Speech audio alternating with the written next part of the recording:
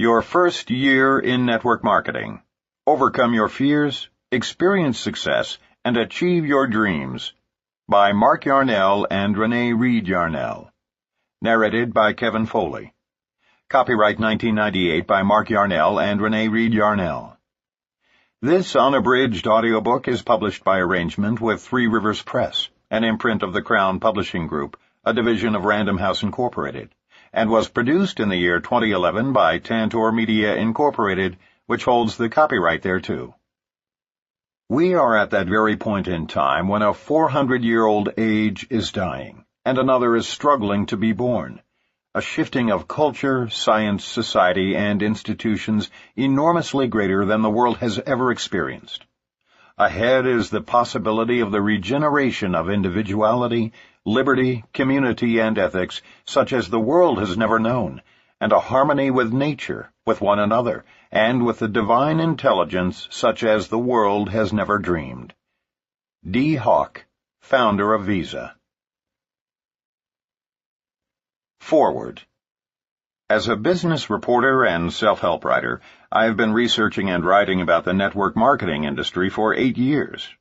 During this time, I've had the privilege of interviewing some of the top leaders in the industry and listening as they reveal their hardest-won and most closely held success secrets. Yet I've never found a richer load of hard-edged, practical information on network marketing than I did between the pages of Your First Year in Network Marketing by Mark and Renee Yarnell. I learned more from reading this book than I have during all the years that I've spent exhaustively researching the MLM industry. Of course, I am hardly surprised by the book's high quality. From the first time I ever spoke with Mark Yarnell, I knew that he was a master communicator. Many of the heaviest hitters in network marketing become surprisingly inarticulate when you try to get them to explain the nuts and bolts behind their success. But Mark has always possessed the unique ability to summarize and encapsulate his business wisdom in easy-to-swallow nuggets, delivered with humor and drama, and honed with a keen and subtle intelligence. The stories and insights that Mark imparted to me, through many fascinating interviews, played a big part in making my book, Wave 3, the success that it eventually became. It is clear from reading Your First Year in Network Marketing that Renee Yarnell is cut from the same cloth as her remarkable and talented husband. Together, they make an unbeatable team. These two have been through the wars together. In Your First Year in Network Marketing, they write with brutal candor of the bad times as well as the good, imparting to readers an unusually balanced picture of what it really means to work an MLM business and what it really takes to succeed. You won't find any loose talk in this book about getting rich quick. The Yarnells made their millions the hard way. Their formula for success is severe and merciless. It demands strenuous work and superhuman persistence. But for those who stick it out, it offers the realistic hope of genuine financial freedom. This is a book that every first-time networker needs to read. It shows you exactly where the pitfalls lie and how to avoid them. And it does so in language that anyone can understand, reinforcing each point with inspiring real-life anecdotes. For those networkers who take their business seriously, Your First Year in Network Marketing is, quite simply, indispensable. Richard Poe, author of Wave 3 and The Wave 3 Way to Building Your Downline. Introduction. According to Webster's Dictionary, to survive means to remain alive or in existence, particularly to live on after the death of others. The fascinating thing about network marketing is that, in many instances, survival, i.e. staying in existence after others leave the business, is precisely what leads to dramatic wealth. Attrition is a considerable factor in our business. Yet we have rarely met anyone who has worked steadily in network marketing who doesn't eventually achieve success. And those rare individuals who do not succeed are usually their own worst enemies, constantly reinventing the wheel and complicating the simplest path to prosperity in the history of capitalism. Of course, priorities vary as widely as do people. While some choose network marketing as a means to an end, wealth, others simply enjoy it for its own merits. These folks join multi-level marketing to build their confidence, widen their circle of friends, and feel more productive. And in spite of the fact that they'll never earn huge incomes, you couldn't pry them away from this business with a crowbar. That kind of money was never really their goal, and you'll read many of their stories in this book. In fact, were we to double the number of stories of success, we still couldn't possibly elaborate on all the remarkable benefits to be derived by those who have chosen to participate in this wondrous industry. In network marketing, you persevere or you perish. Quitting is the one sure way to fail. Surviving the first year establishes a new distributor with a good basis for success. Our analysis shows that an estimated 95% of those who survive 10 years in network marketing become wealthy beyond their wildest expectations. These survivors have achieved either staggering financial rewards and/or total time freedom, that is, having all the free time to do the things that really matter to you with the people you love most. At this particular time in history, when traditional business offers so little security, network distribution is literally the last bastion of free enterprise. It's a system in which common people can invest a small sum and, through sheer tenacity and determination, rise to staggering levels of financial reward and personal freedom. It's a field devoid of the pitfalls of traditional business. Payroll, employee benefit costs, advertising, overhead, bookkeeping, and accounts receivable. Network marketing has an entirely different set of entrapments of its own. But once understood, these problems are easily overcome. We believe success is critically dependent on awareness from the very beginning of what these hazards are and how to overcome them. Hence this book. The network marketing industry traces its roots to the 1940s, when Nutrilite Products Incorporated launched the sale of food supplement products, and 10 years later, Amway introduced the sale of household products. Over the past 50 years, the industry has matured into a legitimate and efficient channel of distribution, ideally suited for the next wave about to break in the world of business. All we can say is thanks to Rich DeVos and Jay Van Andel for having the vision to pioneer this industry. Network marketing annual sales are nearing $20 billion in the United States alone, being moved by an estimated 8 million people. Worldwide, more than $100 billion of a broad spectrum of products and services are being sold by an estimated 30 million independent network marketers. And keep in mind that we are still a very young industry with an expansive, promising future. Several studies have predicted that a third of all goods and services will be moved via network marketing in Western nations shortly after the turn of the century, and this could be as high as 50% in developing nations by the year 2110. Historically, the industry has been product-driven, selling from the traditional categories of personal care, vitamin/nutritional supplementation, home and family care, leisure, and educational products. Starting in the 1980s, services became a growing component, particularly in the deregulated telecommunications industry.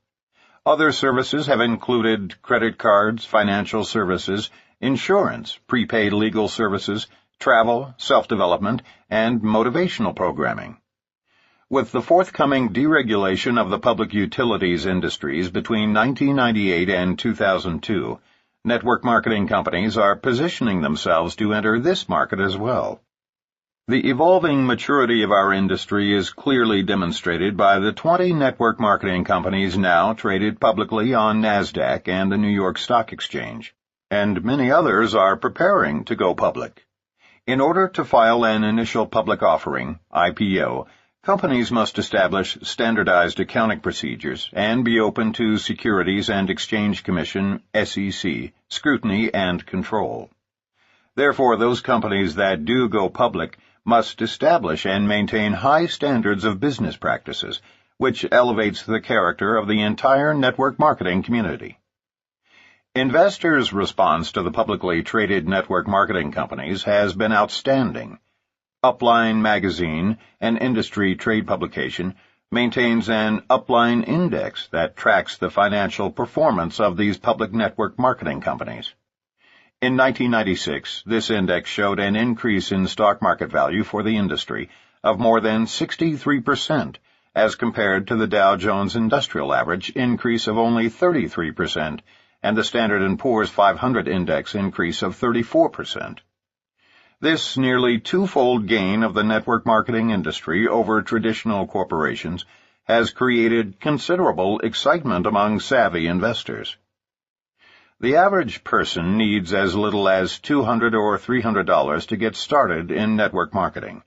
Included in this figure is the purchase of some widely accepted products or services to be personally used and shared with others. Our industry is based on simple word-of-mouth recommendation of products and services. Distribution moves directly from the producer to the consumer, which cuts out all the intermediate agents and dealers who have nothing to do with production or consumption. As goods are distributed, the network marketer then receives compensation equal to the advertising budget of most large corporations. We've all known for years that word of mouth is the best form of advertising. Therefore, should it not also be the most lucrative? We have recorded a couple of dozen audio tapes during our collective 20 years in network marketing, and the one that is still the most requested is entitled, "If MLM is so great, why am I so depressed?" We think the reason people enjoy that tape is because we dared to tell the truth about the pitfalls in this industry. We admitted that, in spite of our success, we both considered quitting many times during those first years. Unfortunately, many people heard that audio tape far too late in their network marketing careers, and while they enjoyed a good chuckle because they could identify with our admitted first-year problems, most had already lost their upstart enthusiasm so necessary for success. And once people lose the drive and enthusiasm to carry them through the tough months, once that excitement is gone, in many cases, so too is the chance to achieve dramatic wealth. There is an often-quoted adage in this business. It's much easier to give birth to a new distributor than it is to resurrect a dead one. And yet, as the stories poured into our Swiss chalet from across the Atlantic, we realized that this book may indeed resurrect thousands of discouraged network marketers once they read some of the truthful anecdotes shared by so many legends of this industry. As a prelude to these stories that we hope will impact your life, it seems appropriate to introduce you to one of the legends, Doug Weed, who is with the oldest and largest MLM company. Before we tell his story, we would like to tell you a little about the man. The night the Gulf War began, you may have seen Doug Weed interviewed on television by Dan Rather. Doug was then serving as Special Assistant to President Bush. He has been quoted in Time, Newsweek, U.S. News and World Report, The Washington Post, The Wall Street Journal, and hundreds of other major publications, and his 26 books have sold over 3 million copies in 15 languages. Except for his 6-year political sabbatical, Doug Weed has dedicated his last 20 years to building his organization, as well as researching and writing about network marketing. Doug has filled auditoriums and soccer stadiums in Poland, Hungary, France, Turkey, the United Kingdom, Australia, Indonesia, and the United States with eager network marketers in just the last year. So what does a legend like Doug Weed do with his money, credibility, time freedom, and power? In 1979, working side by side with Pat Boone and Archbishop Bernard Cardinal Law of Boston, Doug founded what is today one of the world's premier relief organizations, Mercy Corps International. Last year, it distributed $73 million worth of medicine and famine relief to the troubled areas of our world. Let's now visit Doug's first year in network marketing through his own eyes, as he writes powerfully and humorously about his life experiences. Most of us involved in network marketing are gluttons for punishment, subconscious sadomasochists. Basically, we hate ourselves. That's why we get into networking in the first place. We see it as almost guaranteed suffering. I need this. This will really make me feel bad, which I so richly deserve. Wouldn't you know that I would end up successful, making money, traveling the world, meeting presidents, feeding the hungry? See? For me, nothing happens the way it's supposed to. I can't even fail right. In that sense, my early anticipated struggles in network marketing were a disappointment. I had no problem with rejection. I enjoyed every one of them. I was much quicker to respect and identify with the people who turned me down than those rare prospects whom I was actually able to recruit. Each rejection was only positive reaffirmation of my own negative self-image. Likewise, going without food or sleep or money was only what I deserved for making such an arrogant assumption that I could survive in network marketing dreamland. No, for me, the very real problem was not physical at all. It wasn't money, it wasn't people, it wasn't product, and it wasn't time. For me, the challenge was entirely between my own ears. It still is, incidentally. For me, the early struggle was only philosophical. Of course I can do it. Anybody can do it. The question, the very real, nagging, haunting question was, should I do it? Is it right? Is this what I am supposed to be doing with my life? Nothing is more wearisome and draining than self-doubt. Nothing is more effective at stripping off the fine edge from everything you say or do. Nothing can empty your emotional gas tank quicker. In that sense, for the first time in my life, I had met my match. Network marketing, which we see as such a sensitive machine, easily influenced my attitudes, was not a bit impressed with my emotional and psychological drama. It only seemed to crunch numbers like a mindless calculator. The secret for me, I was to learn, was simply to survive and then plod on. Above all, I couldn't quit. Over time, as I slowly fed this monster, it grew and grew exponentially. Believe. You have to believe, they kept telling me. I didn't even have to do that. 2 times 2 equals 4. You don't have to believe it. It is 4 anyway. And my business grew, in spite of myself. Tough? Emotionally, maybe.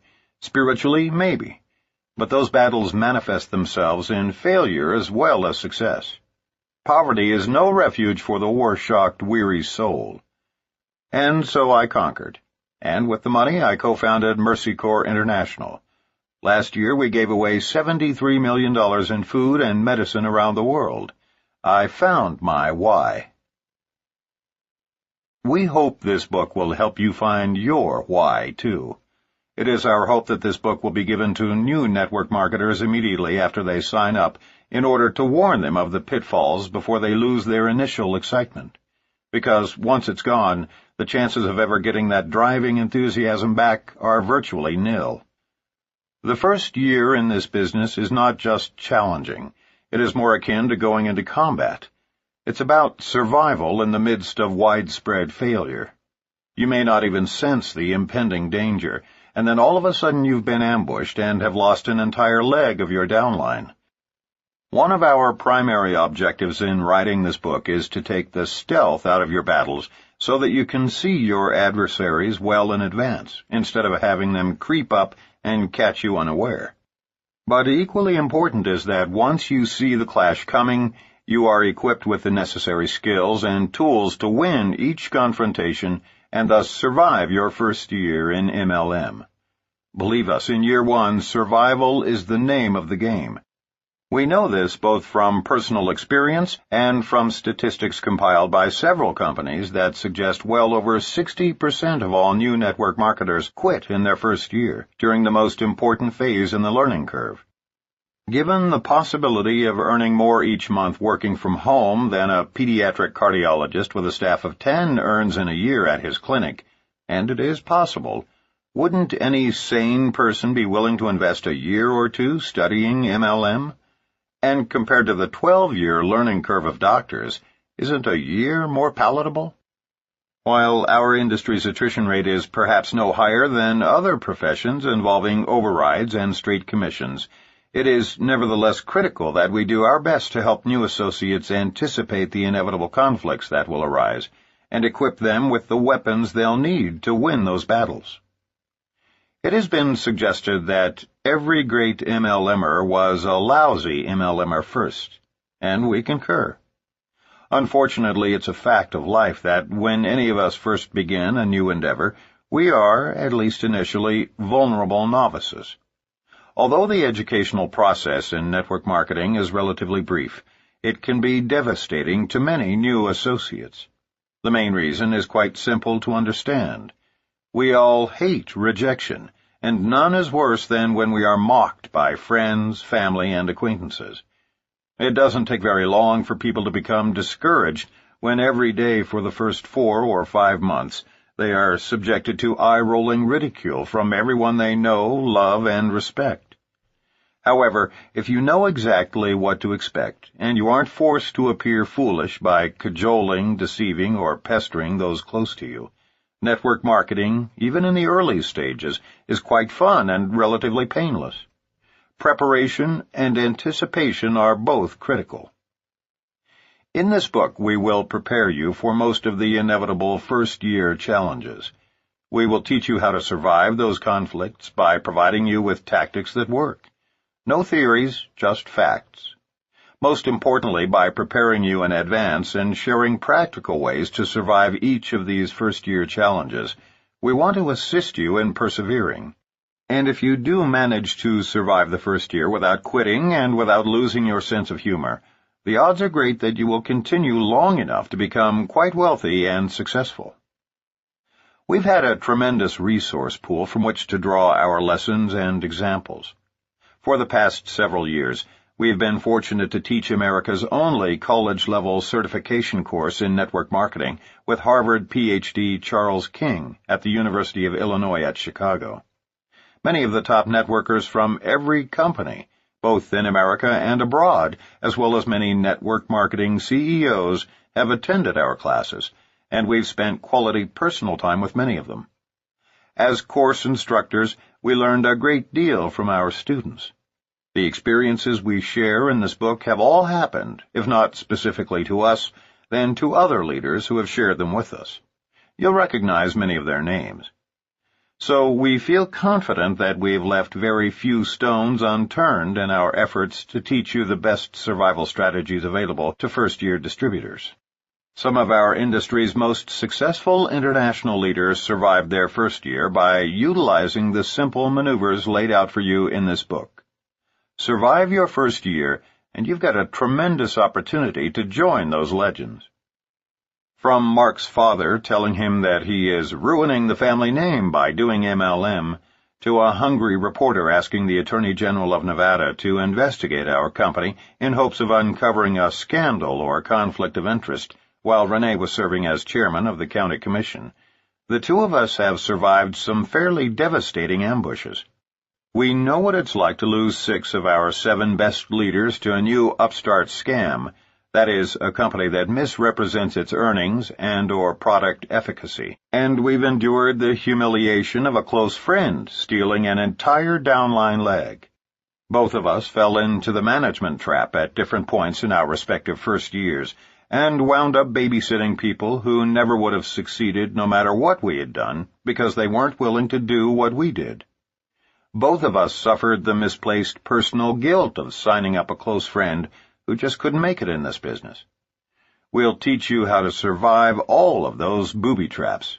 In fact, we'll show you how to avoid them altogether on your path toward achieving all the money you aspire to earn and the time to enjoy it. In our first book, Power Multilevel Marketing, we presented the theory behind MLM achievement. We tried to provide a paint-by-numbers system for both part-time and full-time success. But in this book, we are vitally concerned with practical applications, that is, with giving specific examples of what can and does happen to cause potentially successful distributors to prematurely end their careers. Many psychiatrists subscribe to the theory that 90% of the solution to any problem consists in the awareness of that problem's existence. We agree. Our fervent hopes and prayers are that by bringing to your attention all the problems that successful network marketers face in their first years, we will enable you to survive yours. We are sharing with you the practical, proven survival tactics used by many of the legends of this industry, so that you also can prosper abundantly. We're honored to have Dr. Charles King add a dimension to our book never before available, a quantitative analysis of network marketing from an academic perspective. Much of our most important data has been exhaustively researched and compiled by him. We've learned a great deal about the inner workings and technical marketing strategies of our profession from Dr. King. Many of his overviews are sprinkled throughout this book. His keen insights have been invaluable to us over the years, and his dynamic wife Sandra has directed all of our college certification courses. Nearly 1,000 students have graduated from our course to become network marketing professionals. So many thanks to Charles and Sandra King. Network marketing is indeed the greatest opportunity in the history of capitalism, and we consider ourselves very privileged to be able to participate in the industry. So naturally, when Prima Publishing contacted us about doing a book, not long after its marvelous success publishing Richard Poe's legendary Wave 3 books, we jumped at the opportunity with tremendous enthusiasm. As industry advocates, we believe that when any network marketing company fails, we all suffer. The future survival of our industry depends now on cooperation, not antagonism. Industry-wide success depends on elevating MLM companies and products rather than destroying the reputations, hopes, and dreams of our MLM competitors. Only then will network marketing become the most lucrative profession in all of free enterprise. Some network marketers mistakenly believe that the systematic ruin of their competitors is their best strategy for success. Little do they know that's exactly why they haven't begun to reach their potential. Unlike pioneers of the Old West who circled their wagons to fight off attacks, whenever one or more companies in our industry is threatened, we circle our wagons and fire inward. The old tactic of divide and conquer has been quite effective in the traditional business world. The traditional corporate pyramids have skillfully utilized the media and government regulators to similarly attack and stifle our growing industry. And all along they have hoped and prayed that we'd just go away. But we think it's time for them to stop fighting us. We respect all companies, not just those in our own industry, and we think they should do the same. Spanning our collective 20 years in the field of professional network marketing, we have been blessed to speak to hundreds of thousands of marvelous people in every part of the world. And while we've heard our industry denigrated in a variety of ways, not once have we heard it referred to as the rat race. This graphic description has been used on every continent and translated into every language to depict a traditional business. Rat race literally means a sprint between the world's most deplorable rodents, those who actually wiped out half the population of England during the Black Plague. And what is it they are so steadfastly pursuing? Refuse and rotten grain, in a hopeful pursuit to eat enough to see one more day. If for no other reason than to help people avoid that, we feel that this is a book whose time has come, because the human condition should be a joyous flight among eagles, not a frenzied dash among rodents. Betty Carter, formerly Senior Vice President for the Pacific Stock Exchange, recently shared a graphic comparison between the rat race of traditional business and the freedom of network marketing. In her own words, when traditional business grows, an entire population can be reduced to rats. I moved to Seattle several years ago because of the quality of life. Today, as two corporations expand, the entire city has been forced into a mindless trek for several hours each day. The average speed on major highways has been reduced to 21 miles per hour. Crime and other societal problems are rising dramatically. No one can yet predict the negative ecological impact of the several thousand-person influx each month, but environmentalists are clearly worried. The point is this. When MLM corporations experience explosive growth, thousands of people go home and soar like eagles. When traditional corporations explode, people from all over the world assume the posture of rats and take to the streets. Thank God network marketing has given me the freedom to run errands during the times when others are confined to their little cubicles, but it will just be a matter of time before I have to look elsewhere for tranquility. We feel we have an awesome responsibility to educate as many people as possible to the fact that they need no longer participate in the god-awful stress of traditional linear business. We wholeheartedly agree with Art Williams, the author of All You Can Do, when he suggests that we should all become crusaders in an effort to save the masses, at least those who will listen, from their headlong pursuit into 80-hour weeks, mediocre incomes, and stress-induced coronaries. Because the American dream has become a nightmare for so many, and because network distribution is such a viable alternative to more traditional business professions, it is incumbent upon those of us who have reaped so much from this industry to begin to sow seeds for others. The book you are now holding in your hands is the Ultimate Survivor's Manual. Thanks to the hundreds of unselfish leaders from diverse and numerous companies who rose to the occasion by contributing their stories, you will learn how to dramatically alter your life. Knowing full well that they would be educating their competitors, they all dared to tell the unadulterated truth about how to succeed in our industry. That kind of unselfishness alone makes us proud to call ourselves network marketers. If only this book had been written a decade ago, we might not have had to witness the unnecessarily hasty retreat of so many dynamic people from our industry who were simply unprepared for the first year's battles. Because of this book, you won't have to endure the same unnecessary losses we did. And there is one promise we will make to you without reservation. There will be times when your eyes will well up with tears, or you'll laugh so hard at some of these legends' anecdotes about their early challenges that, like us, you will have to put the book down until you can wipe the mist from your eyes. These stories are commensurate with ushering in a new industry. We believe the next decade will bring a noticeable decline in these types of challenges, as new technology and distribution channels make way for network marketing in our world. We received countless illustrations and anecdotes, all of which were heartwarming and inspiring. We regret that, due to editorial restrictions, we were unable to include each and every narrative. We want to offer a special thanks to those legends of network marketing who, by sharing their stories, did something unprecedented in business.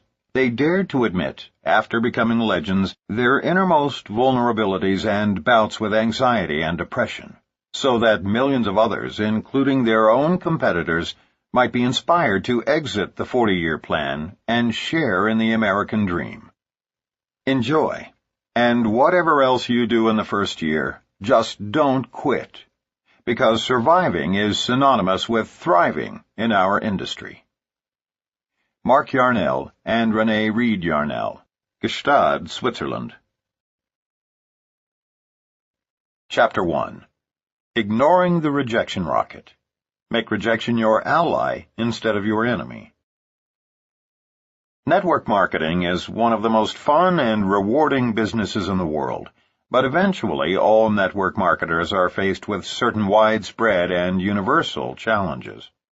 No matter how long we participate in multi-level marketing, MLM, and no matter how successful we become, there is always the possibility that we will be shot down temporarily by the most prevalent and dangerous weapon of all, the rejection rocket.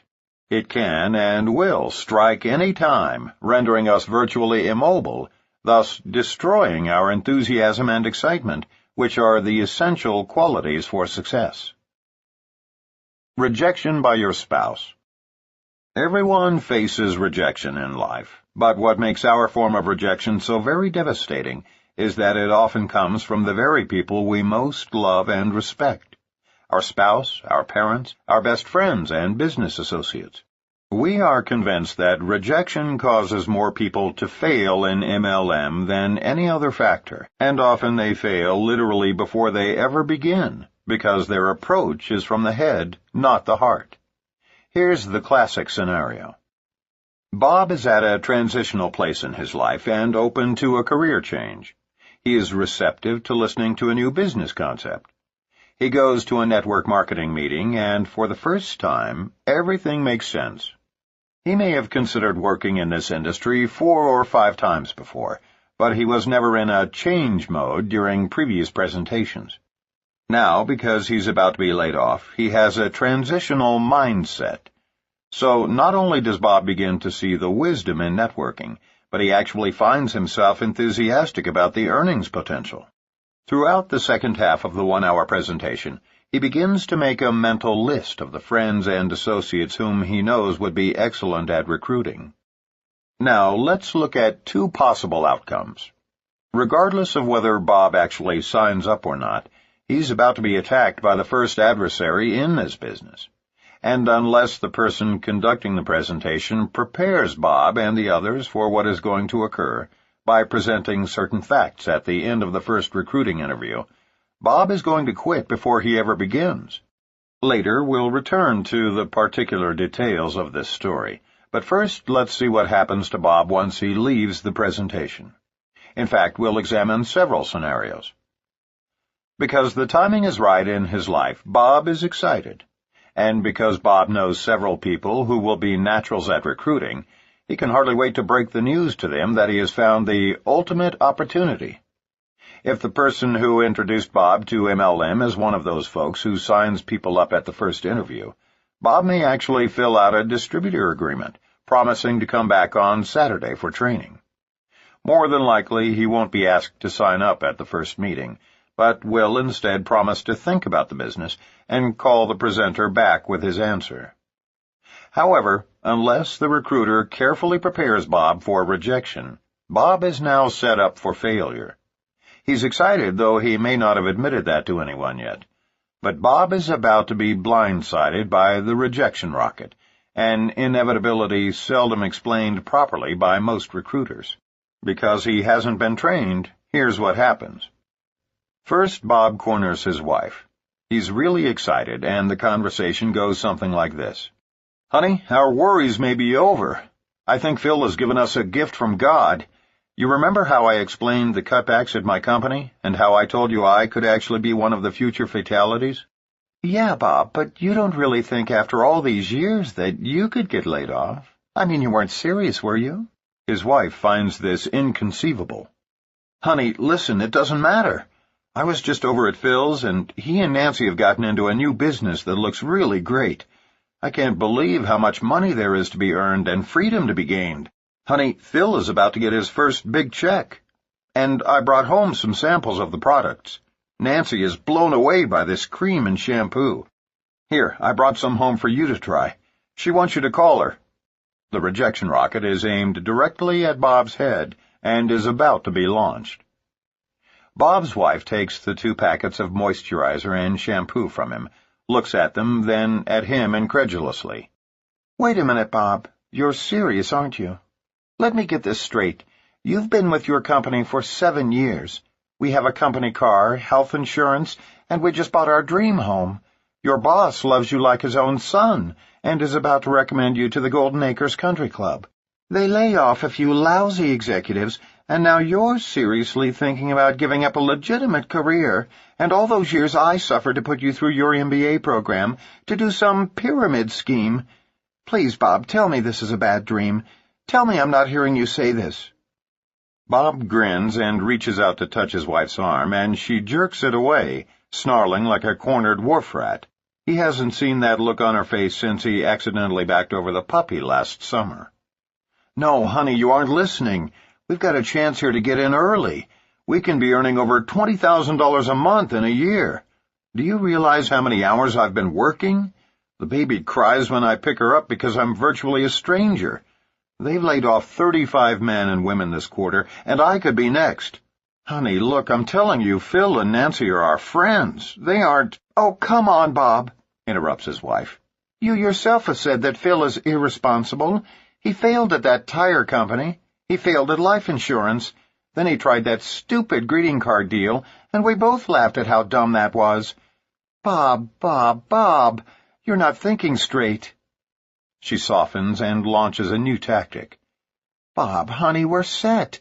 You said so yourself. And besides, what am I going to tell my parents? That you left your company to sell shampoo door to door?" Bob has just heard the same spousal arguments that countless other men and women have heard over the years. It could easily have been Bob leveling the same objections at his wife, who just returned from her first serious network marketing presentation. Often it's the wife who is bombarded by personal affronts from her husband. Had Bob simply said nothing until he could get his wife to Phil and Nancy's for a legitimate presentation, the rejection rocket would have never been launched. Or, had the approach been emotionally positive instead of intellectually negative, the outcome might have been different. But keep in mind that even if the circumstances differ, the outcome is often the same. This discussion could have happened on a Sunday morning following a Saturday training session in which Bob had already signed a distributor application. It doesn't really matter. The point is this. We are convinced that as many as 50% of all potentially successful networkers fail before ever getting started because their sponsor does not prepare them for the spouse rejection rocket. The tragedy is that those very circumstances could quite easily be minimized, if not completely eliminated, through preparation and proactive measures. It's the responsibility of every recruiter to fully prepare prospects for rejection, then provide them with the tools to overcome rejection. Phil should have insisted that Bob bring his wife to a full-blown presentation, either at this first briefing or at another one soon to follow. In addition, he should have said emphatically, "Bob, don't try to explain this to your wife until you have more information. Or better yet, bring her to us." Rejection by family and friends.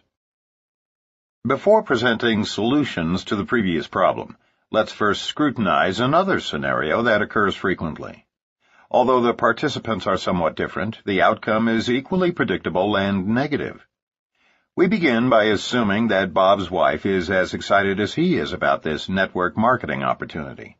Let's also assume that Bob has signed up, and both he and his wife have been trained and prepared for any and all rejection. Initially, Bob decides to take the lead until their new infant is a little older. His wife will join Bob later. Bob can anticipate the primary objections used by prospective MLMers and has memorized a response for each one. In fact, he's quite proud of his knowledge and is even perhaps a little cocky about his ability to overcome objections. Bob is excited about his new skills of persuasion, believing with a smug self-confidence that he can effectively counter each objection. He's convinced that in this battle of wits, his prospects are unarmed. He fully expects to win any and all debates about network marketing, and prove to each of his friends that his new venture is far superior to traditional business. Equipped with that knowledge, he picks up the telephone and begins calling his 25 best prospects, those people whom he would love to spend the rest of his life with in a partnership. Usually one of three outcomes is predictable, so let's evaluate all three. Winning the battle. The first outcome is what we call winning the battle. Bob has just gotten past his close friend's secretary and is beginning his prospecting conversation. This is a man Bob has known since high school. Their lives are quite different now, so they see each other infrequently, but have nevertheless retained their warm friendship.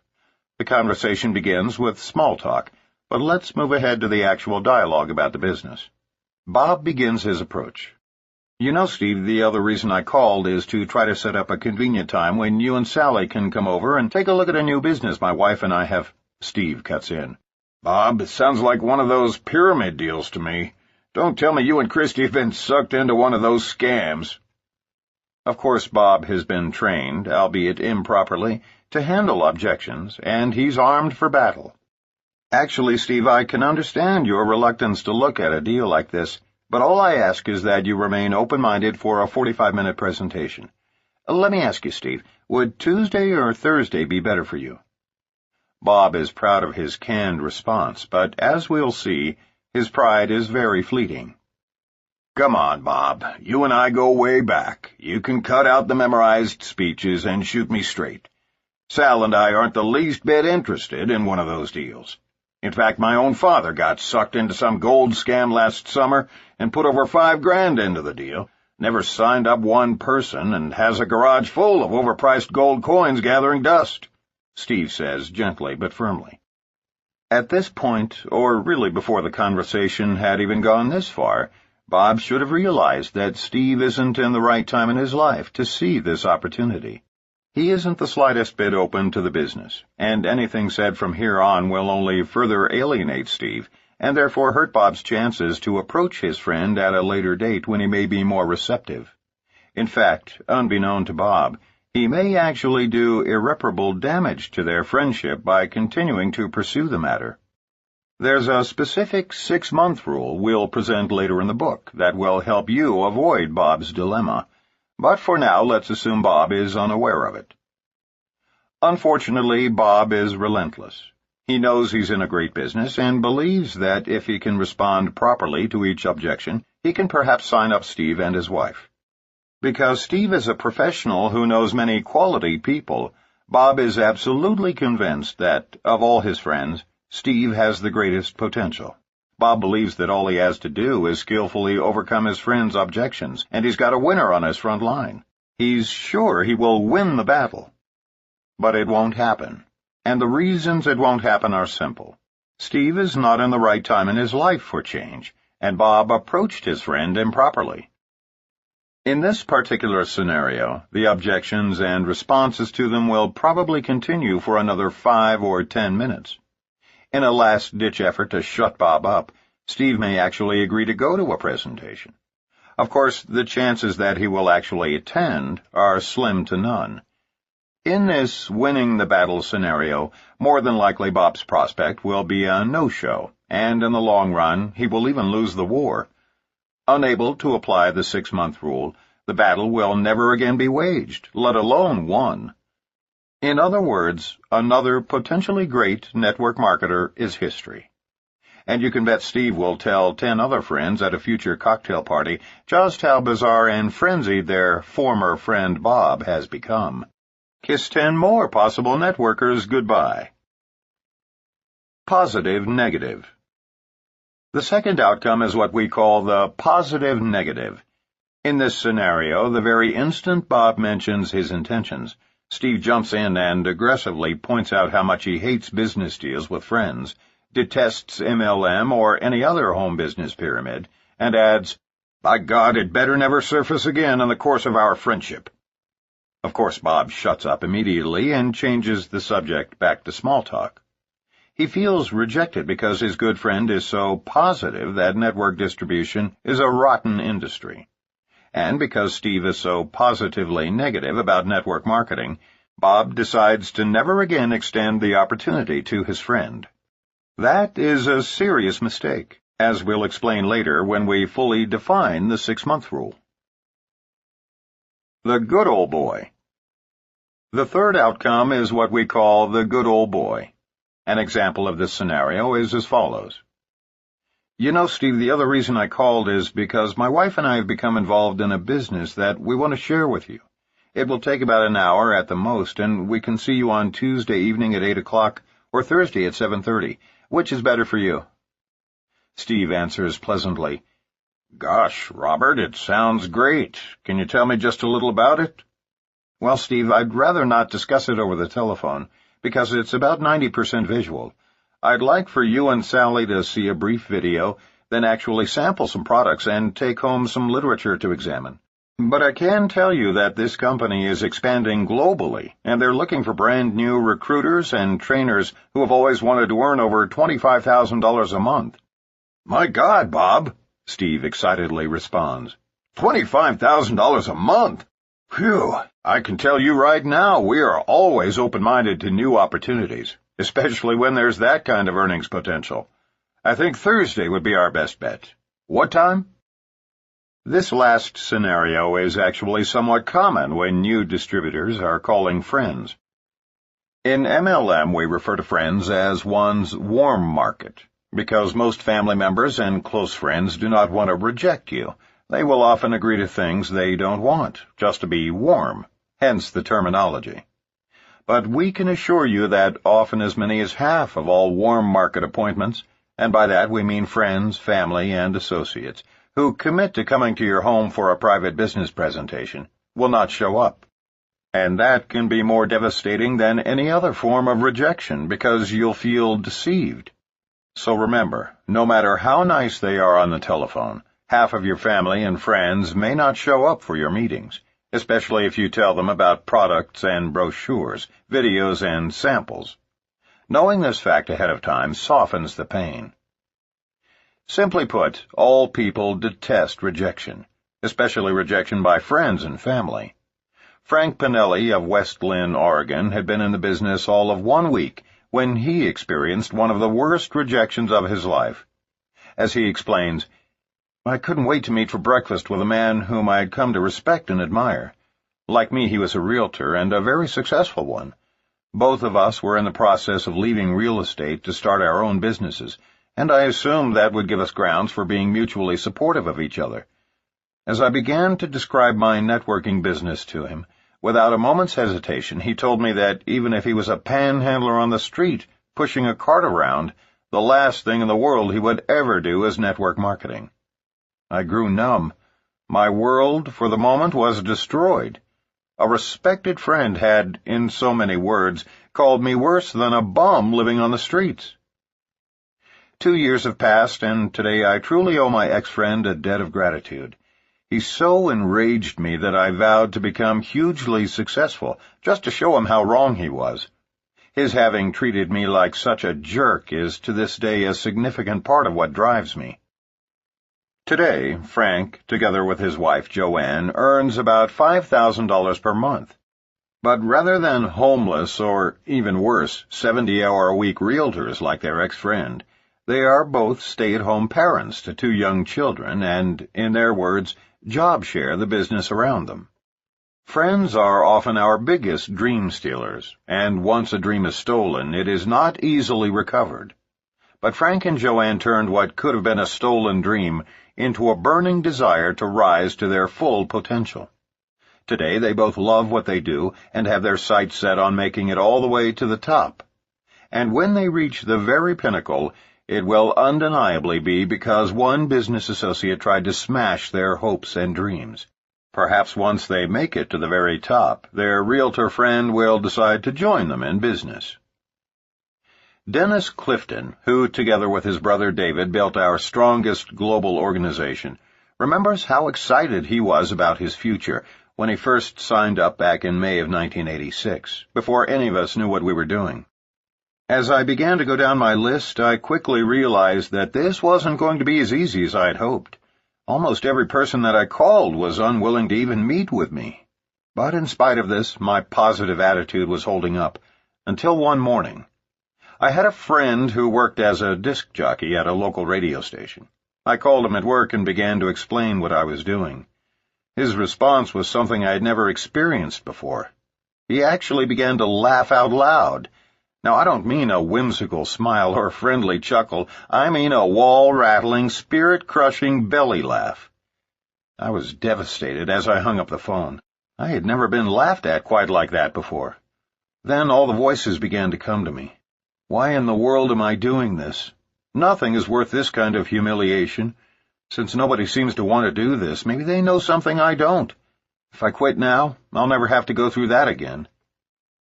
I can remember slipping into that black hole that so many new distributors never come out of. When my phone rang, it was my sponsor, Mark Yarnell. He asked, "Hey, big boy, what's happening?" I responded, "Mark, you're not going to believe this, but I just got laughed at, big time." Then I told him everything that happened, and guess what he did? He started to laugh uncontrollably. After a few minutes, when he regained his composure, he said, "Dennis, don't let yourself worry about that goober. Just send him a copy of your check in 6 months." What a great response. For the first time in my life, I understood the full meaning of the old saying, "He who laughs last, laughs best." Today, more than a decade later, that man who almost laughed me out of the business is still a disc jockey in Austin, Texas. Me? I live in the mountains in Colorado with my wife and kids, and run an international business with distributors in over 20 countries around the world. I've made millions of dollars since that first laugh, and I can assure you it was worth it. Let 'em laugh. Maria Perkins of Santa Barbara has been with her company for 8 years and has made it to the 3rd level of her compensation plan.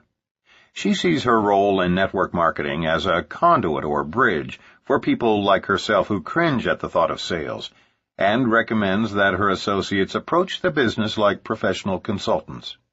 In order to sustain herself through these years, she plays her own mental imagery tape in her mind.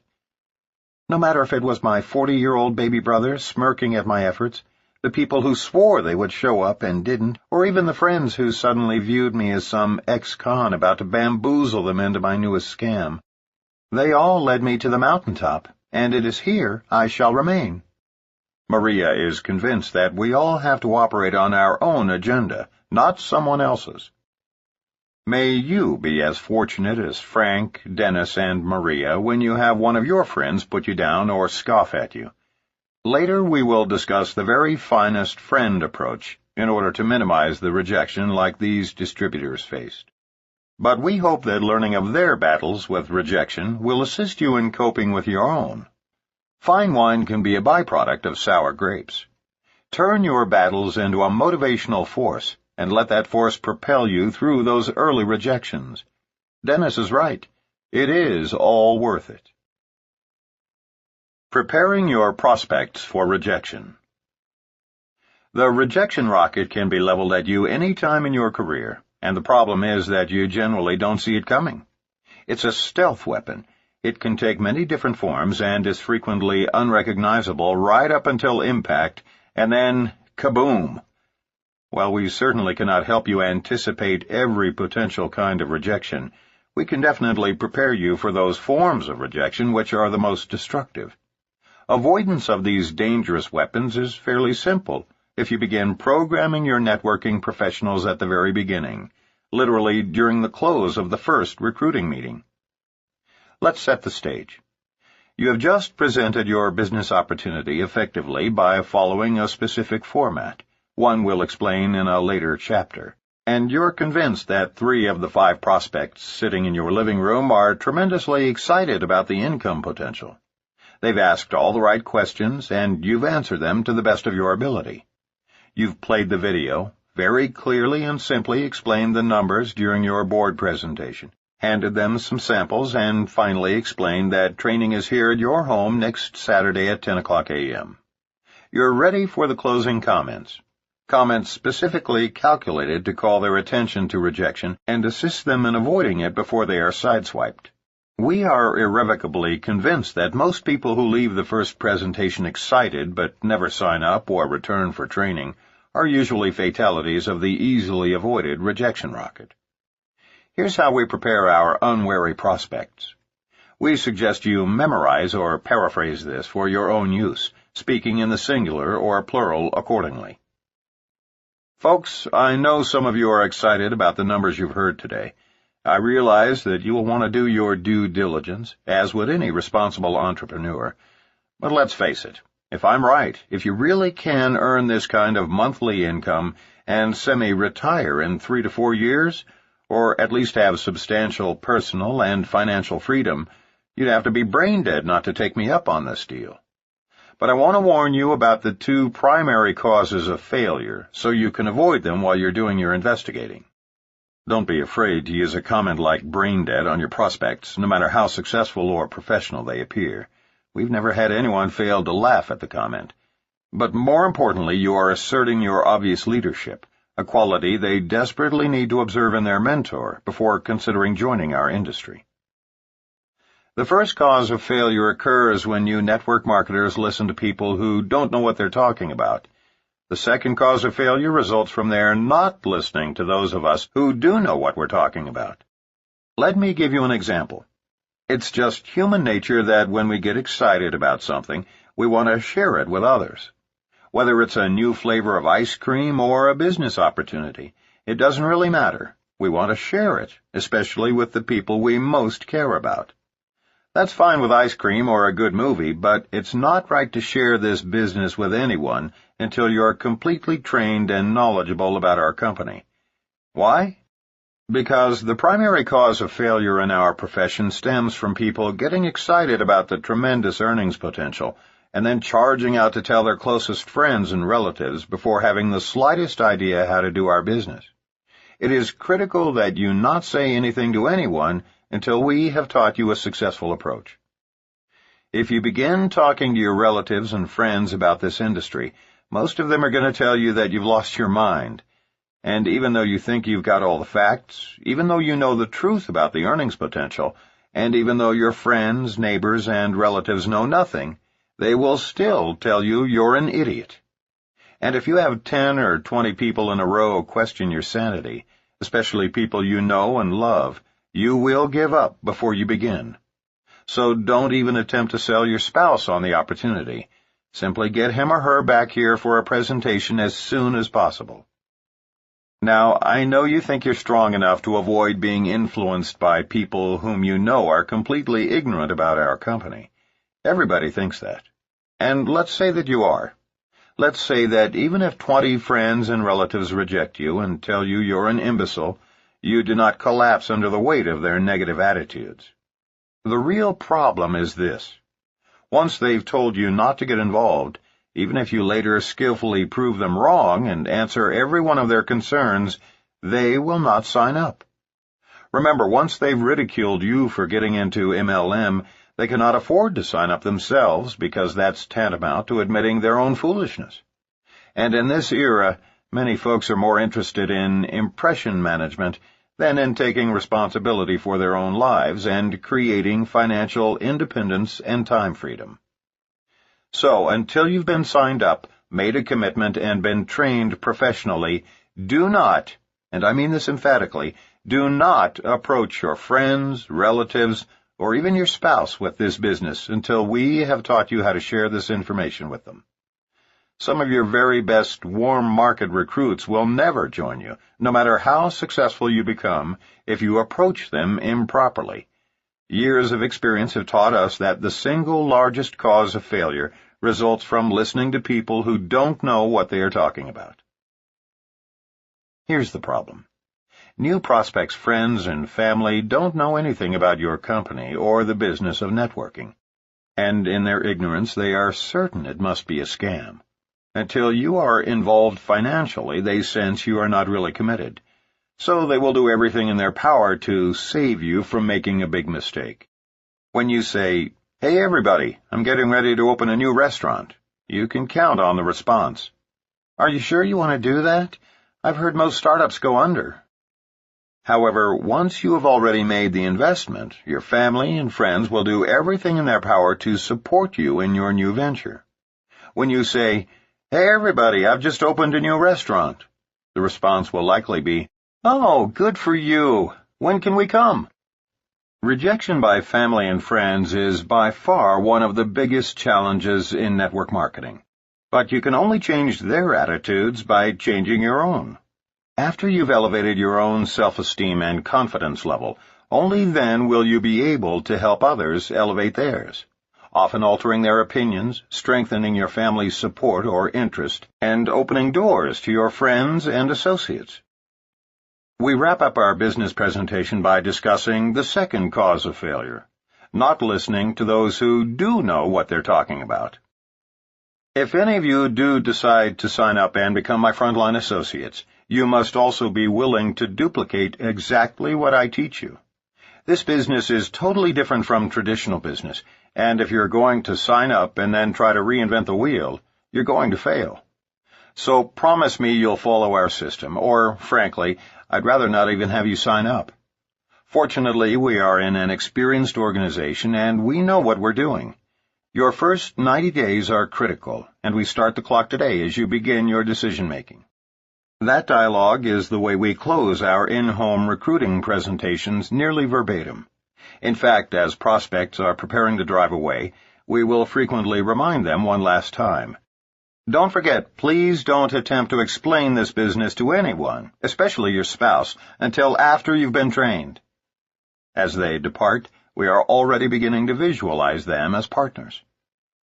The rejection rocket can be deterred quite effectively if it is anticipated and fully understood by new networkers and prospects. Actually, if you train new frontline people properly based on the systems we will advance throughout this book, rejection will be the least of your worries. In fact, once new distributors finish with their warm market prospects and enter the cold market, rejection is one of their greatest allies. Why?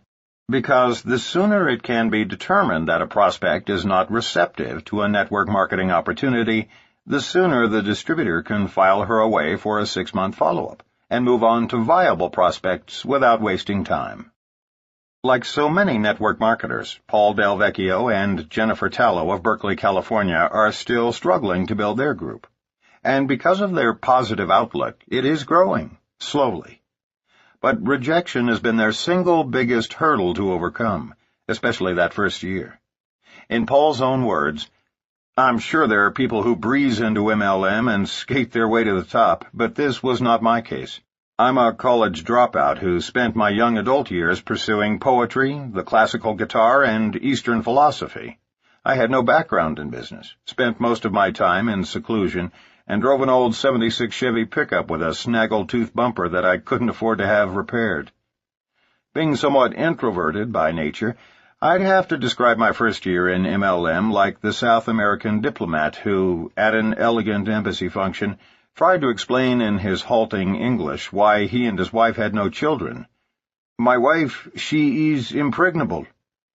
But when that clearly didn't evoke the response he had expected, he tried again. "I mean, she is unbearable." Puzzled by their shocked expressions, he tried one more run at it with, No, what I mean to say is, she is inconceivable."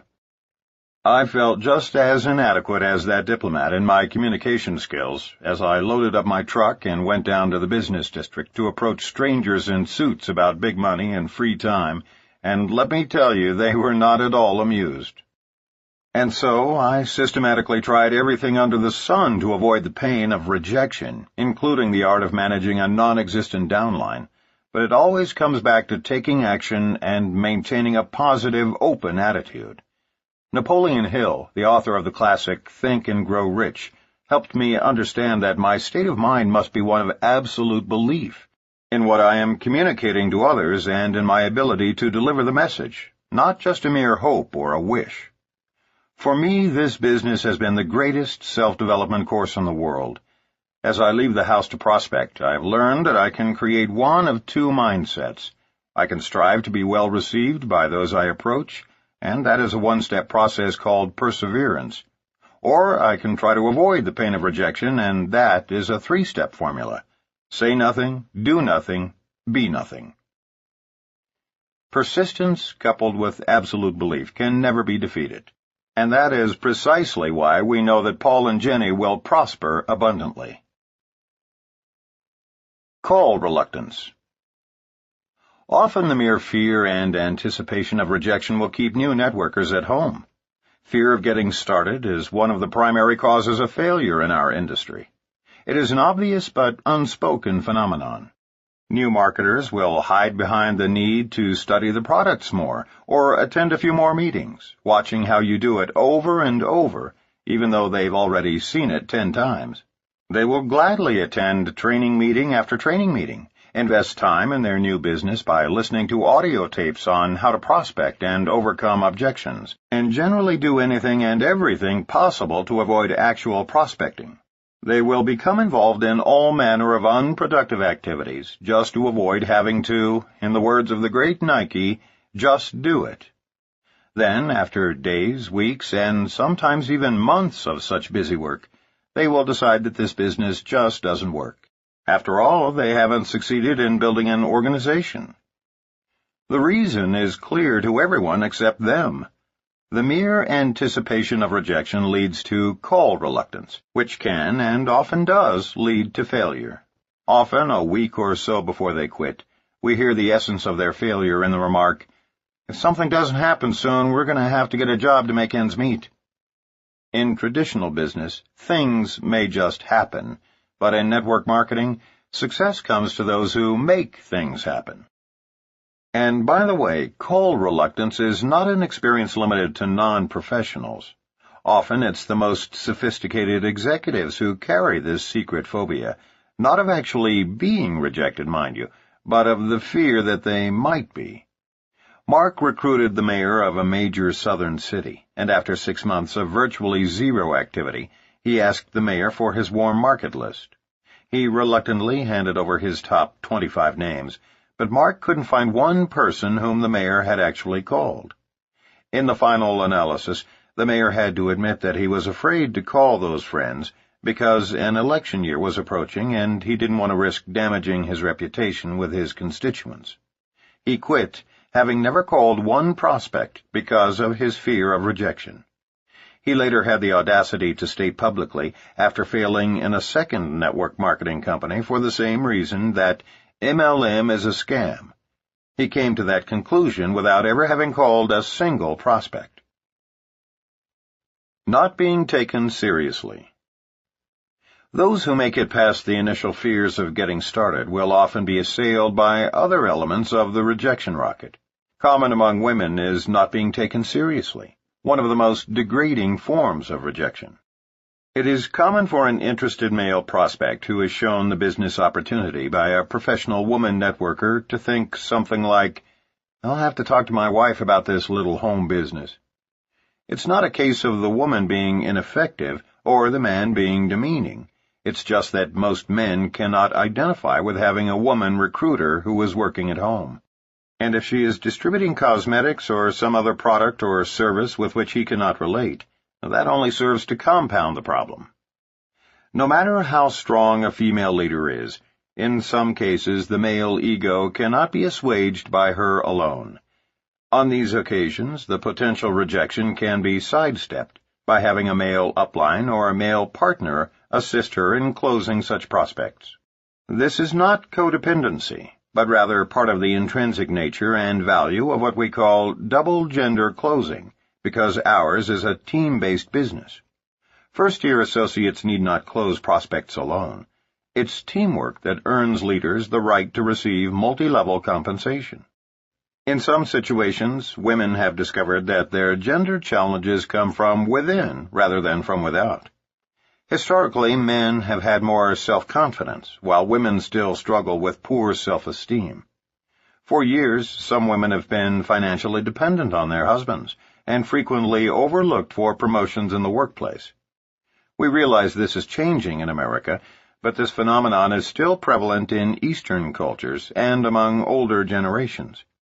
Women have so very much to offer this industry, their companies, their husbands and male partners, and certainly the members of their own organizations. The problem has stemmed from an industry-wide lack of awareness about just how much women have to give and how needed feminine qualities are in today's global marketplace. The role of women is on the threshold of explosive change, along with their image. If you suspect that you are being rejected because of an attitude you project, then take some time to work on your own personal growth before attempting to build an organization. Read books, attend seminars, and listen to audio tapes to enhance your self-image. Surround yourself with positive people who constantly remind you of your worth as a person and the contributions you are capable of making. Shake off any residue of negative self-esteem, any emotional baggage that you may be carrying around, and take pride in yourself. It is important to understand that you have a greatness and an unlimited potential to elevate everyone around you.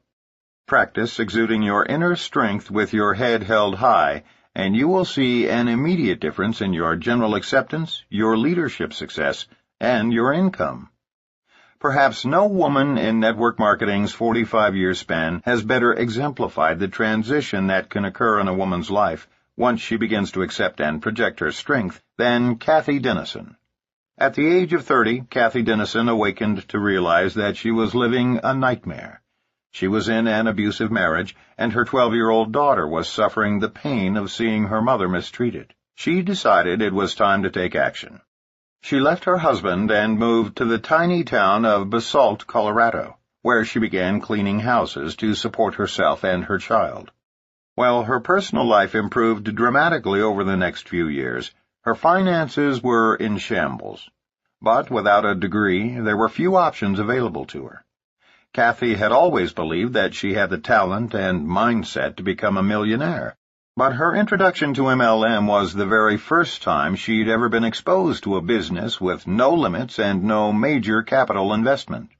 Within 5 years, she would be relaxing on the beach in San Diego in her dream home with a husband, Mark Rogao, who shares her goals and dreams.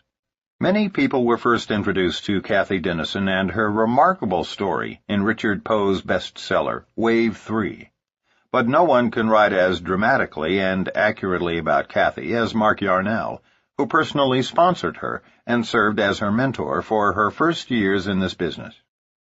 When I first met Kathy Dennison in Aspen, Colorado in 1987, she was a single parent, living in a tiny one-bedroom apartment, doing her best to support her family on her meager maid's income.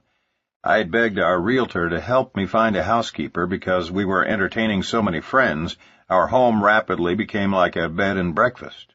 By the way, move to Aspen and you'll learn just how many of your friends love you. Kathy agreed to meet me as a favor to her best friend, the realtor, but had actually decided not to accept the job.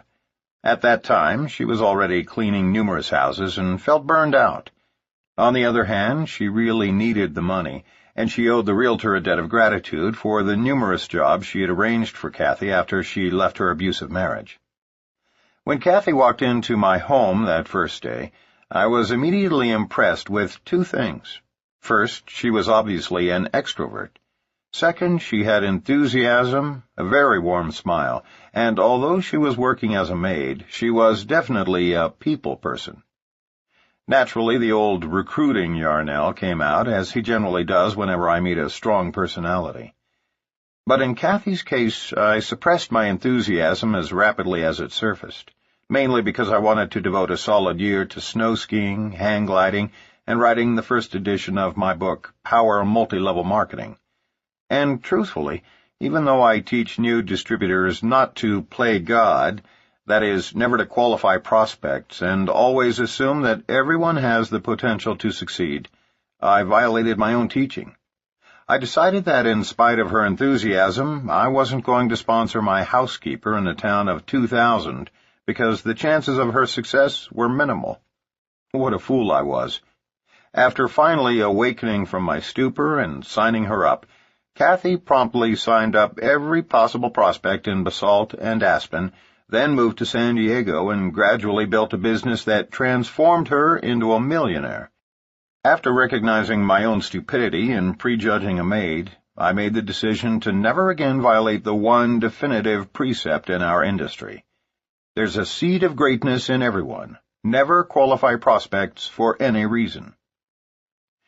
Nearly a decade later, Kathy Dennison is one of network marketing's true heroines. As more women like Kathy join our industry, and we continue to hear more financial and emotional rags-to-riches stories, women will continue to occupy positions of importance in increasing numbers. And as Richard Poe so correctly pointed out in Wave 3, Dennison's stripped-down approach served her well. She rose from a lowly maid to a millionaire in just a few years. In 1997, Kathy was named one of the top 10 women of distinction in Jerry Hoffman's International Directory of Network Marketing. We spent an afternoon skiing in Switzerland during the winter of 1997, and when we returned home, we saw the familiar red light on our answering machine signaling that we had a message. That simple 2-minute message meant as much to us as any other achievement in either of our lives. Mark flipped the on button, the machine rewound, and there, in a broken voice, was our frontline associate, Kathy Dennison. Her message was a simple, "Thank you for believing in me." That afternoon, Kathy and her wonderful partner/husband, Mark Rogau, had received their millionaire's pin from the Home Office, signifying that they had earned over $1 million, thus inducting themselves into the company's elite millionaires club. So overwhelmed and appreciative was Kathy, so moving was her message, that we sat down and silently shed tears of joy. In that brief moment, the purpose that most forcefully drives us in network marketing was fulfilled. To this day, we can write without equivocation that you could take away everything we own, our income, our entire downline, homes and cars, and our involvement in network marketing would be justified in its entirety because of the joy we felt for Kathy and Mark on that afternoon. Seldom, if ever, has one of life's experiences so touched us at the very core of our beings as did Kathy's short message. Kathy has an inner strength, a personal belief, and an unmistakable self-worth that allowed her to rise from maid to millionaire. We believe there are thousands of women out there just like her, and every one could succeed if they could shake off their limited programming. To any woman who may feel assaulted by the rejection rocket because of her own self-imposed struggle with a negative self-image, we suggest that you select another successful woman as a mentor. Allow her to coach you every step of the way, and duplicate her steps to success. Don't take rejection personally. New associates must be taught that a no thank you is not a personal rebuff. A waitress pouring coffee in a coffee shop might be told, "No thanks," by one, "No more for now," by another. She might be told, "I have plenty, thanks," or even, "I don't like coffee." But none of these responses sends her running to the ladies' room in tears because all of her customers rejected her. And yet that is comparable to what happens to brand-new distributors. They take no, however it is said, too personally. In our industry, a decline to participate in the opportunity most often means, "The timing isn't right for me now." Occasionally it means, "I don't like direct selling." But it never means, "I don't like you." Think of prospecting in MLM as a sifting process. Like the waitress walking around with a coffee pot, we are merely searching for those who would like to have what we have to offer. Accepting no is merely part of the process of finding those who say yes. Consider this fact. Of the first 67 individuals whom Mark first approached about joining his organization, 66 said no. This slow start was mainly because Mark abandoned his warm market. He was a minister at the time and felt that it would be a conflict of interest to call on his church members. So he began in a predominantly cold market. Later, he finally recruited a few parishioners after he was himself certain of his company's long-term stability. However, his first prospects were cold calls, and all but one rejected his offers to even see a presentation. Mark felt like quitting right then, and his sponsor actually did that week. Instead, Mark called Richard Call, his upline mentor, who persuaded him to remain in the business. Had Mark's original upline sponsor not become discouraged by rejection and stayed involved, he would have, after 5 years, been earning over $1 million a year off Mark's downline alone. By the time we married and merged downlines in 1991, it had exceeded twice that amount. That's what the rejection rocket can cost a person. Personal rejection is one of the toughest human emotions anyone can experience. But as we all know, life is about balance, and where there is rejection, there must also be acceptance. Dealing with it is an ongoing task. At one point, rejection nearly drove Phil Mims of Grapevine, Texas, out of networking. As he explains, "I had a good career with 17 years in the wholesale jewelry business prior to getting involved with network marketing. That career gave me a good lifestyle, wonderful friends, and a professional ego. Making the transition into MLM meant starting over, forcing me out of my comfort zone. As I approached friends, family, and jewelry associates to be either my customers or to join me in business, I watched personalities change.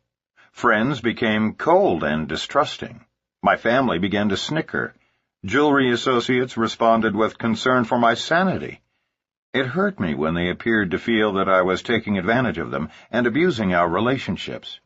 I wanted to just say, "Okay, never mind," and head back into my comfort zone and secure jewelry life. I almost quit network marketing entirely. Those feelings continued for my first 18 months in MLM because my friends were important and their acceptance was crucial. Then it hit me. Some members of my downline began thanking me. They expressed their gratitude for my help and for leading them to great changes in their lives. Wow! The acknowledgement made my heart pound and my eyes tear up.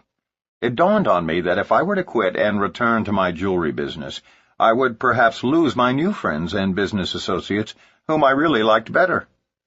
Networkers are such caring, sharing, giving, and excited people who, like me, are seeking success, peace, and freedom. Traditional business offers these things for a few people, whereas success is possible for so many in network marketing. To remember now that I almost quit because of my wounded pride helps me to understand what my new downline reps face. Shedding my old self and becoming a new person was indeed a painful transition. The hardest thing I ever did was to leave the comfort zone of my jewelry business. But as a result of my newfound personal freedom, personal growth, and feelings of appreciation, I found a bigger and better comfort zone. I'll always be a networker, thankful that God opens doors, provides the courage to go through them, and furnishes the light to guide my way. Not talking to enough people.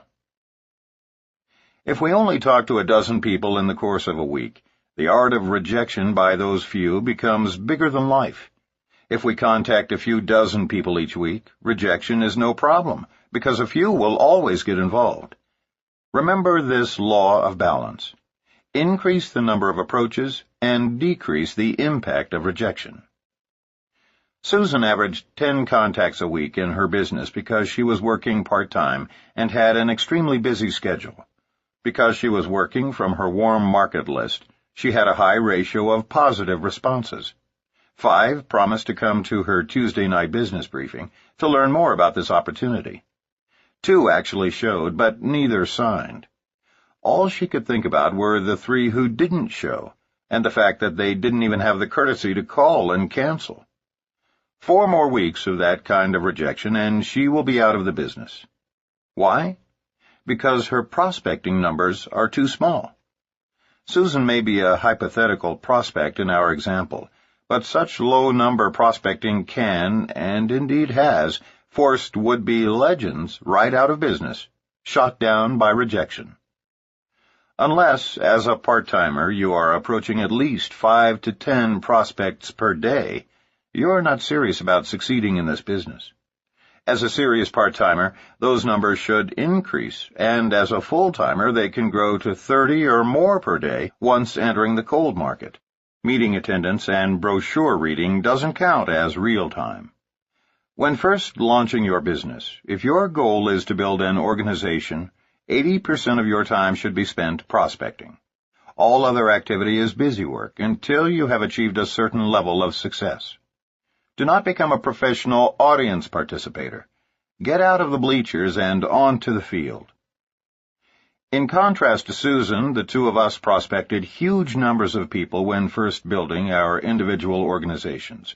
Before marrying Renee, Mark's biggest rejection rocket was launched when 6 of his 7 frontline executives bailed out and went into a vitamin deal back in 1986. He didn't just lose 6 out of 7 distributors, he lost major leaders. That is the ultimate rejection. Again, he leaned on Richard Call to keep him focused on the importance of perseverance. Consider the impact of Richard's inspiration. There were 2 major triumphs. First, the one remaining executive distributorship today earns us more than 50% of our income. Second, because Mark continued to approach large numbers of prospects, he had 7 more qualifying executives who would soon take the place of those who left. Remember, it is the sheer magnitude of the numbers of prospects we approach that keeps us from overreacting to those who do reject our approaches. Prospecting small numbers makes the rejection bigger than life. Prospecting large numbers focuses our attention on those who say yes.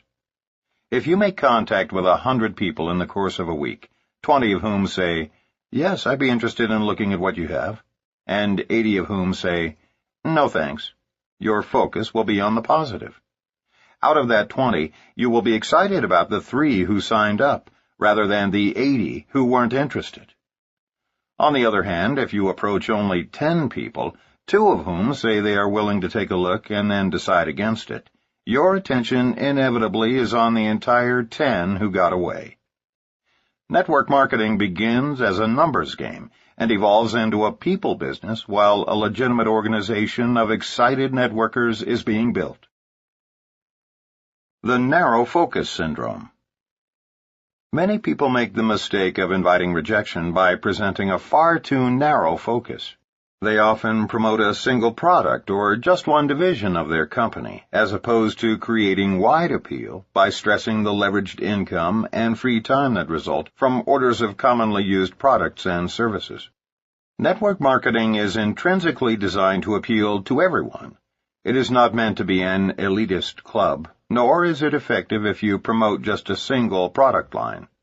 And yet newcomers and old-timers alike often make this mistake. Some people failed to earn as much as they should have when their company added an exciting new nutritional division in the early 90s. And the reason is obvious. Even liberal estimates suggest that less than 30% of the population used vitamin supplements back then. Thus, 7 out of 10 people approached with only the new division just weren't interested. They couldn't relate to nutritional products and were unwilling to change their behavior. The original division upon which the company was founded consisted of personal care products. 100% of our population bathes, shampoos, shaves, moisturizes, deodorizes, and brushes their teeth with reasonable regularity. So success would have been more widespread had the distributors offered both lines of products in their presentations, thereby avoiding the needless problems created by limited focus. Even more significant, they should have been selling prospects with the American dream, big money and free time. Nearly everyone is interested in ways to achieve wealth, so focus your presentations on personal and financial freedom, making certain to call your prospects' attention to all your products, services, and divisions. This comprehensive approach is how legends ultimately build large and dynamic organizations. Turning rejection into positive motivation. John Corkill worked for a large title insurance company for 10 years, the same one his father had been employed by for over 40 years.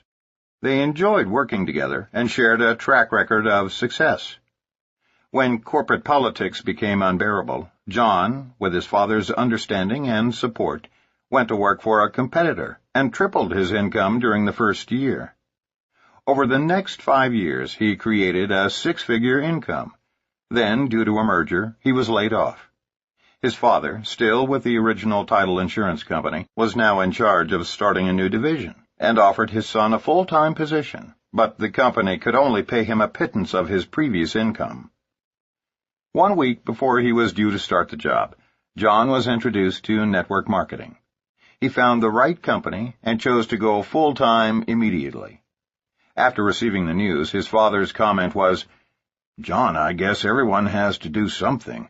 However, if you fail at that one, you can always sell makeup since one of the largest companies is based right here in Dallas. But whatever you do, I just hope you're not going to come over to my house and try to push your products on your own dad. I know all about network marketing. Those people make $200 a month and 9 out of 10 of them fail." John assured his father that his disapproval of the new career path he had chosen was understandable, and that he just didn't want to rely on his father for normal family support. When John did not become defensive, something clicked in his father, who seemed to realize that he was treating his son like a carpetbagger. He asked John to sit down and began inquiring about his goals. When his father was convinced that his son was fully committed to becoming the 1 out of 10 who succeeds, as he had done with the company in which they both worked, the father-son relationship was back on track. For John, the story of his father's rejection-turned-acceptance became a driving force that motivated him to stick with his new network marketing business. Not only is he well on his way, appreciative for his father's rejection and eventual acceptance, but John plans to retire at the same time as his father, so that they can enjoy the wealth together, grateful for his father having started him off on the right foot. Reaction to family rejection can often be redirected, becoming a positive force for building your business. Summary. Failure in network marketing often results from 2 problems. 1. The new distributor's argumentative approach in recruiting frontline people who have already made it obvious that the timing isn't right in their lives. 2. The mistaken belief that the goal is to overcome objections, sign up people at all cost, then drag them across the finish line through motivation and management systems. If warm or cold market prospects are approached properly, they will only reject your offer if the timing is not right, in which case you want to gently back off and reapproach them every 6 months. Rejection is your ally, not your adversary, and if handled properly, it will expedite your recruiting activities and actually set you up for a positive outcome. Don't talk about this business with friends or relatives until after you have made a commitment and have been trained. Make it a point to teach this at the close of your presentation. As you begin talking to prospects, you have the choice of creating one of two mindsets. 1. You can strive to be well received by those you approach by setting yourself up for a friendly callback. 2. You can try to avoid the pain of rejection by saying nothing, doing nothing, being nothing. Persistence, coupled with absolute belief, can never be defeated. When you are not getting the support that you desire from family and friends, begin first by focusing on your own attitude, and changes in their behavior will naturally follow. Once you are trained, begin immediately by picking up the phone and calling the people on your list. Don't let call reluctance and the fear of rejection stop you before you start on your adventure in network marketing. Rely on the credibility of your upline leaders. Remember, you are in business for yourself, but you are never in business by yourself. As their sponsor, prospects look to you as their mentor and leader. If you are feeling low self-esteem, read, study, listen to tapes, attend seminars, and do all that you can to continue working on your personal growth. As you grow personally, so will your networking business, and as your business grows, so will you. Building too slowly is discouraging, and often results in networkers focusing on those who rejected the opportunity, rather than on those who accepted an invitation to look at the business. The growth of your business will be in direct proportion to the numbers of people you are prospecting on a regular, daily basis. Network marketing is a numbers game after the first 90 days of warm marketing. It becomes a people business once distributors begin interacting with their sponsors to build their organizations. Rejection is not to be taken personally, but merely as an indication that the timing isn't right in people's lives. Persevere with every ounce of enthusiasm in order to give yourself the necessary excitement to do this business correctly. Prospecting small numbers makes the act of rejection bigger than life. Prospecting larger numbers focuses your attention on those who said yes. Don't make the mistake of presenting too narrow a focus, that is, by promoting a single product or just one division of your company. Create wide appeal by stressing leveraged income and time freedom based on generating orders of commonly used products and services. When retailing, 1.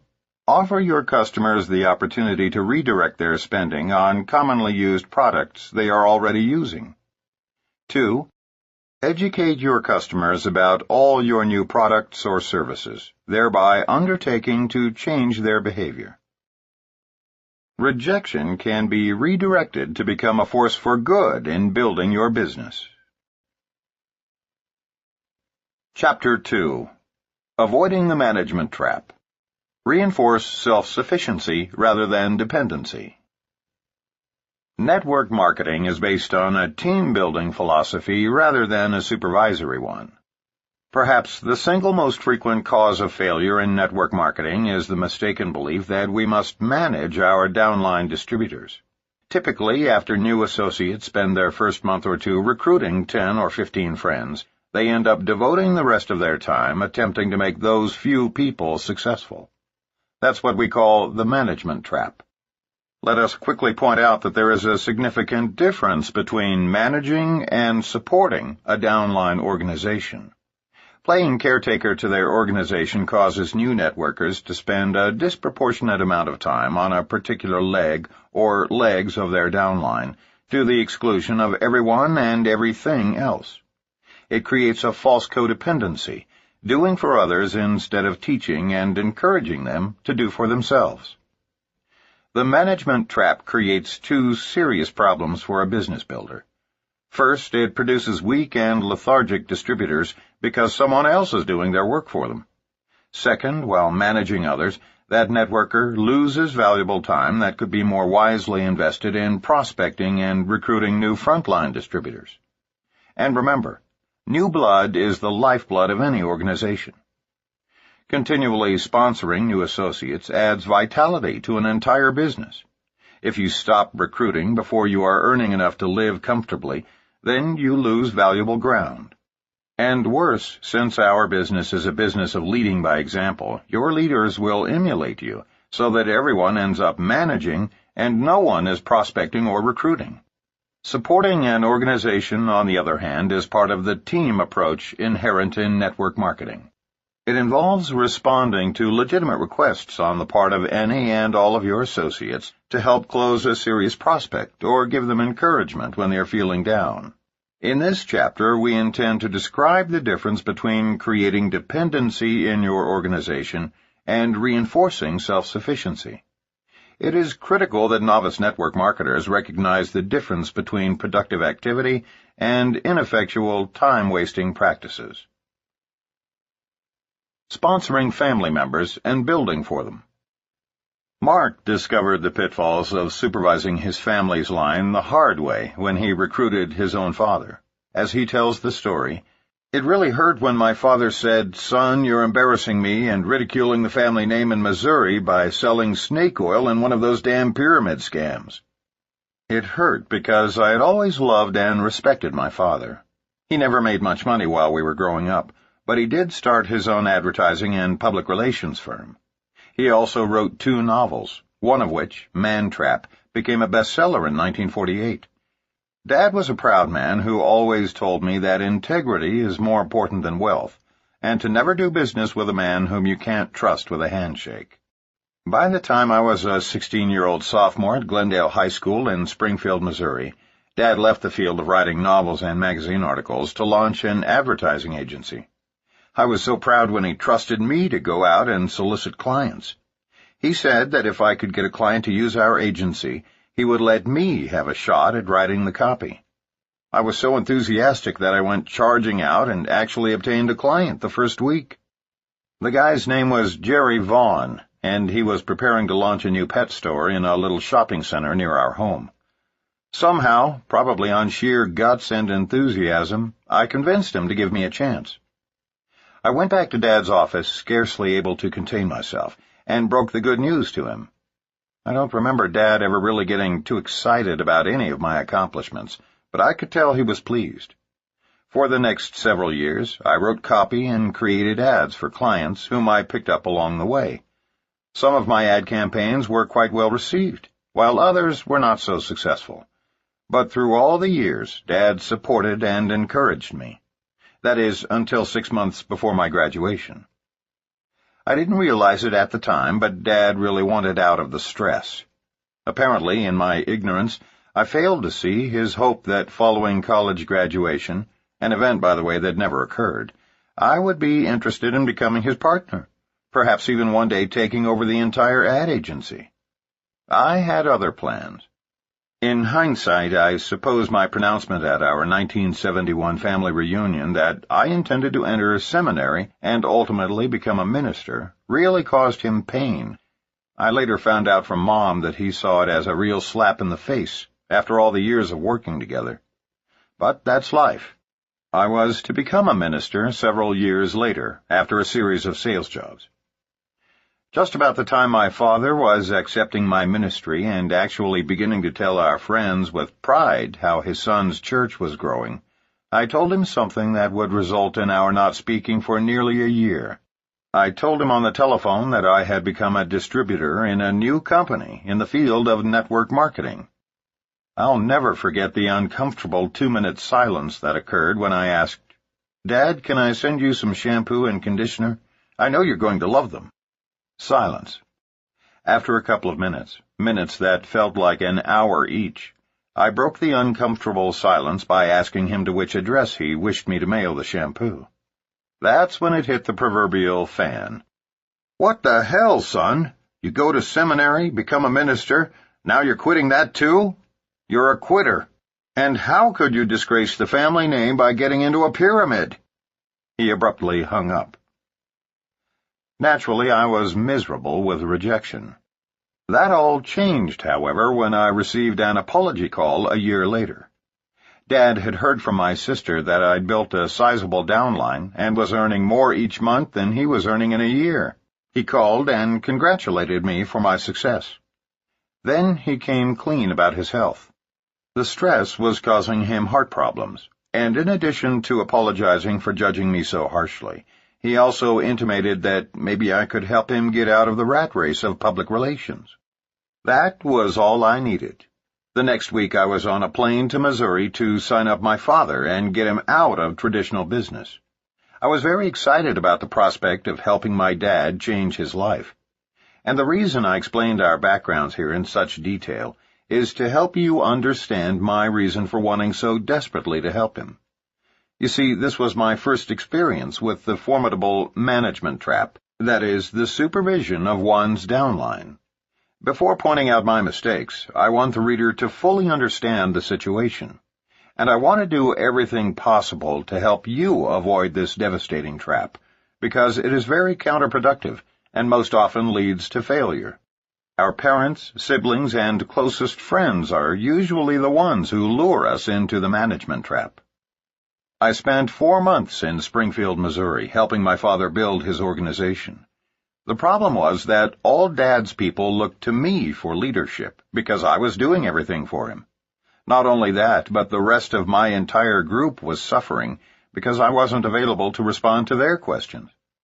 Those 4 months that I dedicated to managing my father and his entire group were the most counterproductive of my entire career in networking.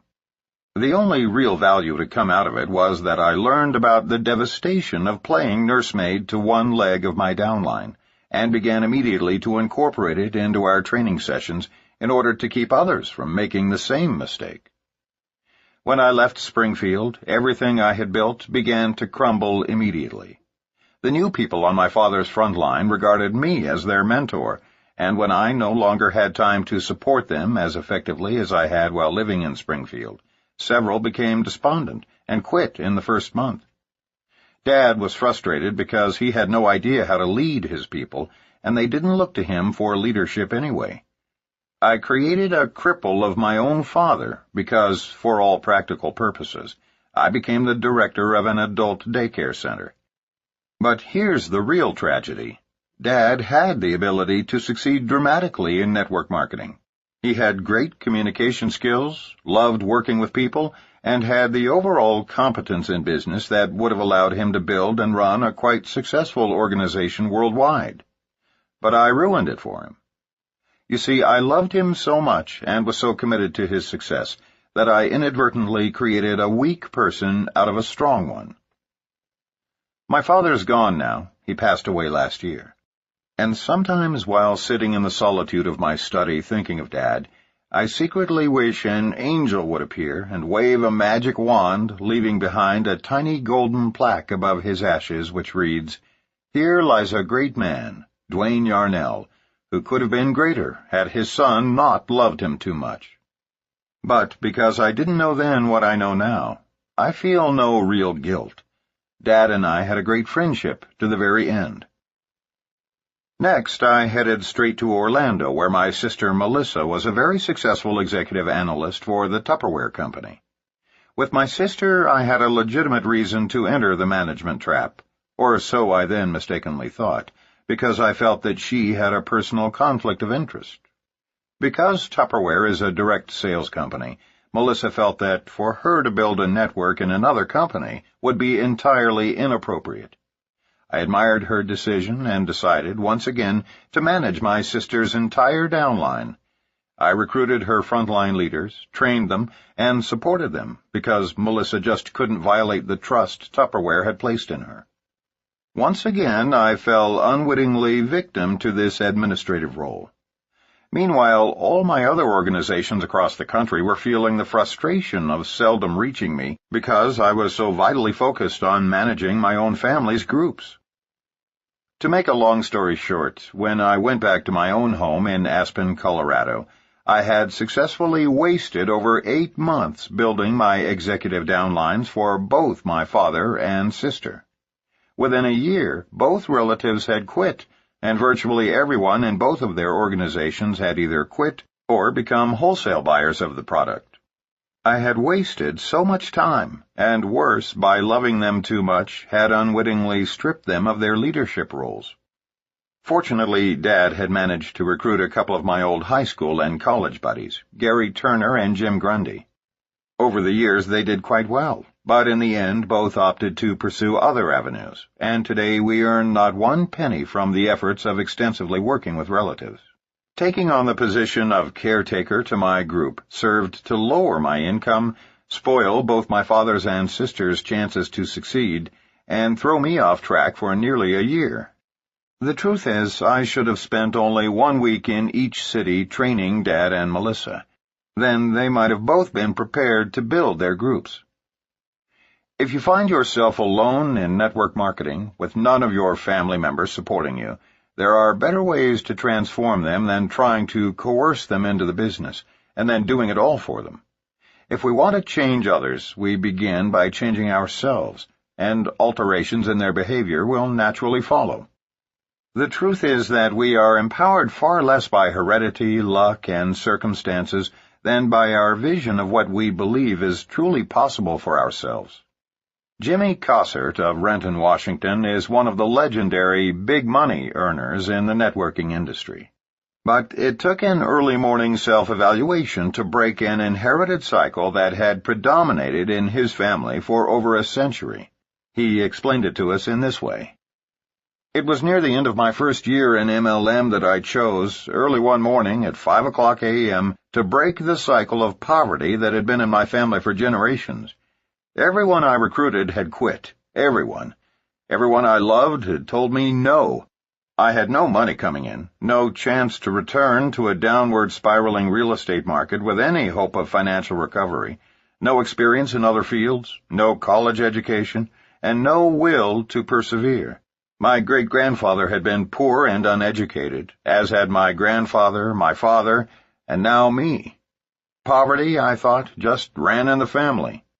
My wife and children slept silently, and as I sat contemplating these people I so loved, and our uncertain future, a blinding flash hit me.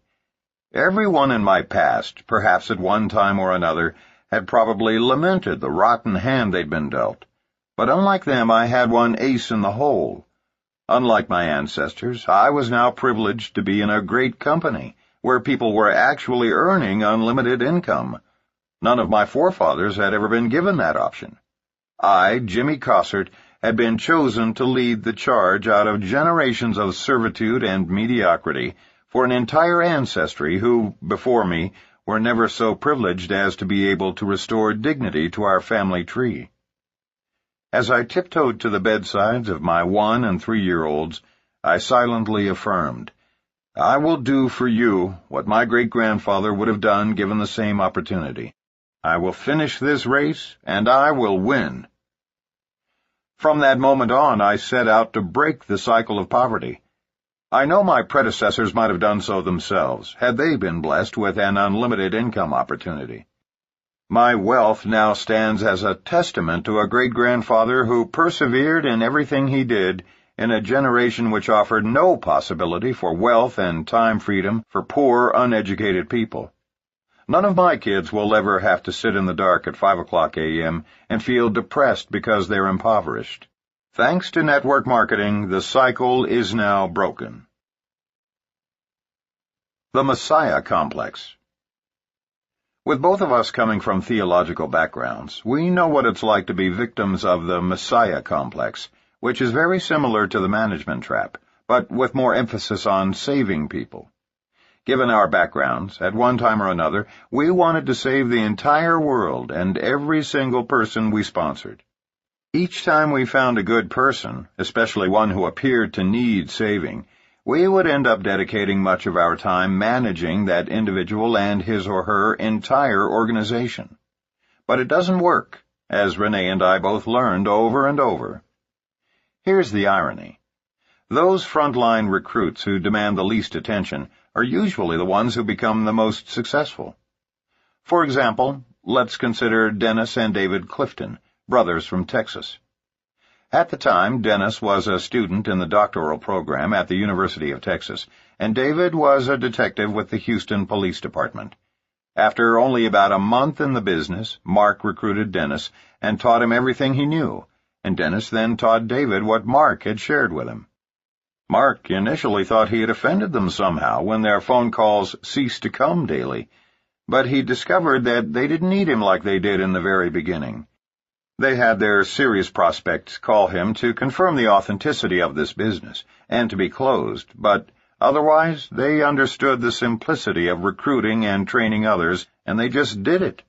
If there's one primary lesson we learned during our first few years in networking, it's that those recruits who need us the most usually succeed the least, and those who prosper self-sufficiently deserve all the credit. Mark recalls, "I remember it feeling like a real slap to my ego the first time Dennis Clifton went an entire month without calling for help. Yet when I awakened from my need-to-be-needed stupor, I was astounded to discover that the Clifton boys had passed me by. Only in MLM is it rewarding to have our downline members reach the very top level of our compensation plan before us." Kathy Dennison and Terry Hill needed no messiah either. In spite of the fact that neither had ever participated in MLM before, even as frontline distributors, they simply didn't need Mark to save them. Except for a few telephone calls their first month or two, and some help closing prospects in their first years, they became totally self-sufficient immediately.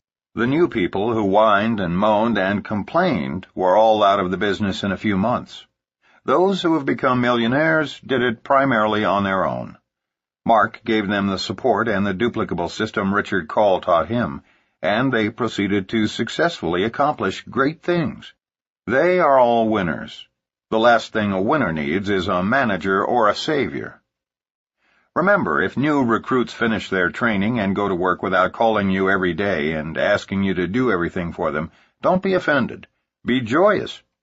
In this business, everyone has the ability to do great things, but those who lean on their uplines for everything are usually the ones who fail the most rapidly. What makes our industry so much grander than traditional employment opportunities is the fact that we are compensated for our productivity. We aren't like some traditional corporations, such as TWA, who, at the time of this printing, haven't given their hardest-working employees a raise in 10 years, while their CEO allegedly continues to earn $3,000 a day.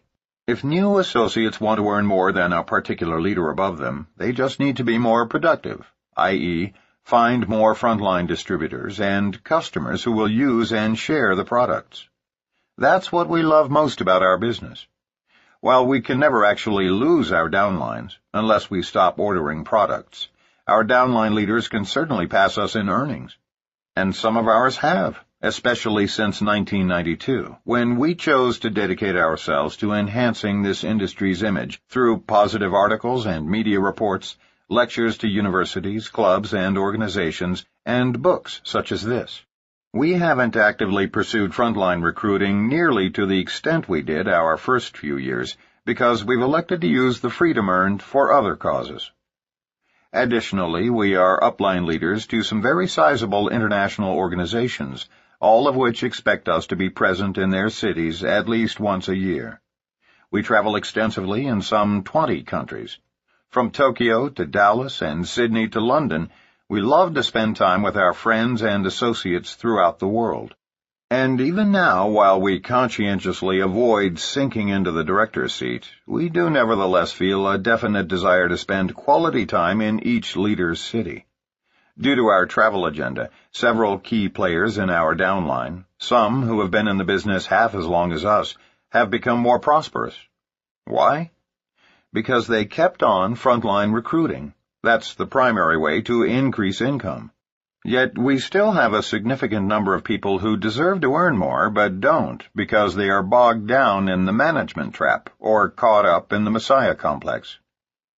To be frank, there have been times when people earning $1 million a month, far more than us, question our sanity for choosing to try to elevate the entire industry instead of becoming gazillionaires by continuing to frontline recruit globally. Our response to them is simple. Read Living with Passion by Peter Hirsch. We found our passion. We are irrevocably convinced that network marketing is the very best, high-integrity economic system for global solutions to some very pressing problems in such places as third-world countries. And lest you not understand what we mean by pressing problems, we'll give you just one example. It has now been estimated that by the year 2000, some 40 million people worldwide will have died of AIDS, leaving behind some 5 million orphans, 90% of whom live in Africa and other third-world countries. As of this printing, not one agency has yet been created to deal with this problem. There are so many enormous global problems just waiting for us out there. Many network marketers earning millions each year have joined us in projects to make the world a better place. There are indeed things more pressing than becoming excessively wealthy, and we in MLM have the money and time freedom to make a difference. We aren't alone in being plagued with the Messiah complex. Joe Tonita is one idealistic network marketer who, like many, shares this phenomenon. The biggest challenge to me was figuring out who was really going to build a business once they showed an interest. To succeed, one must have belief before evidence. That is, they have to be able to picture themselves there and feel the emotions of it long before it actually happens. I didn't understand that initially, so I simply worked and managed others who were unable to see the end results, and then became quite frustrated when they quit. I wanted everyone to succeed, so I tended to spend too much energy and time helping in whatever manner I could. As a result, I found myself drained of energy and taking their failures personally. I overcame these challenges by learning how to facilitate visionary goal setting, but I'm still very selective about those with whom I choose to work. I realize that my success will be directly related to what I think about the most and where I direct my energy. It's unnecessary to fall into a management mode when what we truly need to do as a leader is provide a duplicable strategy for our new associates, then allow them to create their own success. Joe and Rick Tonita are networkers who are among the top sales leaders in their company in Canada, having now been nearly 20 years with only one company. It is our hope that many more network marketers will be able to say that with pride over the next 20 years. When you find yourself frustrated because your associates are not successful, teach them how to visualize the end result and direct most of your energy toward those who do. Just recruit a few and drive their lines deep. One common misconception in the network marketing industry has led people down into the administration pit. Certain leaders contend that the key to success in our industry is finding 4 or 5 good people, then driving their groups by focusing exclusively on supporting them until they are wealthy, then finding 5 more and doing the same thing. That is the absolute antithesis of what is required to succeed in our profession. The 3 magic words are, go wide fast. Recruit as many frontline distributors each month as you can until you are earning at least $10,000 a month consistently. Then you can relax a bit until you feel refreshed, only to run right back out there into the frontline recruiting trenches. Unfortunately, some well-meaning authors and leaders have done a horrible disservice to our profession by misleading new distributors into believing that success in our industry requires less effort than it really does. People who teach this philosophy do so innocently, because that's what they've been taught through their upline leaders, who learned to do this through books and tapes. The first 90 days of warm market prospecting are much more personal and support-intensive, since new distributors are focused on their friends and families. We will discuss this more in later chapters. But the truth is that you cannot hope to achieve a tremendous income, like those huge figures the legends in our industry earn, unless you play it as a numbers game, especially once you enter the cold market. Ron Wiggins, who left the shoe business after 11 years to join network marketing at the age of 27, said one of the most important things he learned in his first year is that success defies all logic, so quit trying to figure it out. Just do the numbers, and when prospecting large numbers of people, don't try to tell them everything you know. It's a matter of raising their curiosity, not satisfying it. He goes on, "I was doing so much of the wrong, eventually it just started to add up. From all the mistakes I made, I learned and now teach from experience to eliminate logic in your own mind and simply do what's been done by the experts and authorities of the industry, who have already made all the mistakes themselves. You've got to get rid of any personal perceptions you may have and try to accept from the beginning that it's going to be a lot of hard work on a very consistent basis." After a year of hard work, Ron had matched his previous income. Shortly thereafter, his wife, Chris, also left her job, and together, working full-time, they have become one of the top network distributor teams in Dallas. It took Ron and Chris 4.5 years to reach the very pinnacle of their company's compensation plan. Today, they earn a 5-figure monthly income. They have utilized their experience to become experts at training and have learned to keep it simple so that their system can be easily duplicated. If network marketers were truly doing the numbers that it takes to succeed, no one would have time to fall into the entrapment of administration. Human nature looks for the line of least resistance, and clearly, it is much easier to work with existing distributors than it is to face the daily rejection that occurs when recruiting new people. Because this is a business of duplication, your people will do what you do. If you manage your downline, so will they. If you spend most of your time prospecting and recruiting, so will they. The secret is not managing your organization. Rather, it's finding leaders who will, in turn, find other leaders. Generally, leaders must be found. They cannot be created. But many people have untapped leadership skills that do not manifest themselves until the timing is right. In order to find those leaders, you must keep prospecting and recruiting, realizing that new blood is the lifeblood of any network marketing organization. Recruiting is the only viable way to offset the inevitability of attrition. This is a numbers game that inevitably becomes a people business once distributors are sponsored into the business, often forging lifetime bonds.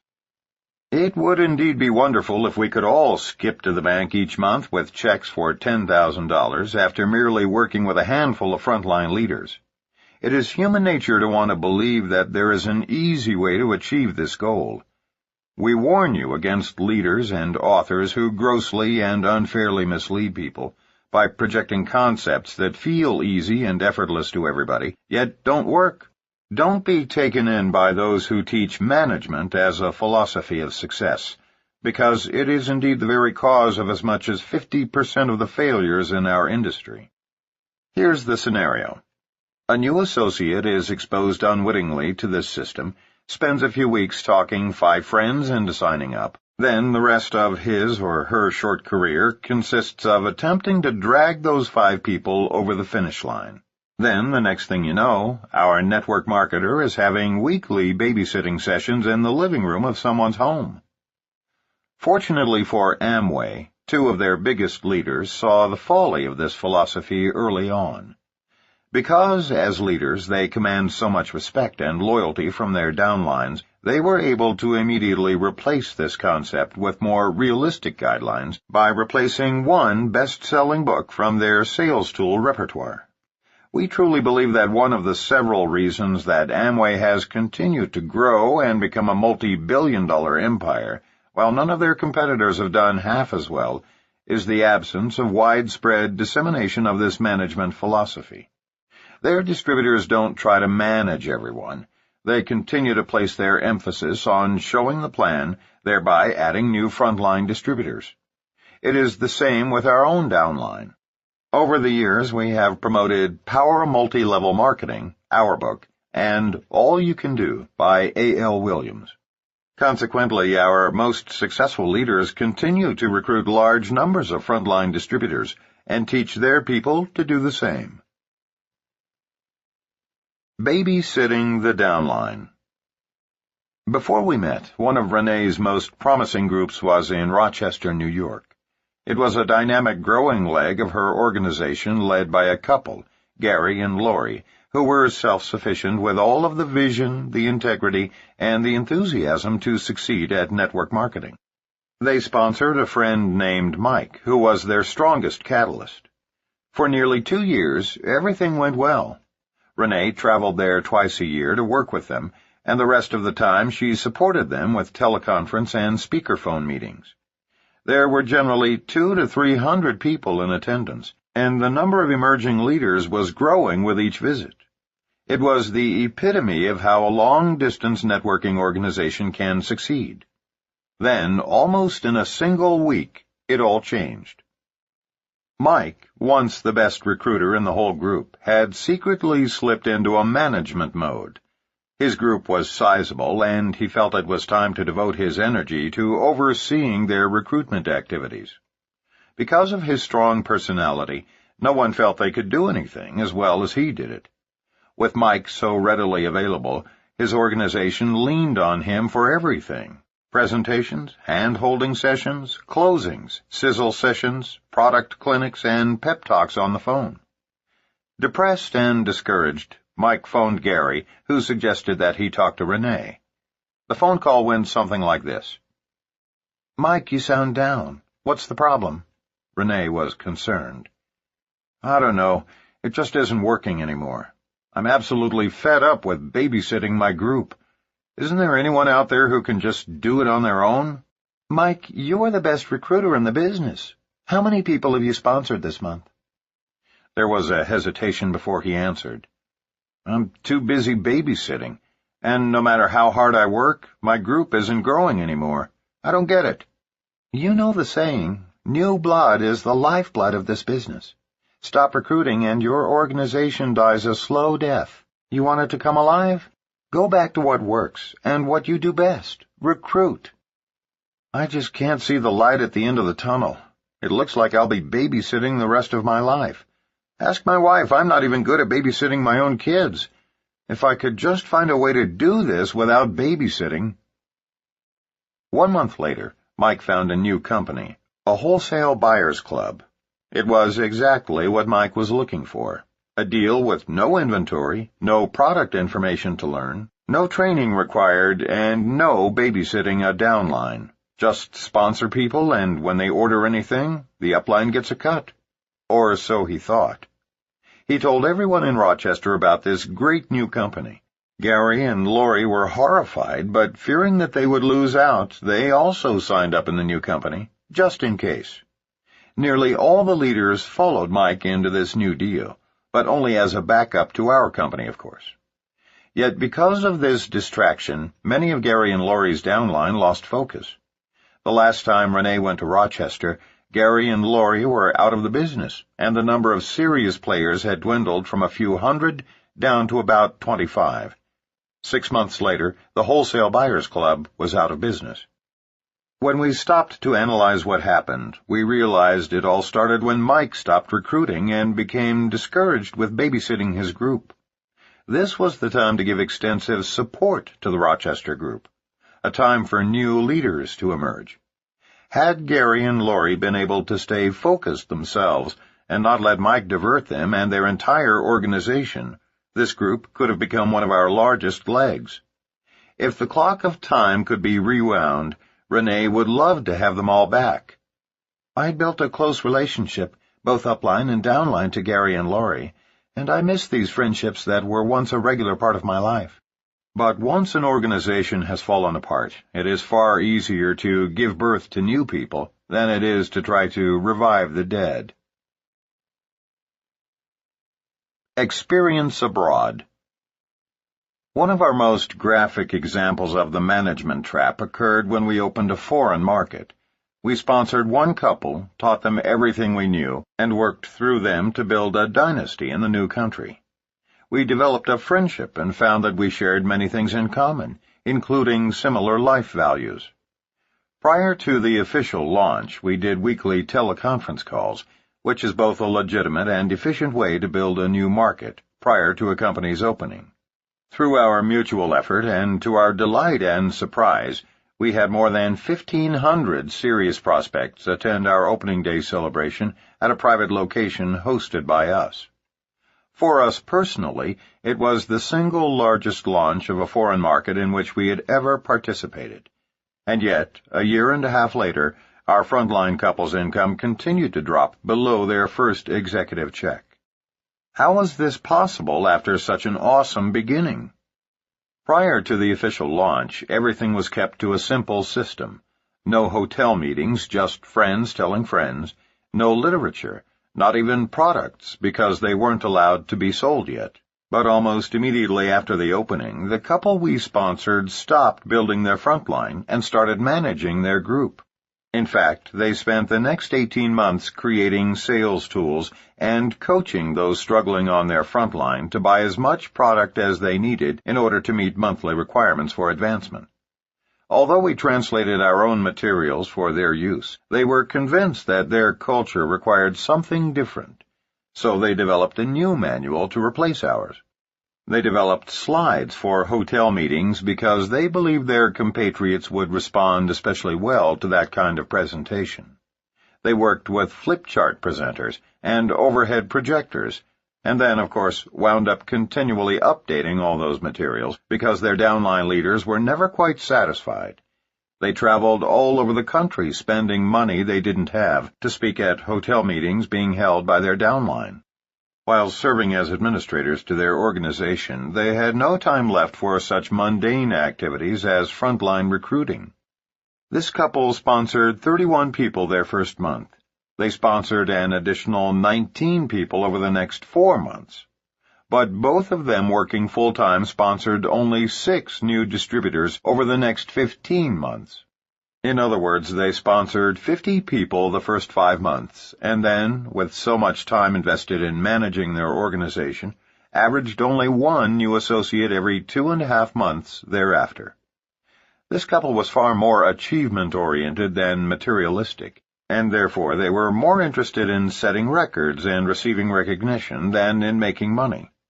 Their goal was to be the first in their country to reach the maximum recognition level in our company. They achieved their goal, only temporarily, but their entrance into the management trap ruined what should have been our greatest income-producing leg. The couple quit in frustration. To this day, they blame it all on the compensation plan, the product pricing, and the failure of the industry in that country. They worked as hard as any 2 people have ever worked in network marketing. But it wasn't the cost of merchandise that led to their failure, nor was it the company's remuneration method or the inadequacy of network marketing in that part of the world. It was caretaking their organization, combined with their futile need to be first, that brought them down. Their downfall began their 5th month in the business when they stopped recruiting frontline. The good news is that this is not the end of the story. 2 other top leaders followed them out of the business. But at the request of some of the emerging leaders in this group, we are continuing to work with them. They have learned the hard way this lesson of trying to watchdog their groups and have gone back to basics, building a small customer base, prospecting, going wide on their front lines, working a simple, easily duplicated system out of their homes. We believe in this group and in its leadership, and are convinced that this time they are on track to set both economic and industry records in their country. It's crucial to learn from other people's mistakes, so pay close attention to this story. If you stop building your front line before you have a solid income, you will fail in this business. No one can succeed by sponsoring only 1 new distributor every 2.5 months. And even worse, by your example, you will teach your people to do the same. Full-time network marketers recruit for a minimum of 2 to 3 years before they can slow down. For part-timers, it takes longer than that. Set your sights on the goal, strive consistently to meet the steps outlined in your business plan, and don't look for excuses. Whatever it takes, just do it. The Piano Story. We have a story we like to share with people early in their careers. It's a great illustration that may help you in training and supporting your own organization. Imagine an audience of 500 people seated before a stage with a grand piano. Suddenly, out walks a person who has never had even 1 lesson and knows nothing about music. After the applause dissipates, he very aggressively begins to bang out horrible combinations of sounds that literally hurt one's ears. At first, the audience glances around the room in utter shock and disbelief. Following a full 10 minutes of pathetic piano beating, the audience begins to boo and hiss. Within a couple of minutes, their boos drown out the performer, who calmly stands, bows, and walks off. As the hacker exits, a pianist with 30 years' experience enters from the other side of the stage. He methodically and flawlessly plays a beautiful Mozart concerto. When he's finished, the crowd leaps to its feet and gives him a thunderous ovation as he bows 2 or 3 times, then exits the stage. In the dressing room, the expert pianist notices that the first performer is gently humming to himself and adjusting his tie before leaving. Although the expert pianist is somewhat embarrassed to bring up the subject, his curiosity finally gets the best of him. He smiles in the mirror at the first performer and asks a question. "Forgive me for intruding, but I notice you aren't particularly offended by what just happened out there. I have to ask you, what's it like to be booed off a stage? I mean, isn't it horribly degrading?" The gentleman turns around so that he is facing the pianist, and with all seriousness responds, "Oh no, I didn't take it personally. It was the piano." Perhaps one of the most interesting elements of human nature is our tendency, and to a greater or lesser degree we all possess it, to place blame elsewhere. The truth is, while many people criticize our industry after they fail, it's not the fault of the industry. As in the preceding story, a poor musician can't legitimately blame the piano for his lack of talent. You may want to remember this story and share it with new distributors. The buy-in. Of all the possible fiascos stemming from the management trap, buying in for your downline or teaching them to do this for their distributors is the worst. Marketers who get caught spending more time managing than recruiting often get snared into this trap, which has serious legal consequences. And when law enforcement goes after a buy-in pyramid deal, we all look bad by association. Success in network marketing results from the creation of real volume as opposed to promotional volume. Real volume is produced from orders of satisfied customers and distributors who use and love the products or services, ordering them month after month, thus creating long-term stable sales volume in that organization. It is the most important type of volume because it represents money spent by bona fide customers for items that their families consume and then reorder. Promotional volume results from multiple product packages that are ordered by distributors who may be attempting to buy their way to the next level, or intend to use these packages to get their new distributors started in the business. Buying in will always backfire with distributors who simply cannot afford it and have no legitimate outlet for moving the products. When new associates join your organization and have definite prospects to whom they know they can sell their starter packages, promotional volume can be a valuable tool for creating the often needed initial volume swell to get distributors through qualification requirements. But first-year networkers often get confused by this sudden spurt of success and start thinking that they have created a solid flow of volume throughout their organization. Promotional volume does not result in a stable organization. Both types of volume serve their purpose in network marketing, but the majority of new distributors will benefit from being introduced to a low-cost product starter package consisting of products, training, or services they will personally use, which is the essence of starting people in our business. Some people caught up in supervising their groups who are simultaneously working toward promotions and higher rankings within their companies will often purchase unneeded products and then teach their personally sponsored frontline distributors to do the same thing in order to meet requirements for advancement. However, if distributors are doing this business right, they will be recruiting enough new people each month in order to advance through the ranks properly. But if they start attempting to manage a small group of marketers, they may find at the end of the month that their sales volume requirements are not adequate. So they simply call in an order for products they don't really need or intend to sell in order to meet promotion requirements, hence the name promotional volume. Front-end loading is forbidden by state and federal regulators who believe that such activities are pyramid-like in nature. We agree. In fact, we have a term for this kind of activity: garage qualifying.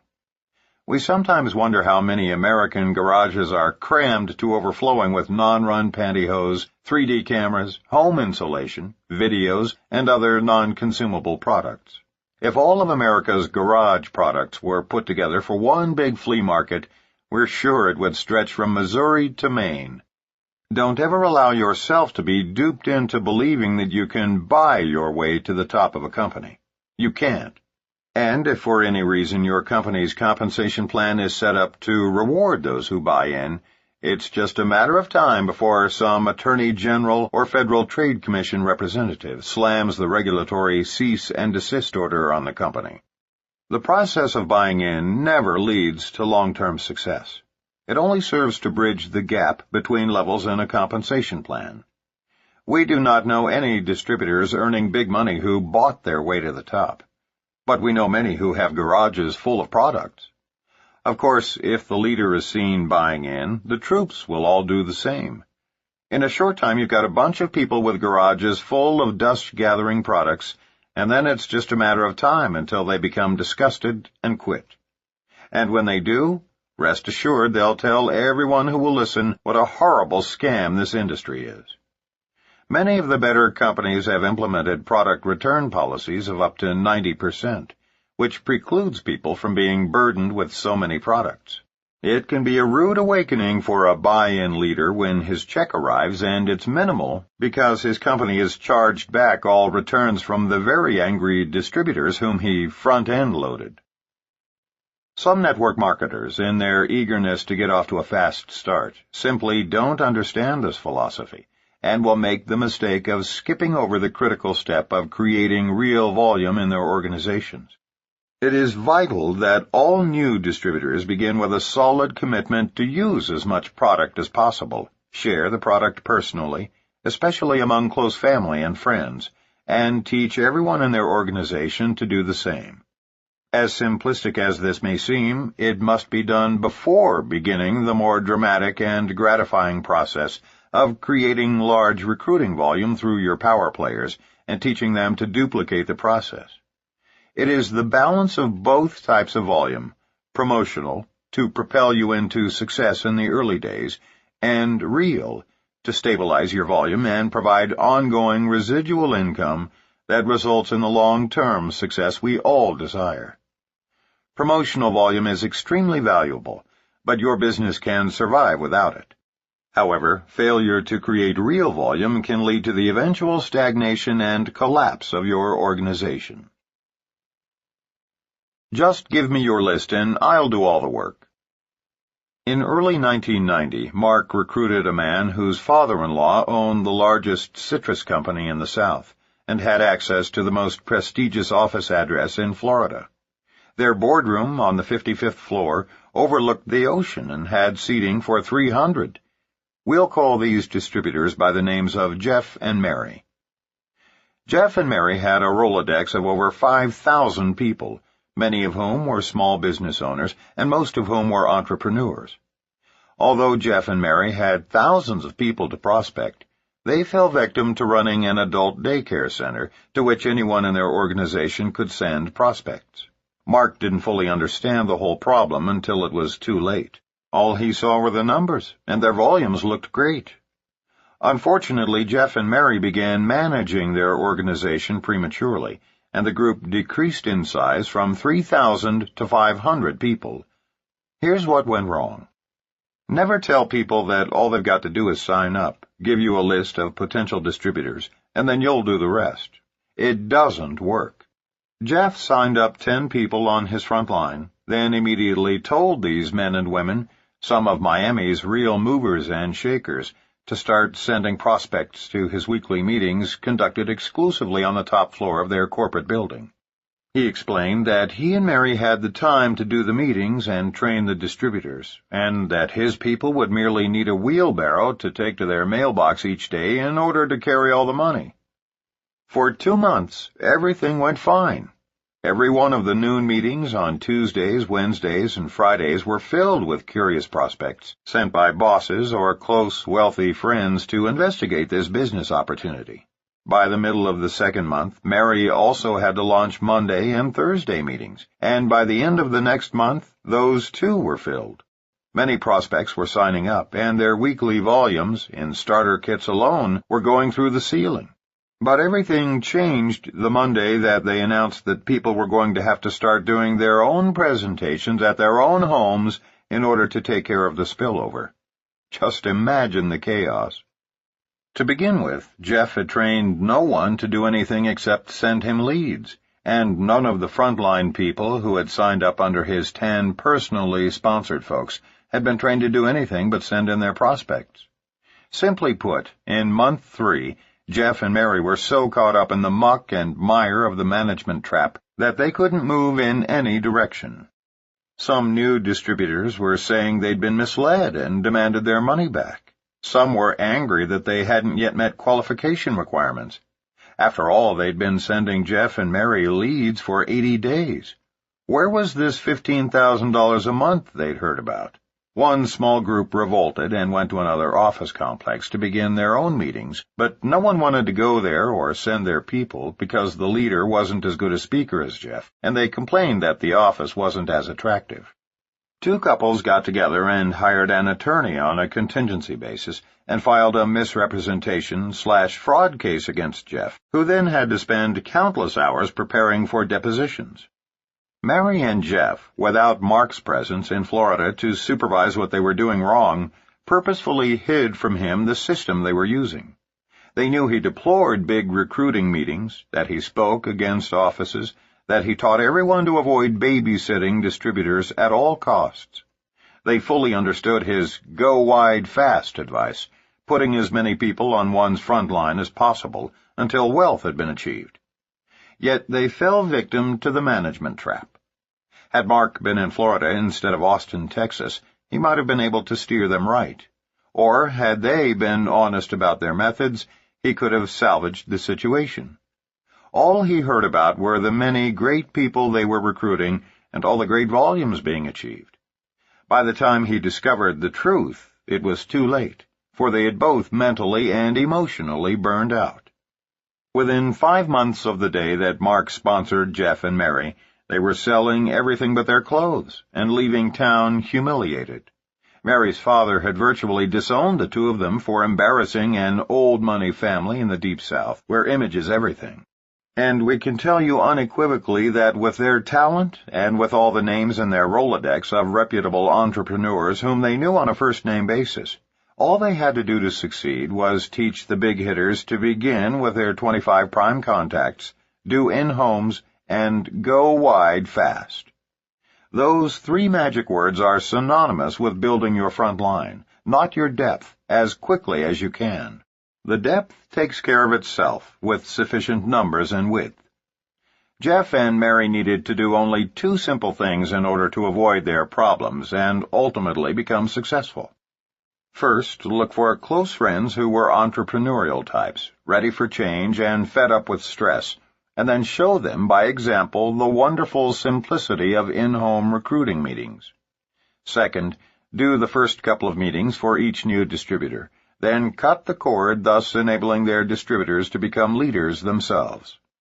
Ours is a business of leaders building their front lines and teaching their people to do the same. Those with leadership ability will seek out other top leaders to mentor them and give them help in closing serious prospects. It is in this way that genuine support is given. Rather than working your new associates list, teach your distributors how to work their own.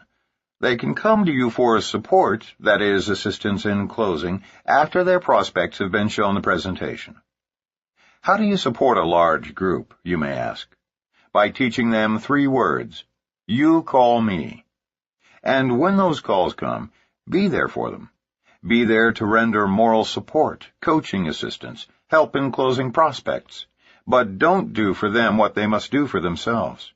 They must prospect, recruit, and train their own frontline associates. Quit or take it to the moon. The truth is that success in our industry does not result from extensive management. Success comes from a person with leadership skills having the vision, enthusiasm, and willingness to recruit other frontline leaders who, in turn, use and share the products or services. Then simply teach them to duplicate the process. Larry Pepe was a new networker who experienced a series of nightmares starting up his business. His sponsor quit almost immediately. His upline executive tried to talk him out of going forward on the accelerated program.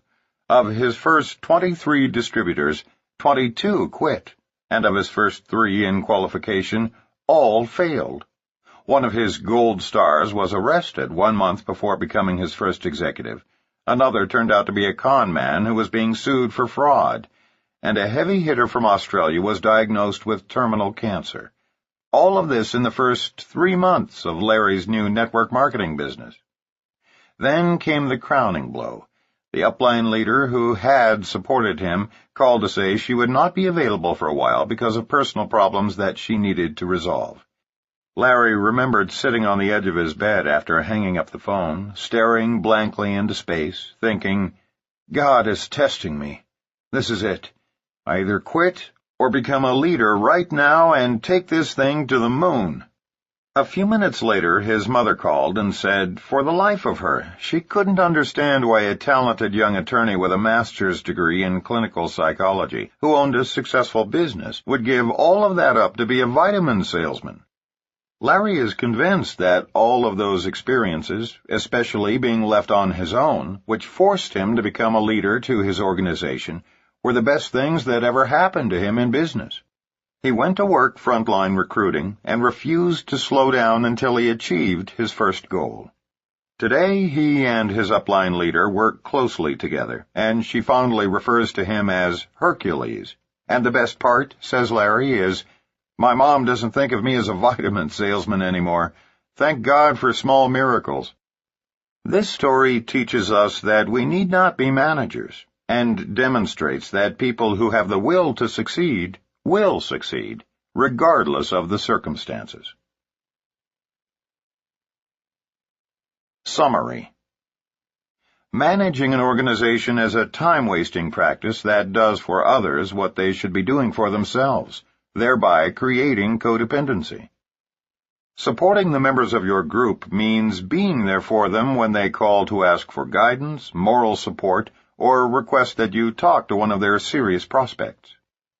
Managing organizations for our families and friends often causes the very people we love most to fail. Practicing a management mode is counterproductive for both those being managed and those doing the managing. We are empowered far less by heredity, luck, and circumstances than by our vision of what we believe is truly possible for ourselves. Don't be offended. Be joyous when new recruits finish their training and go to work without calling you every day and asking you to do everything for them. In this business, everyone has the ability to do great things, but those who lean on their uplines for every single thing are usually the ones who fail.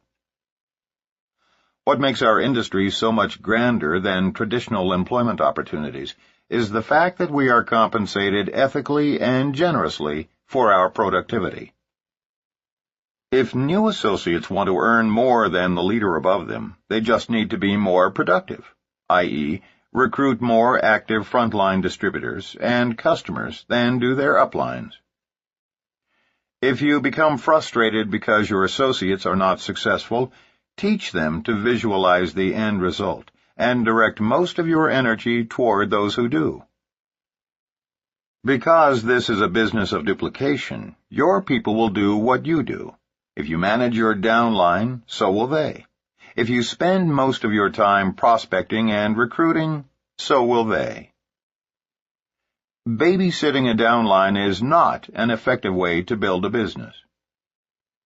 The key to successfully building a large, dynamic organization is to steadily continue to prospect and recruit, creating a wide front line. Don't make the mistake that results in nearly 50% of the failures in our industry, building your front line for the first few months, then stopping to manage your people. Merely overseeing the activities of your organization is not leading them, but rather misleading them into rearranging their deck chairs on the Titanic. Set your sights on the goal. Consistently meet the steps outlined in your business plan, and don't make excuses. Whatever it takes, just do it. Of all the possible fiascos stemming from the administration of your organization, buying in for your downline or teaching them to do this for their distributors is the worst. Promotional volume, that is, money spent on products, samples, and multiple kits, is initially a means of helping distributors meet volume requirements for qualification. Real volume, that is, products or services ordered for regular monthly usage by satisfied customers and distributors, is what ultimately creates passive residual income, and is the essence of what makes network marketing a viable, ongoing business. Your business can survive without promotional volume, but failure to create real volume by not acquiring legitimate customers or not using all your own products can lead to the collapse of your entire organization. Network marketing is a business of distributors building their own front lines and teaching their people to duplicate that process. If each network marketer builds his own front line, following the advice, "Go wide fast," the depth will take care of itself, and the cream will always rise to the top. Support a large organization by teaching them 3 words: "You call me." Be there for your downline to render moral support, coaching, and assistance in closing their prospects, but don't try to do for them what they must do for themselves. Success comes to people with leadership skills, a sound vision, enthusiasm, and the willingness to put forth the effort to build an organization and find others who will do the same. Chapter 3. Dodging the Depression Torpedo. Maintain enthusiasm in spite of the inevitable setbacks. Although this business is 90% fun after the learning curve months, the Depression Torpedo is among the more difficult challenges facing new and seasoned network marketers alike. Of necessity, successful recruiters must be enthusiastic, sincere, articulate, and believable. A depressed person cannot survive in this industry.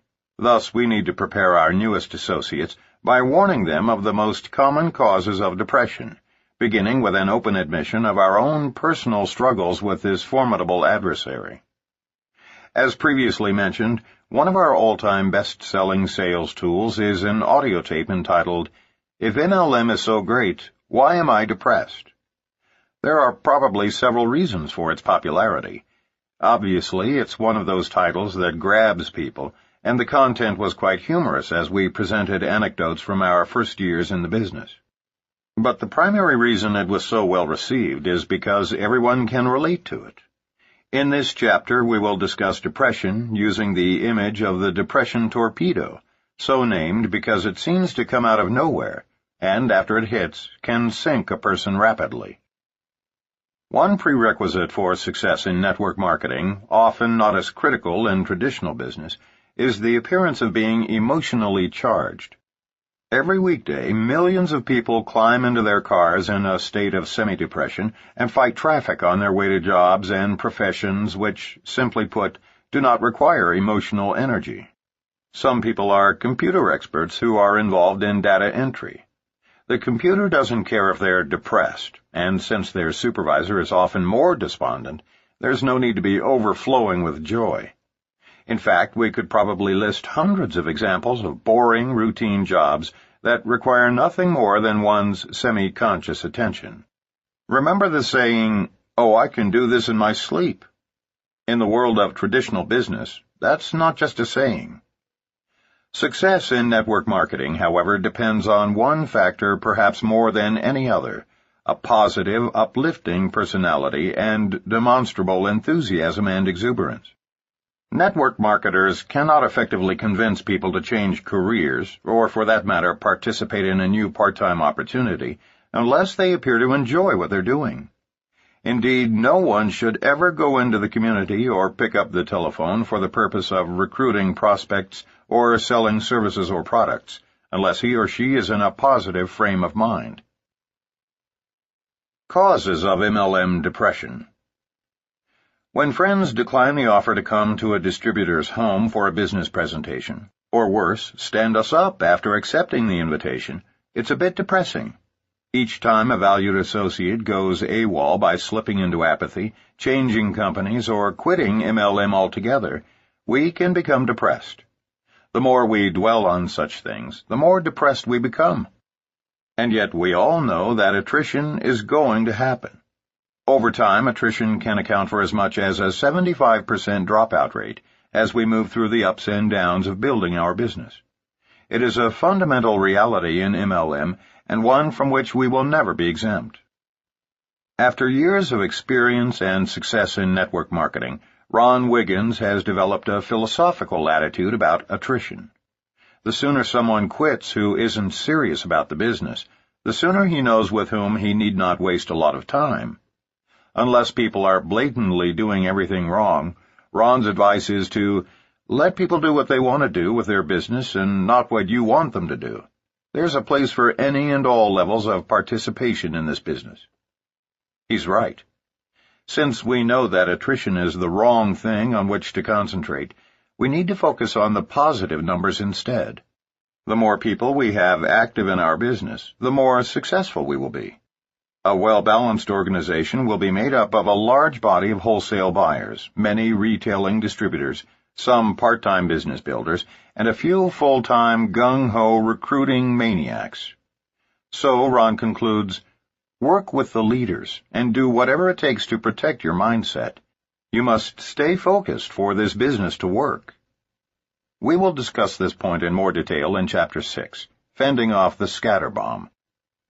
Whether you are prospecting and receiving a series of rejections, whether you are setting up appointments and getting no-shows, or whether you are recruiting and watching people drop like flies before they've even scheduled a personal training session, remember, that's all inevitable.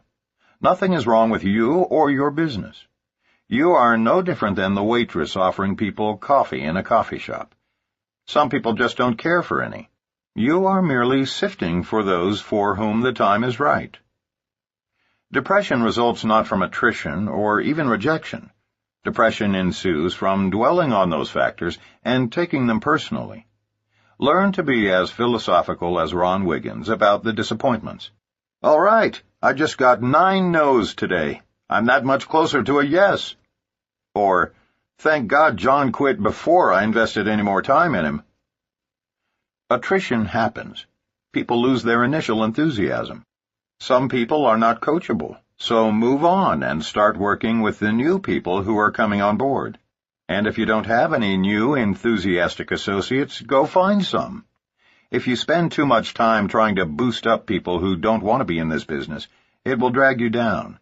And the deeper you sink, the more vulnerable you become to the depression torpedo.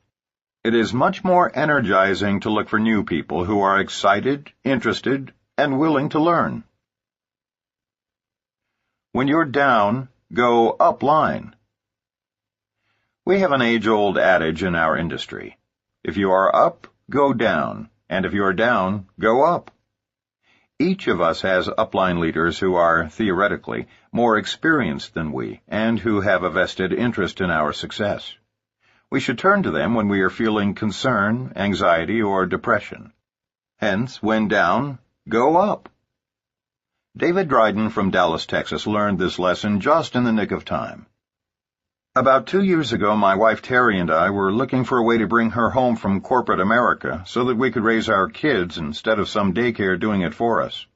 I decided to work harder and start my own business, but it wasn't working out. One day my wife came home after being prospected by a young man named Al Hewitt. After sitting in a meeting with my arms crossed and my mind closed, I gave her the okay to do the business, as if she needed my permission. Before I knew what was going on, we had products all over our home and a house full of people curious to see what we were doing. Without realizing it, I was hooked on the business, that is, until I met my first and biggest adversary, no-shows of people whom we considered good friends, folks who had promised to come to our meeting. I was so discouraged I was ready to quit. But I had thankfully heard the adage, "When we are down, go up." So I decided to call and introduce myself to my upline. I left messages for almost all of them, not fully convinced I'd receive any calls back.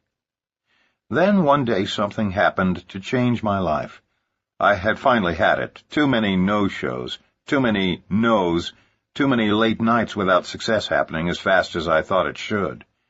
I was going to take my wife to lunch. She was still working at that time, and tell her that this was her business, her idea, and that I would support her, but she was going to have to do it without my direct involvement. I was walking out the door when the telephone rang, and I almost let it go for the answering machine to pick up. Something told me to answer. On the line was a strangely familiar voice with this outrageous Texas twang, asking if David Dryden was in. The call was from Mark Yarnell, who was actually returning my call. We very casually discussed the business and the successes possible, but I never mentioned my immediate plans to quit. His last comments were focused on perseverance and how many people similar to me had hung in there and how successful they were now just because they didn't quit. Well, this obviously changed my plans for our lunch conversation, and it goes without saying that Terry and I are still working our way toward our goals. Thanks to upline support from Al Hewitt all the way up to Mark Yarnell, we now know that we will achieve our dreams. David added as a postscript that it took him nearly 2 years to figure out why he didn't quit back then. It was only while writing out this story from his heart late one night that he completely understood why he is still in this business, and how it changed from his wife's way out of the corporate world to their shared dream. We must always remember to return calls to our downline. A simple 5-minute conversation can often be the only thing necessary to protect them from vulnerability to the depression torpedo. Upline support can make or break a new networker's early months in this business. Vera Holub of San Diego, California, has relied heavily on her upline and, in turn, tried to emulate them in working with her downline. As she explains, "I grew up in the cotton fields of South Texas in a tin-roofed shack with no running water or electricity. I lost my only brother to suicide at age 33. I worked my way through junior college in a kitchen cabinet factory and finished my BS degree in dental hygiene. I achieved the American dream/nightmare by busting my chops, working with a bunch of neurotic dentists for $50,000 a year. Finally, I realized there had to be a better way. That day in 1988, when I saw Mark Yarnell's video explaining network marketing, I knew my prayers had been answered, and that I would do this business for the rest of my life. Quitting was never an option. Today, I have a life about which many people only dream, and I am able to take care of my aging mother, who was responsible for giving me the dream to rise above our early situation. I've taken some time to enjoy life and touch other people's lives while building my business. I am so grateful to Mark Yarnell and Kathy Dennison as my upline coaches, and for their having turned me on to this marvelous industry." Never convey a down attitude to your downline. The last thing we want to do is negatively impact our downline organization by taking our negativity down. Thus, when you are up emotionally, that's the best time to talk with your downline. This industry is so much fun that you may find yourself seldom negative. But don't ever share your negativity with anyone in your downline, or you could poison a huge percentage of your entire group. You see, it's quite devastating, especially to a new distributor, to discover that their leaders are down emotionally. If you have ever played the game of gossip as a child, you remember how, once in a circle with your friends, one individual would whisper a quick story to the person sitting next to her. Then, after being repeated by each person, it would reach the original storyteller, often distorted completely beyond recognition. If you've never played that game, let me assure you, by the time a simple story has gone through a mere 5 or 6 individuals, that story can become dramatically distorted. And that's just 5 retellings. In networking, a simple story can be told, on the telephone or in person, as many as 5,000 or 6,000 times over a period of a week or less. Can you even begin to imagine the distortions that inevitably occur? If not, here's a graphic example. Mark describes a situation that happened to him in his first 6 months. Even though my group was naturally smaller in this early stage, I discovered the dramatic impact that can occur by a leader talking to downline members when he is down himself. I was angry when a pro football player on my third level decided to quit in his second month of our business. It troubled me for 2 reasons. First, I had invested numerous hours in personally training him. After all, how often does a simple country boy from the Boston Mountains of northern Arkansas get a chance to coach an NFL star? Second, everyone knew him, and I was in ego heaven each time I told anyone, especially my close friends and family members back in Missouri, that I was spending quality time coaching my great friend and associate, Mr. NFL. So when he quit and took 5 of his best friends with him into the old USA Vitamin deal, I was depressed and angry. I made the mistake of mentioning to a new frontline leader what he'd done and why I was so angered by his actions. 2 weeks later, by the time I'd all but forgotten Mr. NFL, I received a disturbing message on my answering machine from a tearful downline member of another completely separate organization. This lady was not even in my own downline. I didn't know her, had not talked to her before, and have not spoken to her since this incident. She didn't tell me what was disturbing her, but merely suggested that I call her immediately so I could help her make an important decision. As best I can recall, and it's going to be reasonably accurate because it was such an emotionally charged 30-minute conversation, here's how the dialogue played out. Following the 2 minutes of ice-breaking small talk, she began her story in a depressed and, at one point, sobbing manner. Mr. Yarnell, I can't blame you for leaving the company and bettering your finances, if that was your problem. Your family deserves prosperity, especially considering the amount of effort you've put into network marketing. But what upsets me is that, from what your upline has told us, you were making a ton of money. It shakes my confidence that you would believe that, at your age, playing professional football in the NFL could be as lucrative and long-term as the passive residual income from this business. My husband thinks you're gutsy to go for it, but I can't for the life of me. I cut her off. I was shocked, literally shocked beyond comprehension. What did you just say, Sally? I said my husband thinks you're gutsy. No, I interjected. Before that, something about joining the NFL? Are you kidding? I mean, I'm 36 years old and never even played college ball. There was dead silence, though I could hear her clear her throat. Then she softly asked, You mean you didn't try out for the 49ers last month? You didn't really trade in MLM for NFL?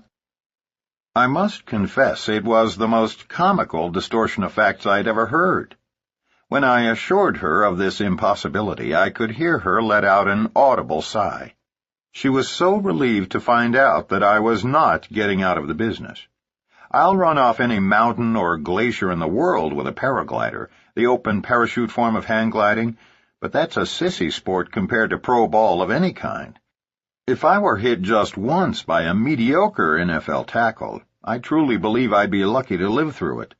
I'd tremble at the thought of being hit by a guy like Steve Bach, a former NFLer from Portland.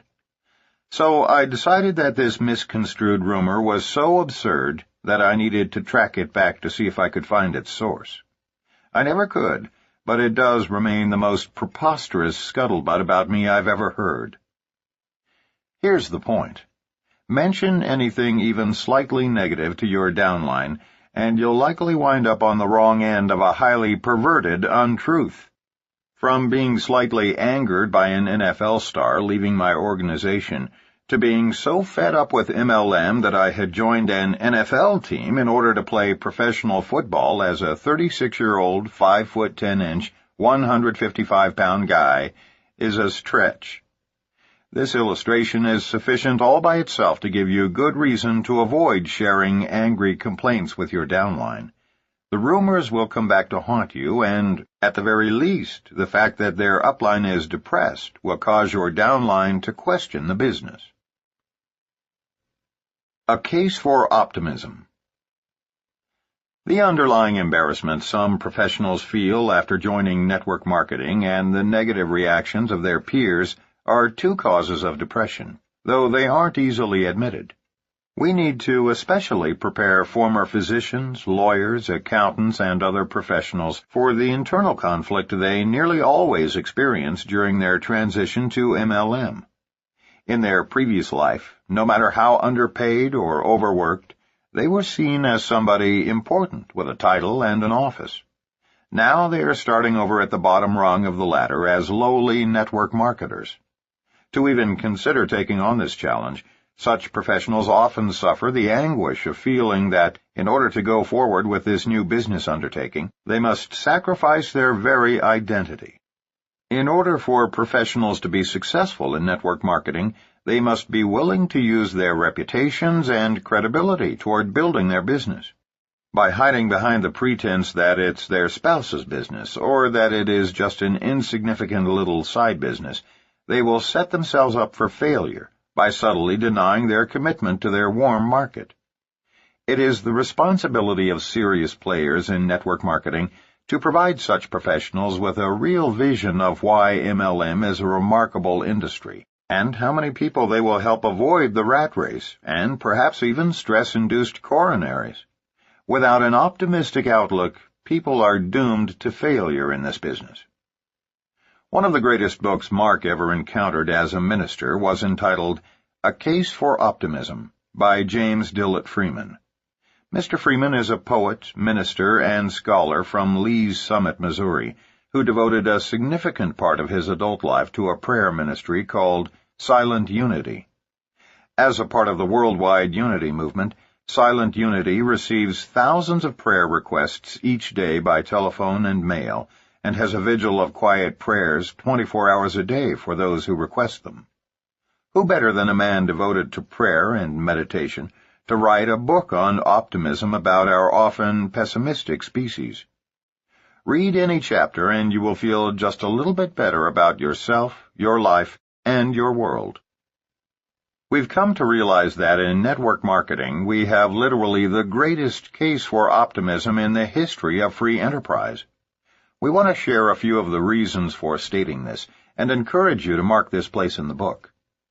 When one of our reasons for optimism is particularly relevant to you, underline it, then come back to it when it's necessary to lift your spirits. First, we have the only entrepreneurial home business with literally no downside risk. You see, most businesses require significant capital before you can even hang up a sign. Not network marketing. So we are, first of all, extremely pleased with the fact that anyone can get involved with us for the nominal price of a few products and sales aids, and even that is optional. Thus, in the competitive world of home businesses and franchises, we have no equals. Second, there is literally no ceiling, no limits on earnings. A lawyer can only bill so many hours in a day, and a doctor can only perform a handful of surgeries a day. Some great people working in traditional business haven't had a raise in 10 years. But in our case, we can create a raise for our family every day if we choose. Since we can recruit an unlimited number of people who each can do the same, we are ultimately paid on the efforts of hundreds of thousands of individuals. We can't speak for you or any other, but we can tell you this. We absolutely love the fact that it's possible to earn $1 million a month. There's just something appealing about life when you first catch the vision that, if you apply yourself, your grandchildren will be considered old money in your town. Third, and most exhilarating of all, in network marketing, time freedom is directly commensurate with wealth and prosperity. In our opinion, nothing in life equals the joy of spending quality time doing the things we most enjoy with the people we most love. In traditional professions, small businesses, sales, or corporate management, everyone is struggling through 80-hour weeks doing mundane, boring work in order to have maybe a Sunday afternoon with their family. Nothing is more precious than free time, and those of us who have achieved it are optimistic about an industry that offers this precious commodity to others, thereby improving the possibility of family values throughout the world. Fourth, there need not be any stress at all in MLM. According to a late 80s cover story in Georgia Trends magazine, the #1 trend in America is stress-induced coronary. And as the article suggests, it's no longer just a risk for men. Death from coronary disease has increased 100% among women since 1980. In network marketing, if you aren't having fun, you aren't doing it right. We've had a blast the last few years in spite of the fact that our business required large-scale recruiting and a lot of good old-fashioned rejection. So, like us, if you pay the price in the first few years, stress need no longer exist in your life. That brings us to our fifth reason for optimism, the 4-year plan. The 40-year plan is the best that folks can hope for in traditional businesses. So, what's the 40-year plan, you ask? By age 25, most people have an idea of what profession they'll enter, anything from a fishing guide to a surgeon. But 40 years later, out of a typical 100 people, 5 are still working, 36 are dead, 54 are dead broke, or at least earning far less than when they were employed, 4 are well off, and 1 person is wealthy.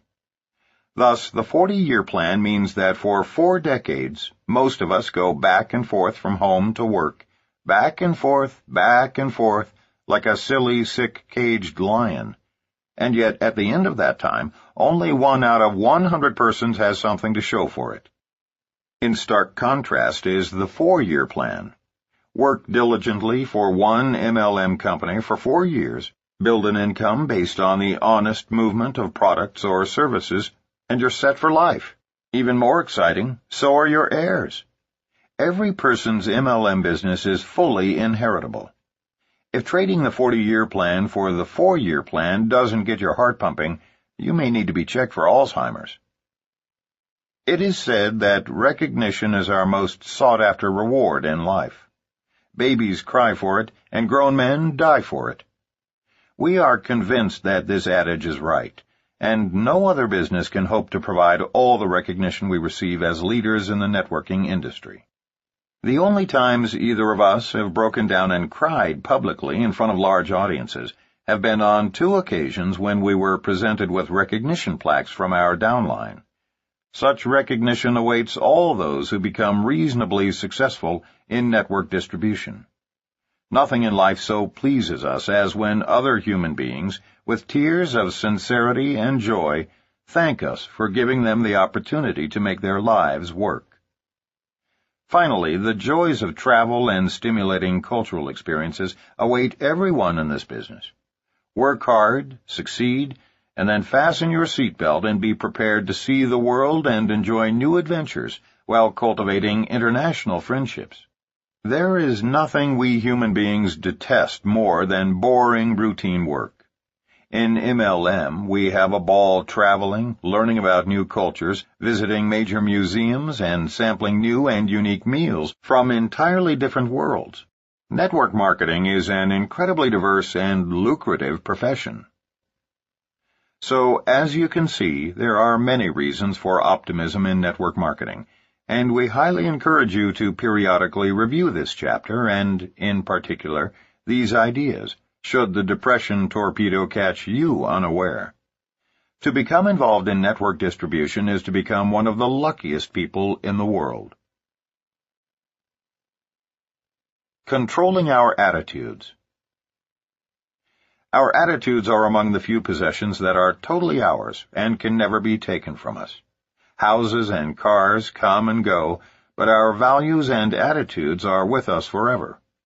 It is only when we continually exercise control over our own attitudes that we can manage external circumstances.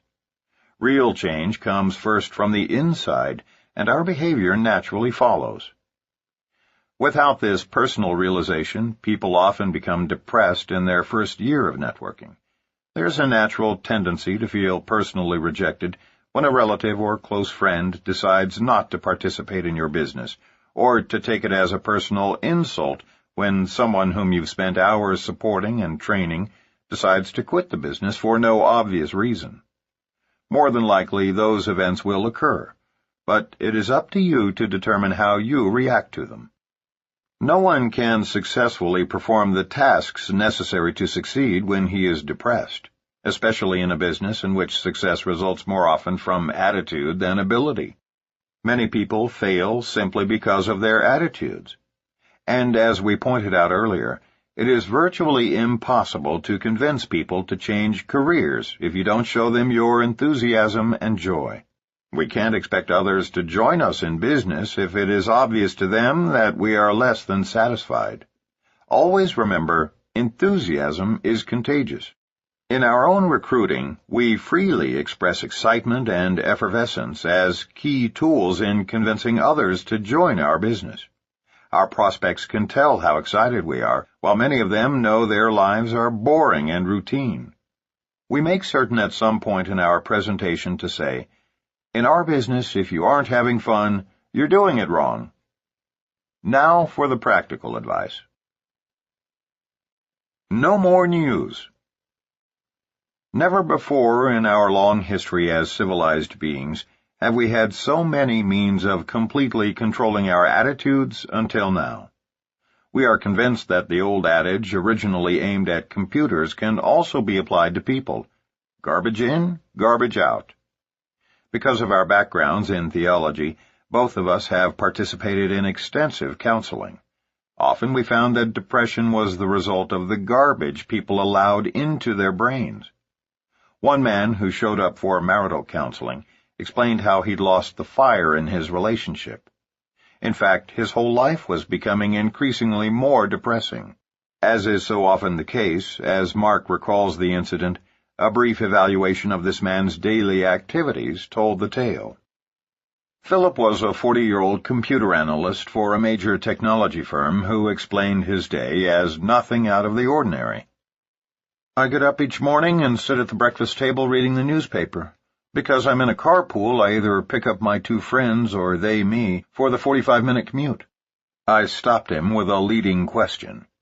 "Once you're in the car, what do you talk about?" I wondered for an important reason. "Oh, you know, the usual small talk," he replied. "But we really only spend a few minutes talking.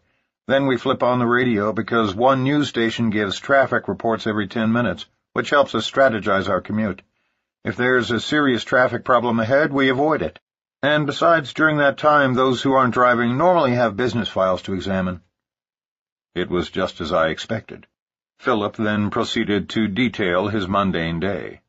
He and his co-workers had permission to listen to the radio at work. "That breaks some of the monotony," Philip explained. When he got home from work, he first read the paper while sipping a glass of wine. He had dinner with his 2 kids and wife, during which they all discussed their days. He spent less than 2 hours with any paperwork he brought home.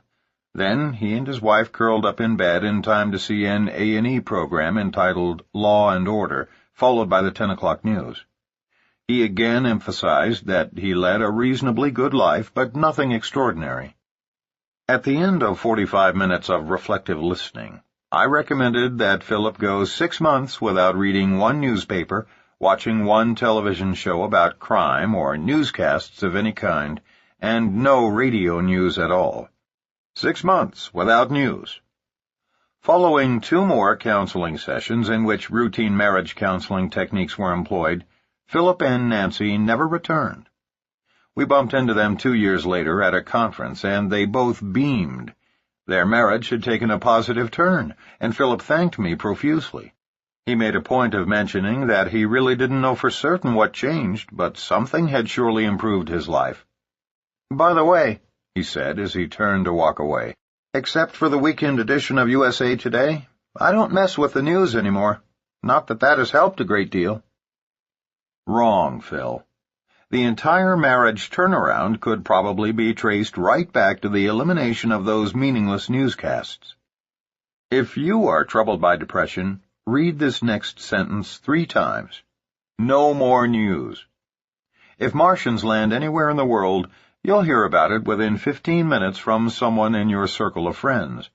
If a princess dies, you'll hear about it even if you're on a boat in the Caribbean. We did. Of all the absurdities in modern life, nothing creates as much depression and misery as news. We are bombarded each day of our lives with radio, television, computer, and print news. To truly understand the effect it has on us, consider the philosophy of the news media.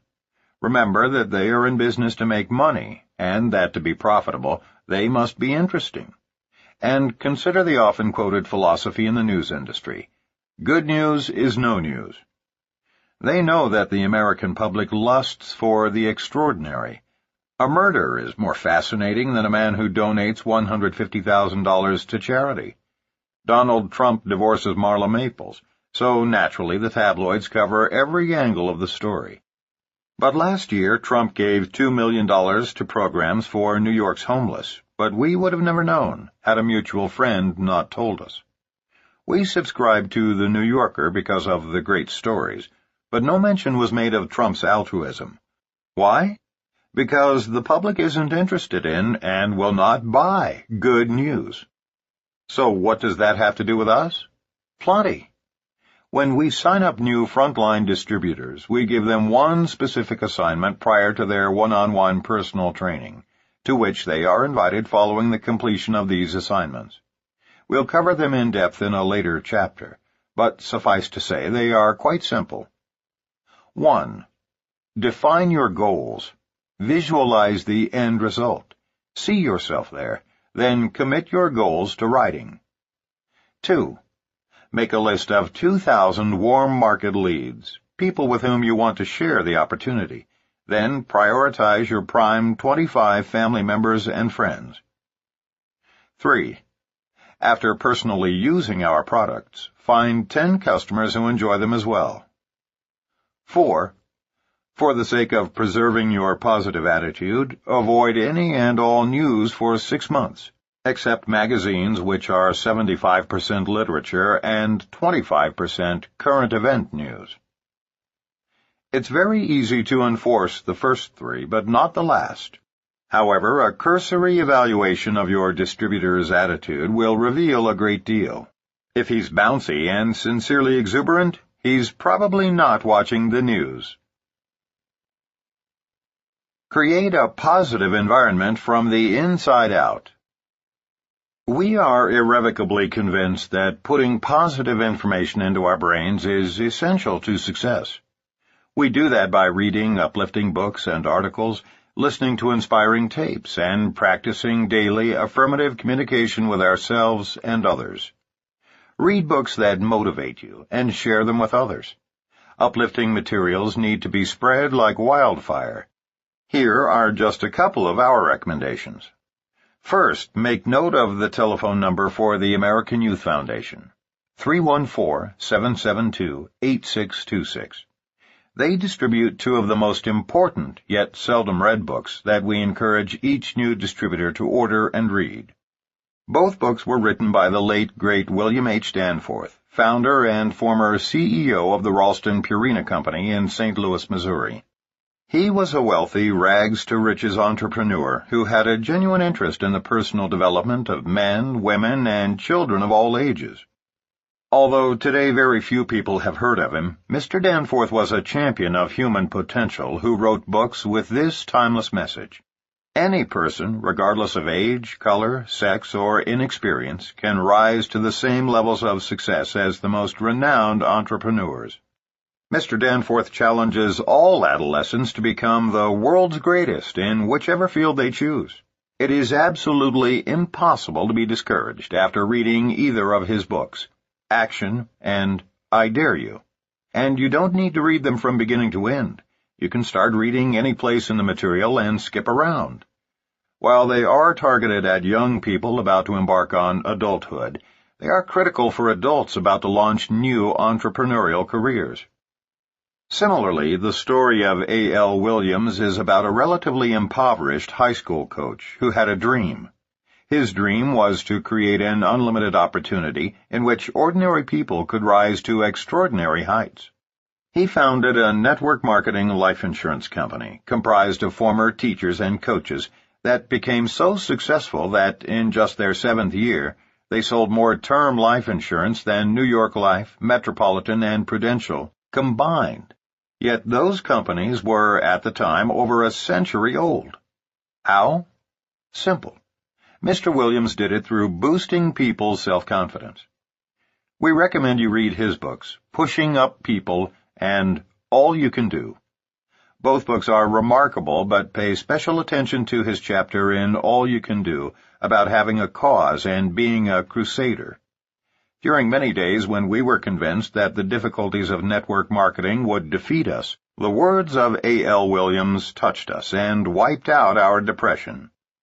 There are hundreds of inspirational and motivational audio tapes available today. Put one into your cassette player at every possible opportunity, during drive time or when doing menial work at home, for instance, to continually absorb positive messages. These tapes will assist you in achieving your full potential, expanding your belief in yourself, and achieving your highest goals. 50 to 60,000 thoughts a day go through each of our minds. 95% of them are about the past, and frequently it is the past that holds us back. Dwelling on negative events from the past that cannot be changed will only limit our possibilities. Do you know what happens when you play a country western song backwards? You get your dog back, your pickup back, your girlfriend back, and you're right back where you started. In order to move forward, we must spend more time, 1, recalling positive emotional experiences from the past, or 2, focusing on the future. The moment you feel yourself spiraling downward, play some music from your past that conjures up happy days. You can't help but feel good. Think about past situations that turned out perfectly. Just those thoughts give you warm feelings. Then take those feelings and emotions and inject them into the present moment. When a husband walks into his house and sees the girl he courted, rather than the wife with whom he now lives a routine life, he will behave differently. His loving actions toward her will often cause similar reactions from her. This example is just one way to use the past to change our emotional responses to the present. The depression torpedo may be looming out there, but we don't have to be struck by it. We are 100% in control of our own mindsets. When working on personal development, putting more energy into thinking about the future is equally effective. This takes effort and determination, because our natural tendency is to dwell in the past. Striving to visualize ourselves as we want to be is the first step toward change and growth. If we can't picture ourselves in a positive future, we may never get there. Too often, people limit their goals by what they know to be true at the moment, but breaking out of those boundaries allows what seemed impossible to become possible. Goal setting is simply the process of adapting to a new reality, beginning from the inside out. To gradually turn those dreams into reality, begin to visualize them long before they ever happen. Start saying to yourself, "It is possible," even though it isn't happening now. Think in the future tense and visualize goals as already accomplished. Allow yourself to feel as if your dreams were happening now. Successful people always concentrate on the end result, while others get stuck focusing on the process, the how. People with limited thinking ask, why? Those with unlimited thinking ask, why not? The skeptics among you may worry about setting unrealistic goals or an inability to make them happen. If you believe in the value of your goals, trust us, you'll find the resources to make them happen. Set big goals and then strive to meet them. Whatever you do, don't ever give up on your goals. Just change your attitudes. When the belief that we are locked into our present reality is stronger than our vision of what we really want, our growth becomes stifled. Think about what's coming in order to effect change. Use affirmations. An affirmation is a trigger tool, a statement of belief, written and repeated as if the goal were already an accomplished fact. Affirmations have the power to effect that outcome. Many prominent behavioral scientists have documented in several landmark studies the effectiveness of autogenics. We can now state to the most cynical, conservative pragmatists that self-talk, affirmations, visualization, and autogenic programming work. Prior to the release of Dr. Bandura's studies at Stanford and those of Dr. Charles Garfield at the Performance Sciences Institute at Berkeley, California, as well as the pioneering human potential research of Lou Tice at the Pacific Institute, we would lose some of our audience when we got into affirmations and autogenic commands. Now only those who have been living in a closet could doubt the effectiveness of visualization and daily affirmations.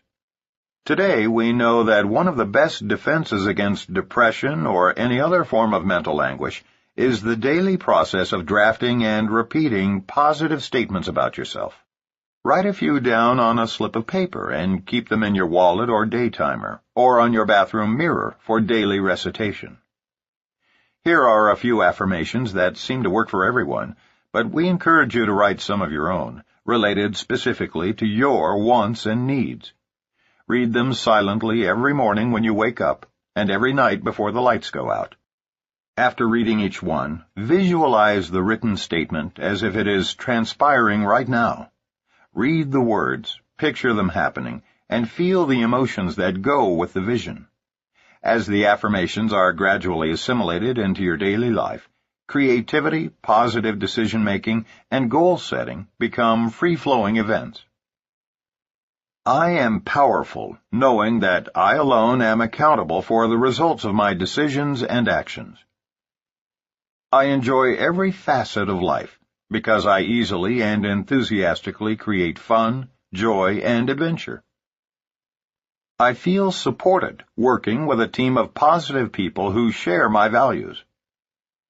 People listen to me when I talk because I have something of value to say. I clearly communicate my business vision to others in such a way that they are inspired to join me and become a part of it.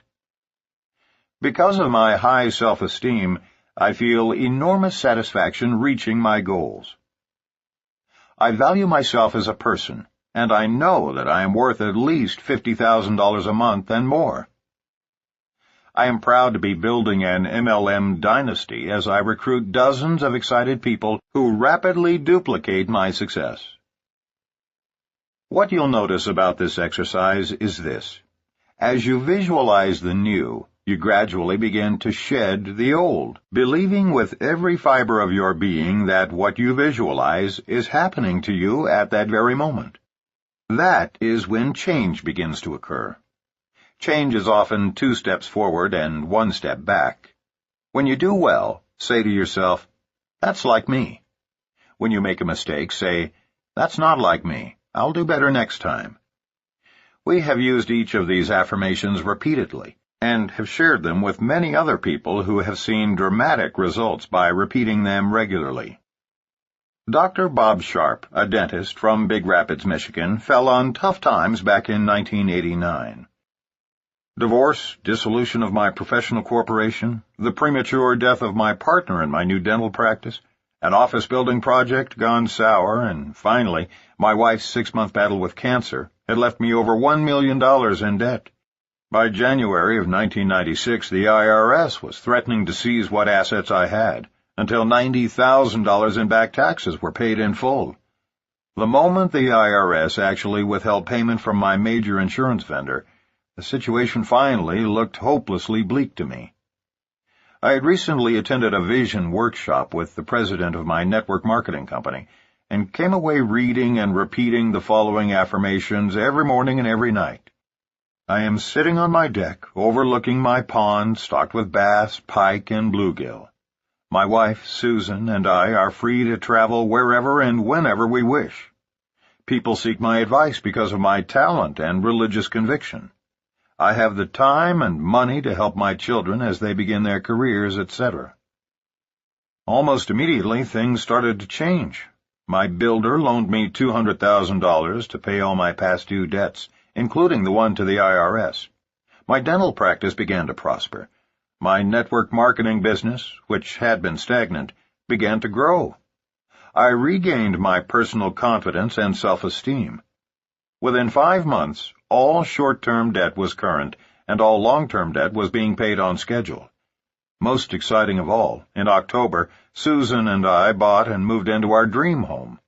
It is a 51-acre farm, complete with a fishing pond and a swimming pool, a lighted tennis court, a barn for our horses, a 10-acre hayfield, driving range, and a guest house that we rent out.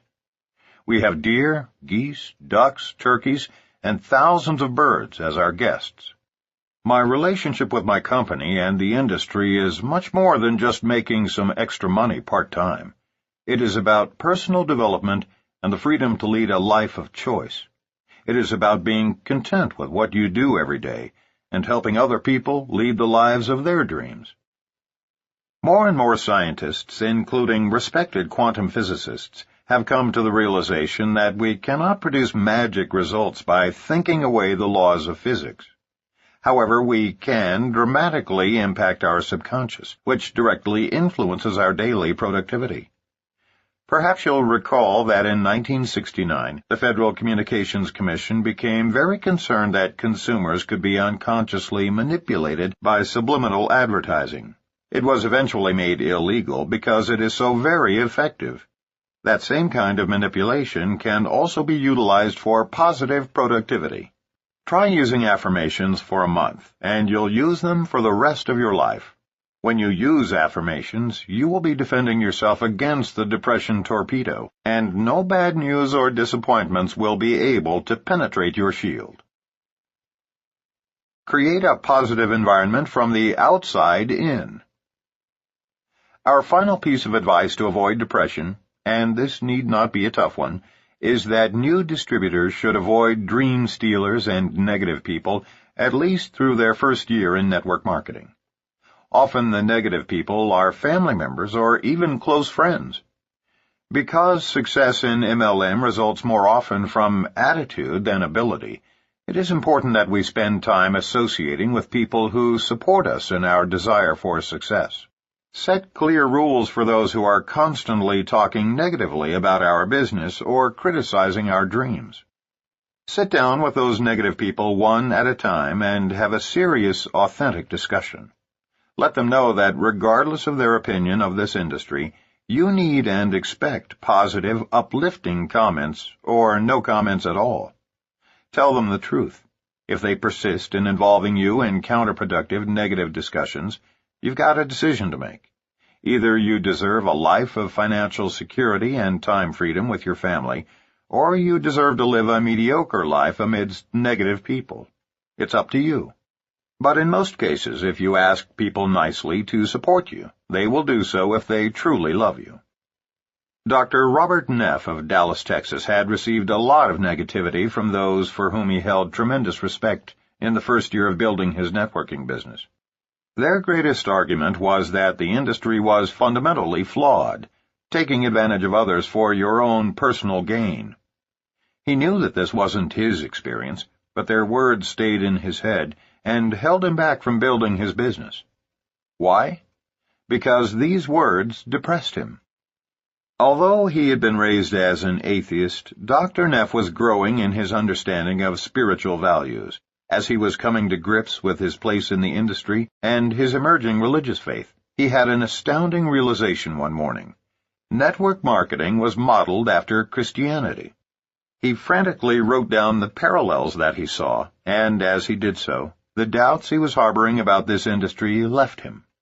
He knew at that moment that network marketing was an inherently good industry that revolved around helping others help themselves. It was the act of writing this down that was so beneficial to Dr. Neff.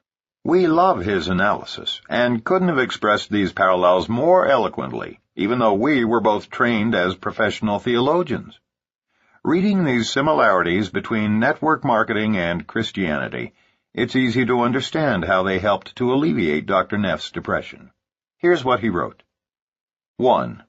It is very unlikely you'll learn about it unless someone else invites you to see it. 2. You are shown something that initially sounds too good to be true. 3. You are given support for its validity, but mostly through personal stories, and hence your belief is based mostly on faith. 4. You are told that you must first believe before you can experience the incredible benefits. 5.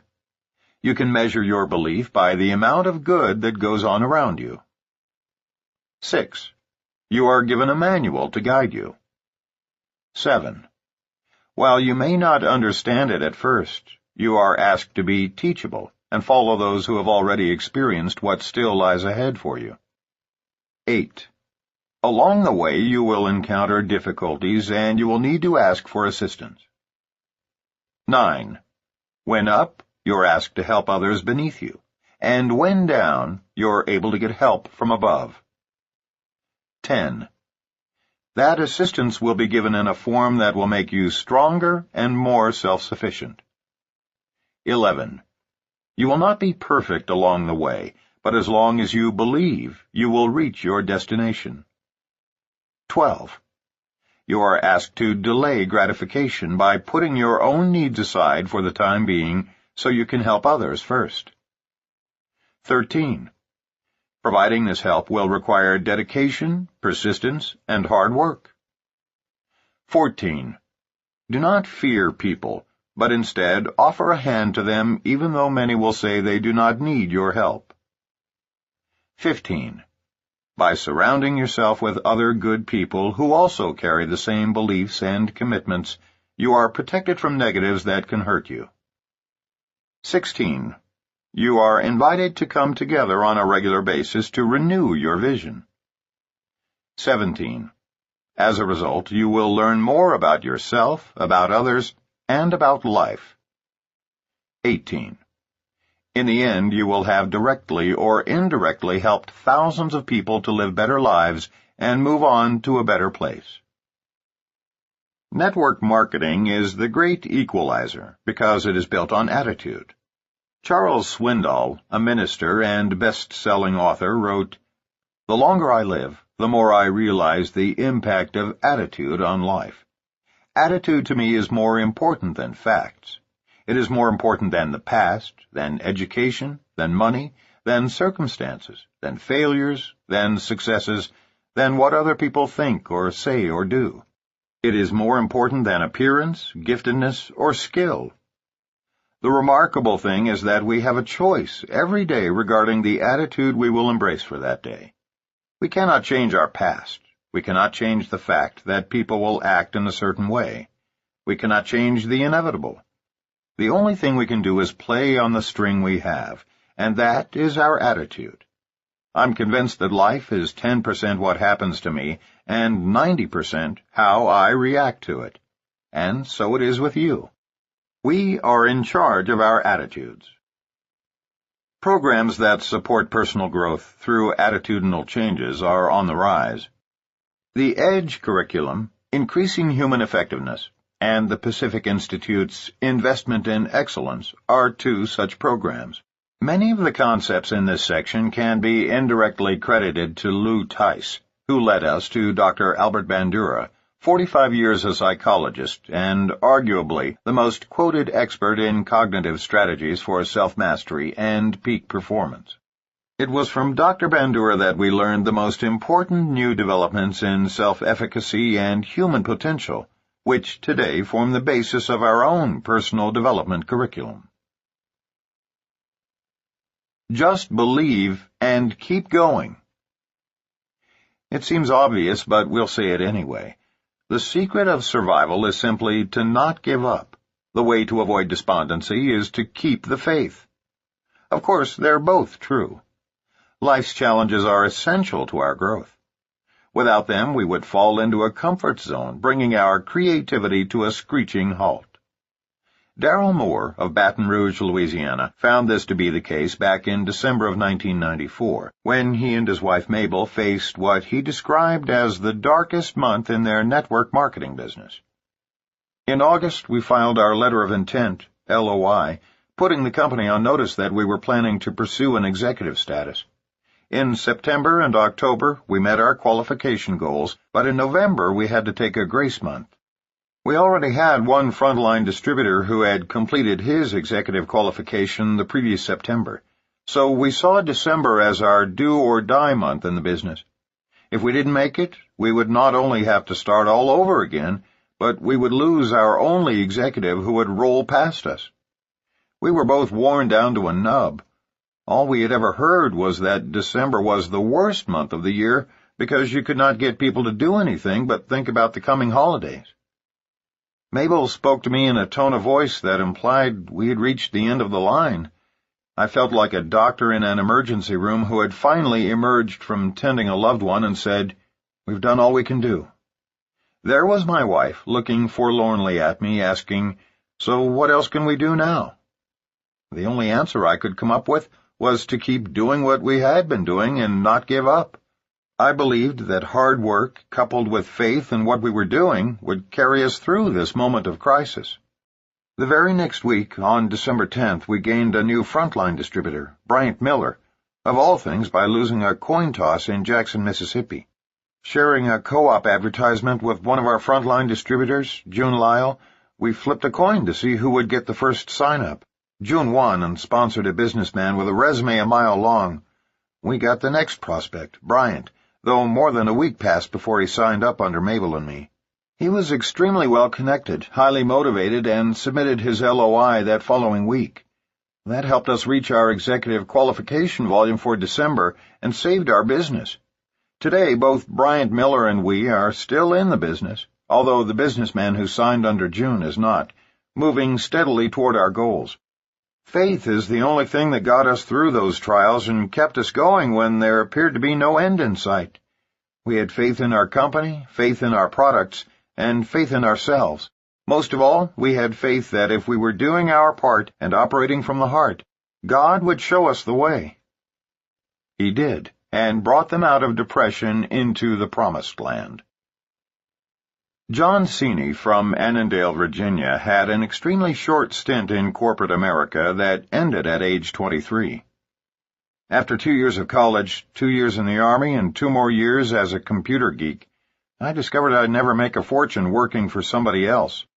In the last JOB, Journey of the Broke, I'll ever have, I was running the computers for a car dealership, putting in 70 to 80-hour weeks for $2,000 a month.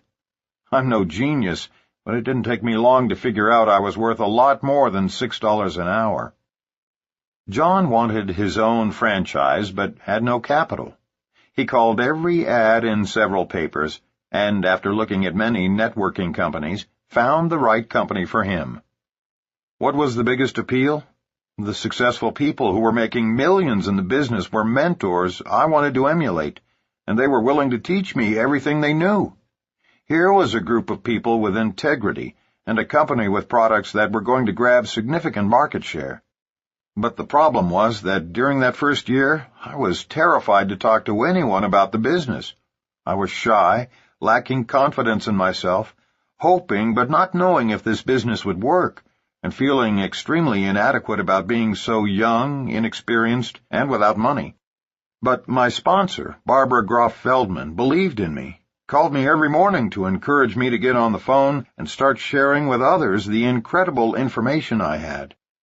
Somehow I managed to contact about 100 people in my first few months. Most laughed at me.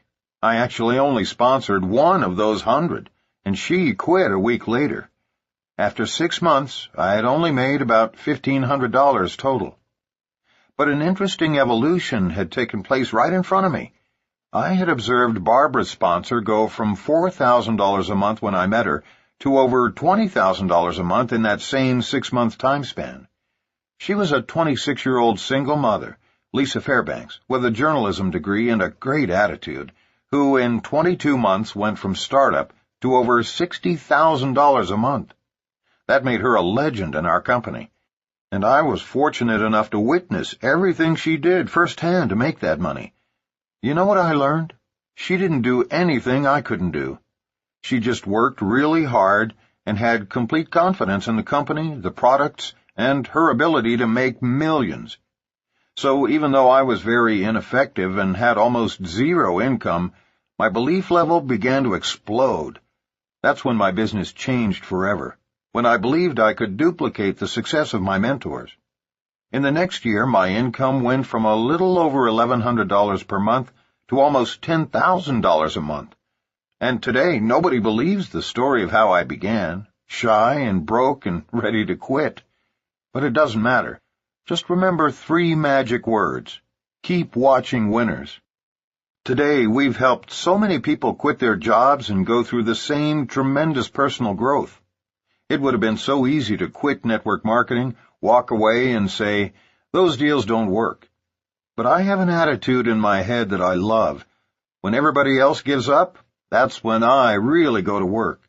And I had great role models to help me maintain my positive focus. Looking back, the sacrifices I made in the beginning were tiny compared to the return on my investment. Besides, how else can someone start a business that's profitable in a year or two with little or no debt, and then consistently make a 6-figure income working from home? At age 20, I spent about $1,000 getting a real estate license that I never used. So risking $1,000 on my company was hardly a gamble. I look back at where I'd be if I could have found the capital to purchase that pizza franchise 7 years ago. I might just now be finishing paying off my loan, having lived at the store 24 hours a day, and I'd weigh 350 pounds from eating pepperoni pizza all day, with no time for exercise. Instead, I travel the world, have peace of mind and 0 headaches, and I can be a professional dad for the rest of my life. At a young age, John has made it to the top of his company, all because he found an abundance of belief instead of the abundance of investment funds that he thought he needed to make his life work. Negative beliefs about ourselves are the only barriers to our success. There's an important lesson to be learned from John.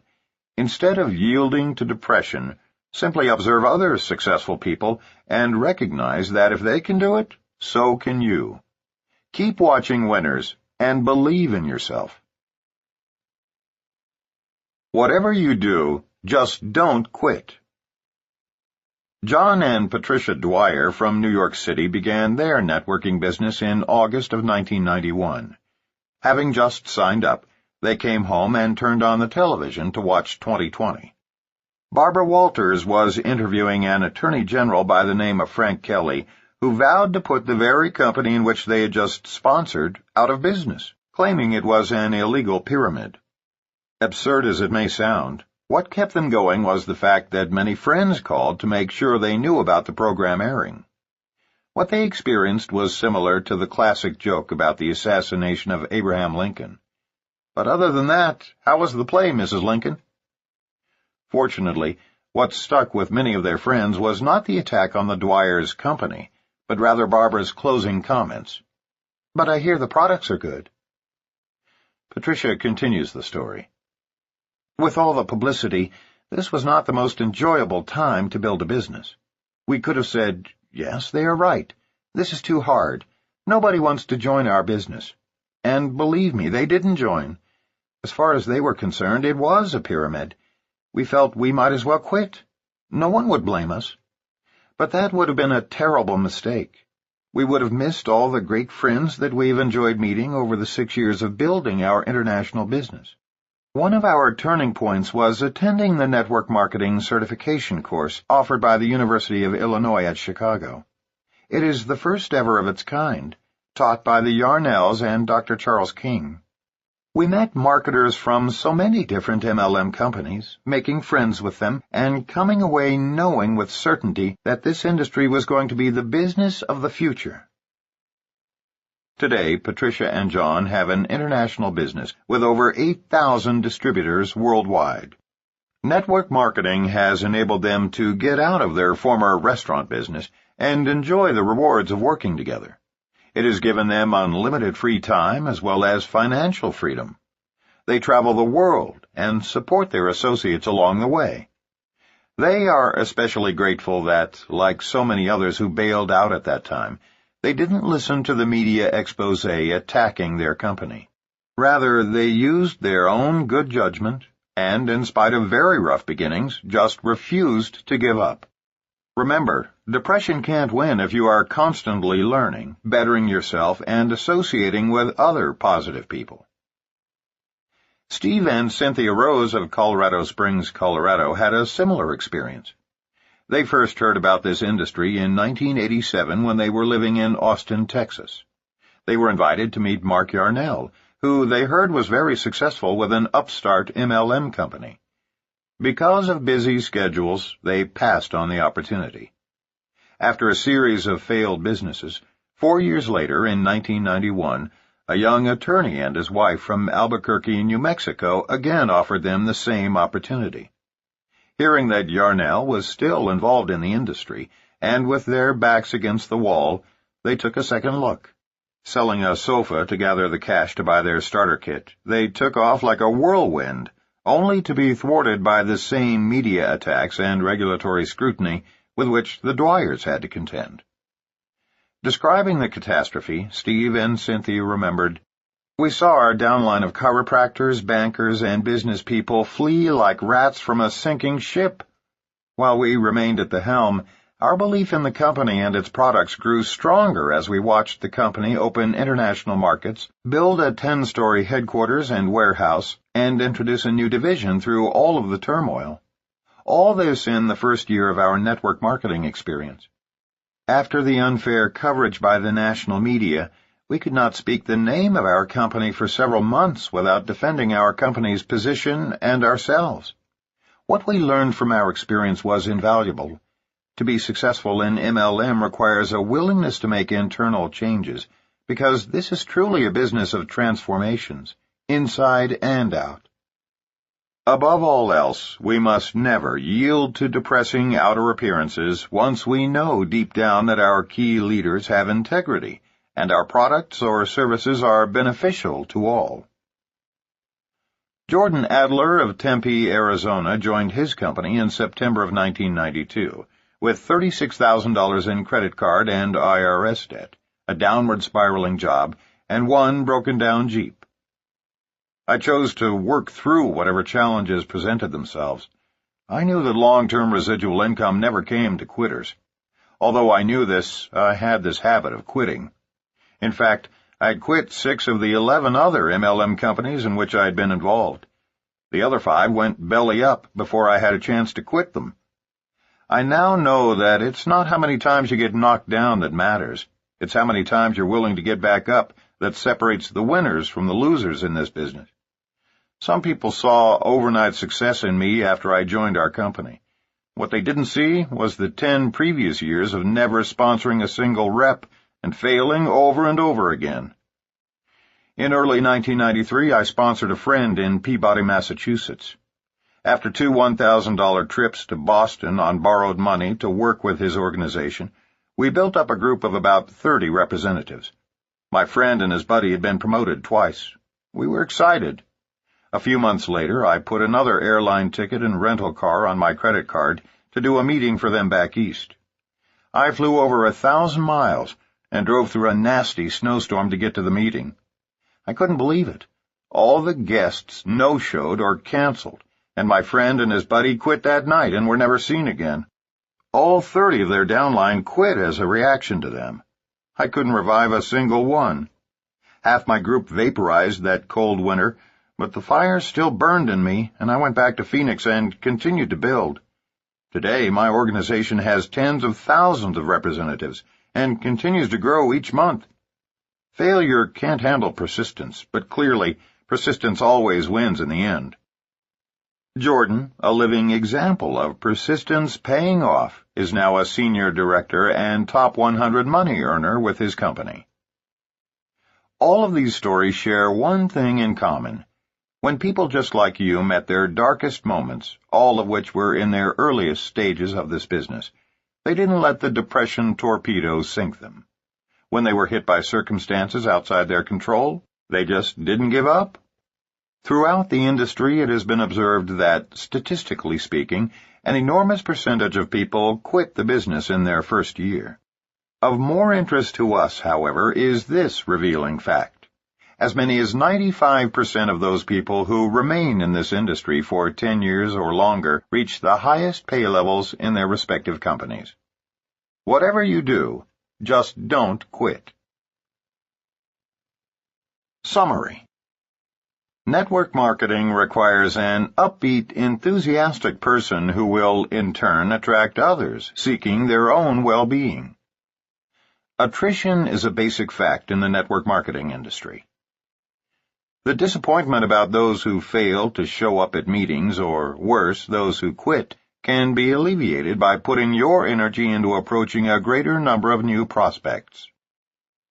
Don't waste your energy supporting those who resist you. Just think, next, and move on. Work with people who show an interest and will keep your spirits up. If you feel like quitting, call Upline for support and encouragement. Share your enthusiasm, never your negativity, with your downline.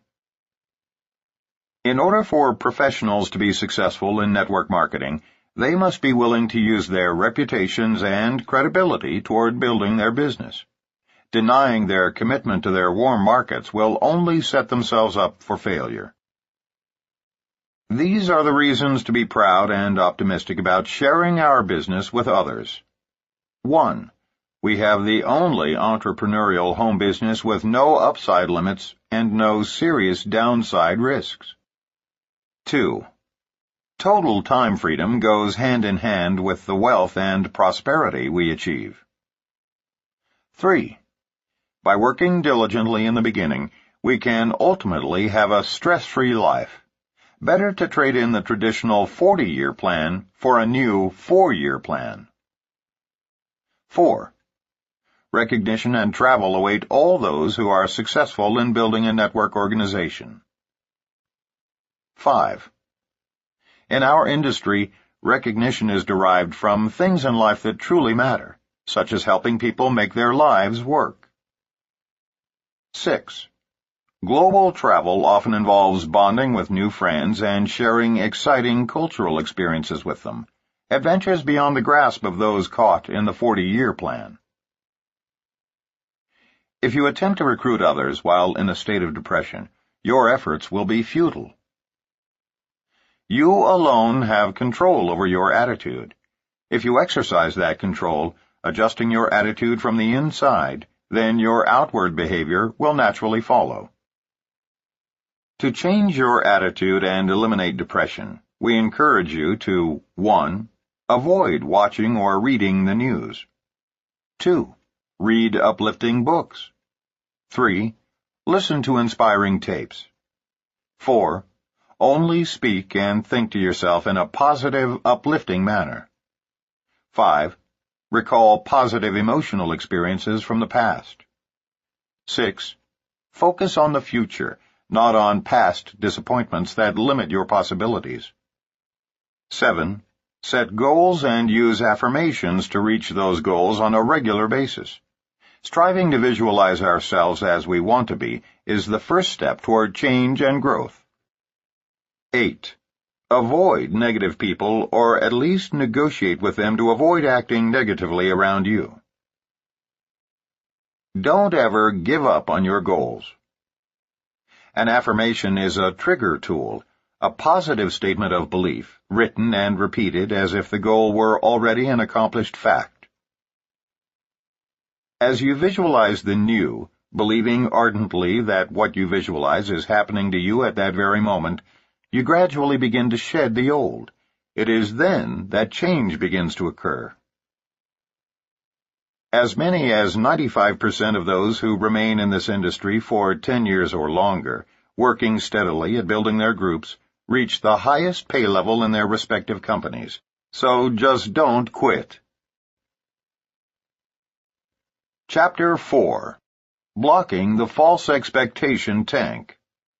Win through integrity rather than exaggeration. Ours is an industry that has acquired a reputation for producing millionaires. As a result, people feel they've somehow failed if they aren't earning $100,000 a month during their first year.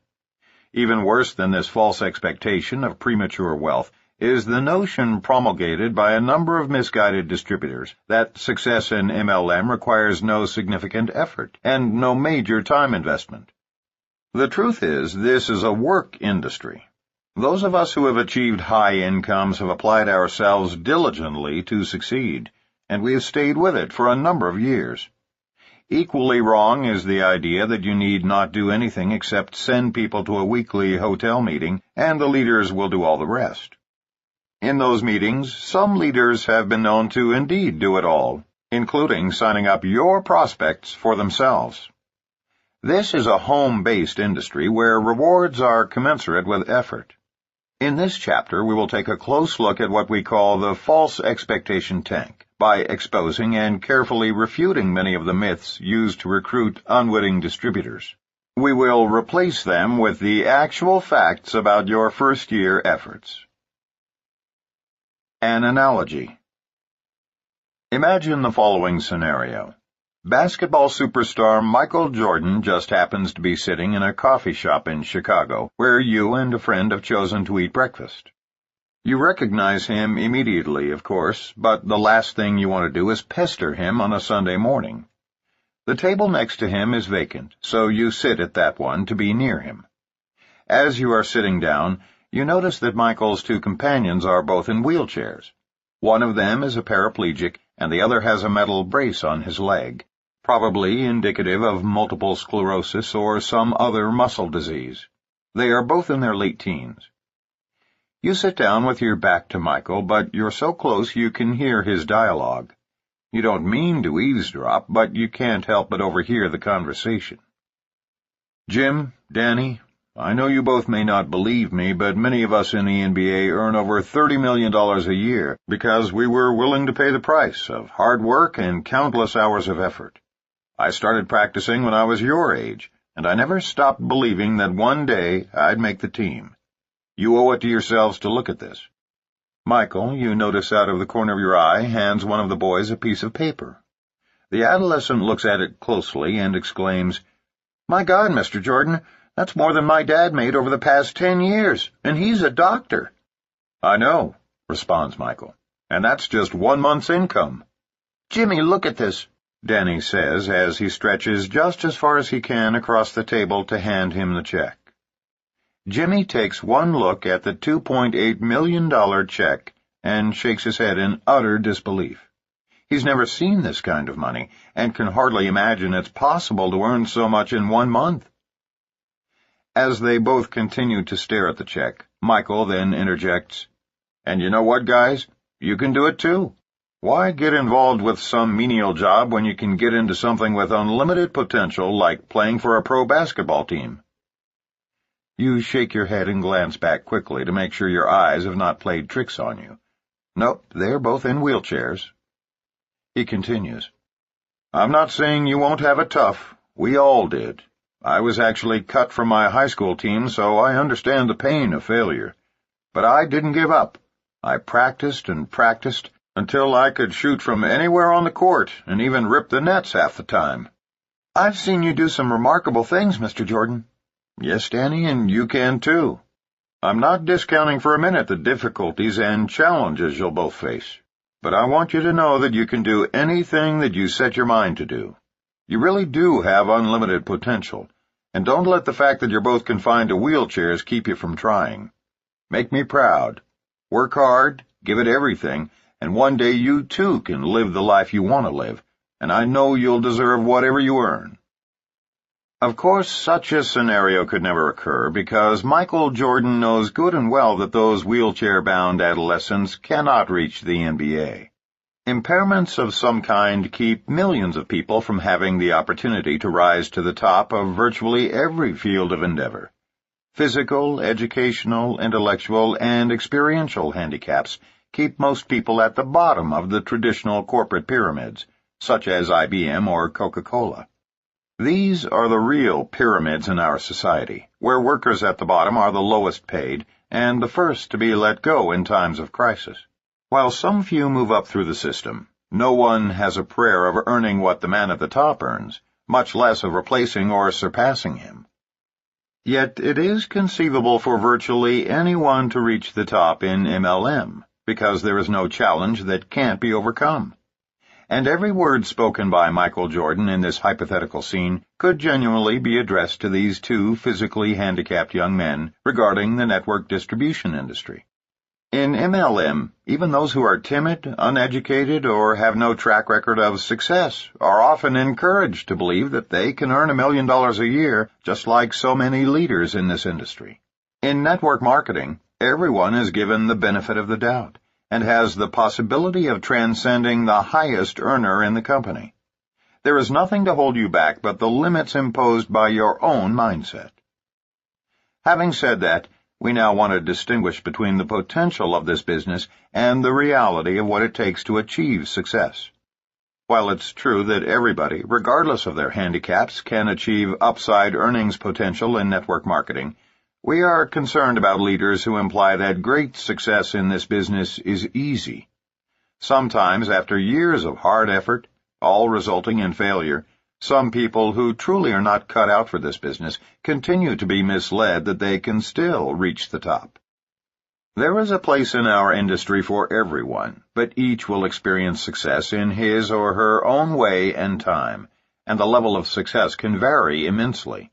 And success need not only be measured in dollars. Some will develop solid, lifelong friendships, and that alone makes it worthwhile. Some introverts will come out of their shells and feel they have gained immeasurably by what this industry has done for them. Others will earn a few $100s a month and be thankful that they have something of value to do, and a little spending money besides. Some impoverished ministers will earn $15,000 as early as their 4th month. Most everyone will experience personal growth through this industry, and unquestionably, that is priceless. What better way to achieve such positive outcomes, all from home at such a low cost? The two of us met each other through this business and later fell in love and married. If you take everything else away from us, that alone would have made our time in network marketing invaluable. There is nothing of greater significance than finding your soulmate. So, by all means, show prospects the inherent potential of this business, but allow all distributors the right to discover their own levels of success. And by success, we mean having worthwhile goals and taking the necessary steps to achieve them. As long as you are taking a step forward, you are successful. Balance upside potential with the realistic picture. Incomes in MLM can become quite dramatic. We believe that anyone who has reasonable self-confidence, enjoys communicating with small groups of people while sitting at home, is coachable, and has a sincere desire to make a difference in people's lives can potentially earn $100,000 a month. However, it is important to paint a realistic picture of just how much hard work is involved in achieving financial security and time freedom. Too many distributors fail to tell the truth about the necessary effort. A recent advertisement in USA Today offered the following description of an MLM opportunity. No sales, no inventory, no monthly quotas, no personal or group sales volume requirements, no meetings, just call, phone number, to get started. This ad was intentionally misleading. We called the number to check it out and discovered that while no purchases were mandatory, in order to receive full compensation on several levels, substantial sales volumes were required. Here's the question. If a leader is going to advertise in the business section to find other entrepreneurial leaders interested in big money, why imply that no inventory or monthly sales are necessary? That's not only misleading, it's fraud. And we believe the Federal Trade Commission and other regulatory agencies are correct to go after such marketers and companies. They deceive innocent people into believing that MLM, like the lottery, is getting something for nothing. And in case you think most people are smart enough to avoid such preposterous claims, take a close look at how many men and women bet family food money on a 1 in 10 million chance lottery. Let's examine what is required to earn big incomes. Network marketing income is a direct result of the amount of wholesale products and/or services purchased by those individuals in your organization.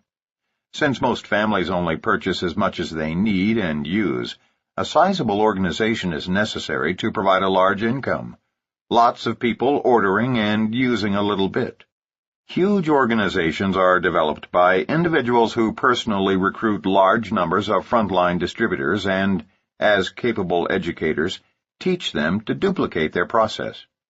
Our industry's leading company built a multi-billion-dollar global empire, one person at a time, over a 4-decade period. In essence, MLM is much more a teaching profession than a sales profession. Those who make it to the pinnacle of any company are usually good communicators in a one-on-one sense. Being able to deliver a speech to a large crowd is absolutely unnecessary. Duplication is what is critical. It doesn't matter how tremendous we are as individuals, but rather how great we are at teaching others to duplicate our system, as you've already read in many of our stories. But we don't want to create false expectations by waving the oversized checks in front of people without also discussing what it honestly takes to earn them. Understating the hard work and perseverance to achieve great success is the most often utilized strategy by those who create false expectations. Most people will quickly see through the false promises in a very short time and then quit. We are irrevocably convinced that the extremely high attrition rate among first-year distributors stems directly from being bashed by the false expectation tank.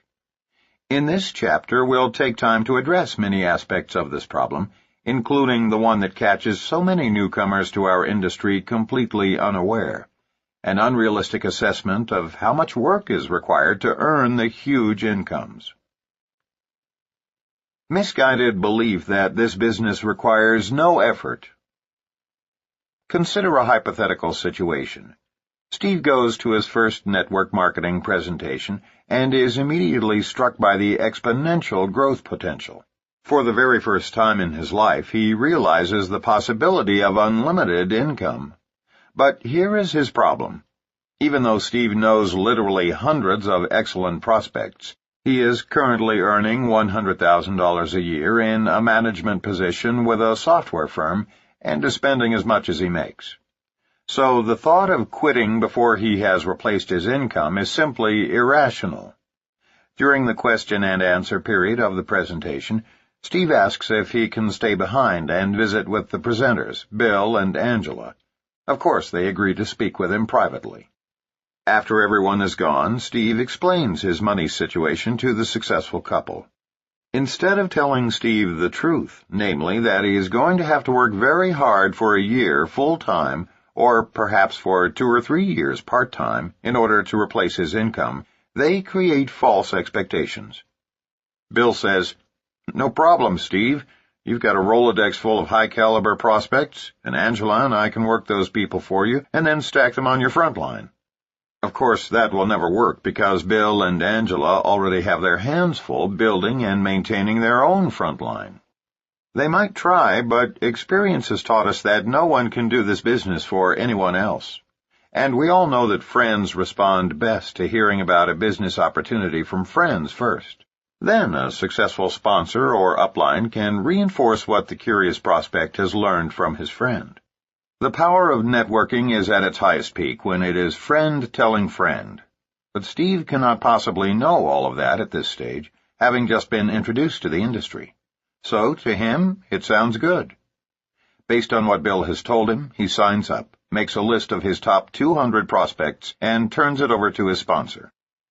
The false expectation tank hits Steve hard and fast. It doesn't take very long for him to realize that he is not going to get something for nothing in this business. Even if Bill makes good on his promise and signs up a few quality distributors on Steve's front line, Steve will still have to roll up his sleeves and work extremely hard, or the people beneath him could roll past his pay levels. But what ordinarily happens is that Bill can't convince Steve's friends to do something when Steve is not actually approaching them himself. Here's the point. Rarely, if ever, has a person in network marketing had the time and energy to recruit, build, and train more than one large frontline. We have not met anyone who has done so. Typically, after half a year of little or no activity, Steve quits. But he doesn't really go away. From that day forward, whenever network marketing is mentioned in his presence, Steve remarks, "Yeah, MLM is such a scam. I gave it my best shot for half a year and had a sponsor who was supposedly making big money, but I never saw a penny. There are thousands of Steves out there bad-mouthing our industry because of unrealistic claims that lead to overblown expectations. And unfortunately, there are numerous Bills and Angelas who have been taught to be sifters instead of relationship builders. Their underlying motivation is to simply blast through Steve's Rolodex, hoping to find one winner, instead of helping Steve build a business based on his close relationships with friends. So what should have been done? Well, Bill and Angela should have been honest about Steve's chances. Not only would Steve have respected them more, but he would have fully understood how much effort it would take to make the business work for him. Here's how it should have been handled. Bill sits down with Steve and looks him squarely in the eye. You know, Steve, I can appreciate your dilemma. I know you still need an income while you grow your business. But if your corporation was to decide to enhance their profit structure by downsizing and you were targeted, they wouldn't even consider keeping you on salary until you found a replacement income. You'd be gone overnight with some severance package designed to placate you, but not meet long-term needs. The truth is, in our business, it's only those of us who treat it like a profession who get to the big money. Give it all of your energy and you'll naturally get there sooner. Undertake it part-time and stay with it steadily and you'll get there eventually. But there is no way for you to earn big money by exerting only minimal effort. That is, by simply turning all your prospects over to your sponsor. Steve listens but still doesn't fully understand. He responds, "Well, how do guys like me do this business? How does anyone ever get to the kind of money I've been hearing about?" Steve, it's true that many leaders in our industry earn over $50,000 a month, and most could afford to retire on that income in half a decade. Compared to retirement on a little pension after 40 years in your profession, our offer is very attractive. But I'd be doing you a disservice if I didn't tell you the truth. And the truth is, to hit those numbers, you would have to tighten your belt and do this business full-time. The other option is to work very aggressively part-time until you've replaced your income, and then go full-time. If you decide to do it either way, great. Angela and I will work with you side by side until you reach your goals. Otherwise, let's just sign you up so your family can use our products and services at wholesale prices, and I'll touch base with you again in 6 months to see if your circumstances have changed." Can you guess what Steve will do? He's going to go home and give this business serious consideration. He has no illusions about how hard he's going to have to work, and, frankly, he respects Bill immensely for his honesty. Bill shot him straight, thereby preventing Steve from being a target of the false expectation tank altogether. He's going to carefully think it through. 1, either his future is brighter in network marketing and he's willing to make the gutsy move to live off his savings for 6 months and give this business his full-time effort. 2, he'll choose to take the precautionary approach and replace his income first by remaining on his job and working the business part-time, which will take substantially longer. Or 3, he'll order some products or services at wholesale and become a good customer. If he chooses against all of these options, at least Bill ends up with a great prospect he can call every 6 months until the time is right, instead of creating an angry distributor who, because of misinformation, now badmouths the entire industry whenever possible. Remember, in the network distribution industry, honesty is everything. Cheat someone at work and 8 office workers will hear about it. Cheat someone in our industry and 200,000 people in 20 countries know about it within a week. And when an upline distributor deceives a downline distributor, it is not easily forgotten or forgiven.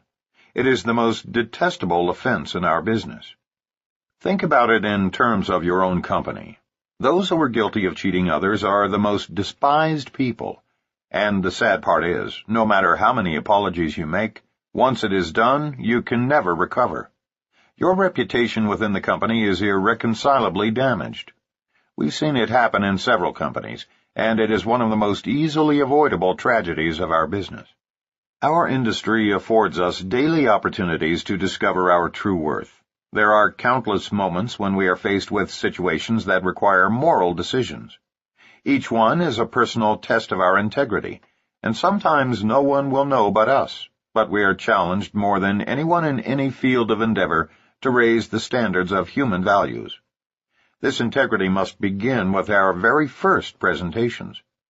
Tell the truth about your marketing plan and the tremendous amount of work necessary for success.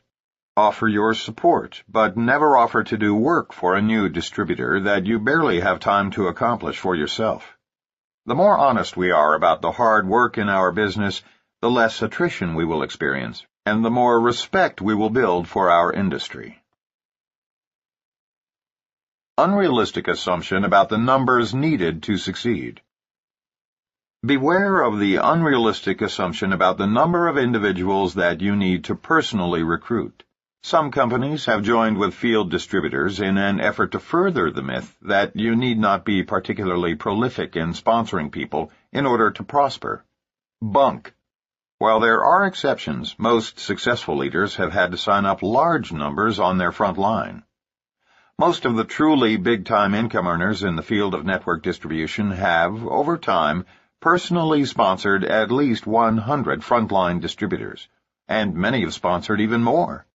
However, there are always some exceptions to this rule, and Michael DiMuccio of Kleinburg, Ontario, is one such example. After struggling for 13 months in one MLM company, Michael found another that had remarkable products with which he could readily identify. This is how he describes his experience after joining the new company. During the initial launch phase, I prospected about 100 people and recruited 26 frontline. By placing so much emphasis on the relationship between myself and those 26 recruits, 5 became long-term business partners. Not everyone who signed was as committed as I was, or, obviously, they would still be with me. Yet their contribution in the beginning added synergy, excitement, and volume that helped produce my personal success story. $126,000 group volume in the opening month that generated about $15,000 in personal income. This success added fuel to the fire, and the momentum continued over the next 3 months. I didn't recruit for almost a year after this. Instead, I put into place an infrastructure for communications and recruiting, and developed a model that could be duplicated for presenting and training. I went back to work by launching Mexico, where I recruited 5 new legs and produced around $150,000 in the opening month's sales, almost entirely from a cold market. 6 months later, my average income had grown to $20,000 per month. By this point in time, I had recruited perhaps a total of 30 to 35 frontline distributors. I then set my sights on the Quebec market, prospected about 45 people, and recruited 5 new legs, 2 of which have reached a monthly income of about $12,000. I then had the good fortune to be referred to a tremendous businessman from Manitoba. Launching his business yielded the highest return yet. Dealing only in a warm market, he recruited 12 of his 13 prospects, 4 of which exploded in the first month, followed by 2 more in the next 60 days. His launch generated a record $219,000 in group volume and netted him $17,900 in personal income. As a result, my income rose to an average $40,000 per month. Success breeds success. Now, with relatively little effort, I've sponsored and recruited 12 new legs over the last 18 months, with 4 of them averaging $2,000 to $8,000 monthly. At the same time, I helped my leaders expand and took my monthly income up to $100,000. Today, at 33 years of age, after nearly 6 years in the business, I've personally sponsored 60 frontline recruits, 6 of which average a monthly income between $8,000 and $45,000, 3 take in approximately $2,000 to $4,000 per month, and a few more are just getting started. Many people deserve the real recognition for my success, but suffice to say that I've enjoyed an extraordinary career in an incredible profession. Michael was acknowledged as Distributor of the Year by his company for these outstanding achievements. We are currently developing strategies to make stories like this become the wave of the future in network marketing. As these kind of ratios become more attainable in our industry, we will see a flood of new associates joining our ranks over the next decade. Those new to network marketing should have a simple understanding of the four most popular types of compensation plans: the breakaway, the unilevel, the matrix, and the binary. There are other hybrid plans that are a combination of these, but in general these four are the most widespread. Admittedly, the following explanations are a bit oversimplified, but understanding them in depth is not necessary for a first-year distributor. Having a basic grasp of these compensation plans is all you'll need for now. The oldest and most traditional is the breakaway plan. It allows distributors to recruit and be paid on an unlimited number of frontline associates. When leaders emerge by meeting the basic requirements set forth by the company, they break away from their upline executives, thereby forming their own organizations. In a breakaway plan, leaders receive a commission on unlimited levels generated by everyone within their own circle volume, and, based upon the number of breakaway leaders on their front line, they are paid a commission on a designated number of levels of their breakaway groups. Even though a larger percentage is generally paid on the circle volume, the real money is made in the massive numbers generated in the breakaway groups. Since the emphasis in a breakaway plan is placed on numbers of distributors on your front line, it is difficult to mislead new associates about the fact that it takes lots of sign-ups to receive the full benefit of the compensation plan. The unilevel plan essentially pays commissions on a specified number of levels, as opposed to generations that can run to depths of 20 or more, as designated by the company. It is comparable to the compensation paid on the circle volume only of the breakaway plan, except that it limits the number of levels. A unilevel formula, of course, has no breakaway system, but it is similar in that the only way to make money is to sponsor significant numbers on your front line, thus increasing the chances for greater exponential growth. In the breakaway and unilevel plans, each level beneath you grows larger than the levels above. Your sixth level, for example, should ultimately be larger than the 5 levels above it combined. So the larger your front line, the larger your sixth level will ultimately become. Because the unilevel is not as lucrative as other bonus programs, it is more often used in combination with another plan. Again, it is difficult to mislead anyone about the numbers necessary to succeed with the unilevel plan. The matrix plan is inherently limiting as a compensation plan by its very definition. Let's consider the 3x7 matrix as an example. You are on top and have 3 on your front line. Your second level is 9, third is 27, fourth is 81, fifth is 243, sixth is 729, and seventh is 2,187. Your entire organization, if it filled up, would compensate you for a total of 3,279 people. Many leaders have 10 to 100 times that many people in their organizations. It's literally a case of converting an unlimited opportunity into a limited income position. What's worse, it's very difficult for those below you to succeed in this system.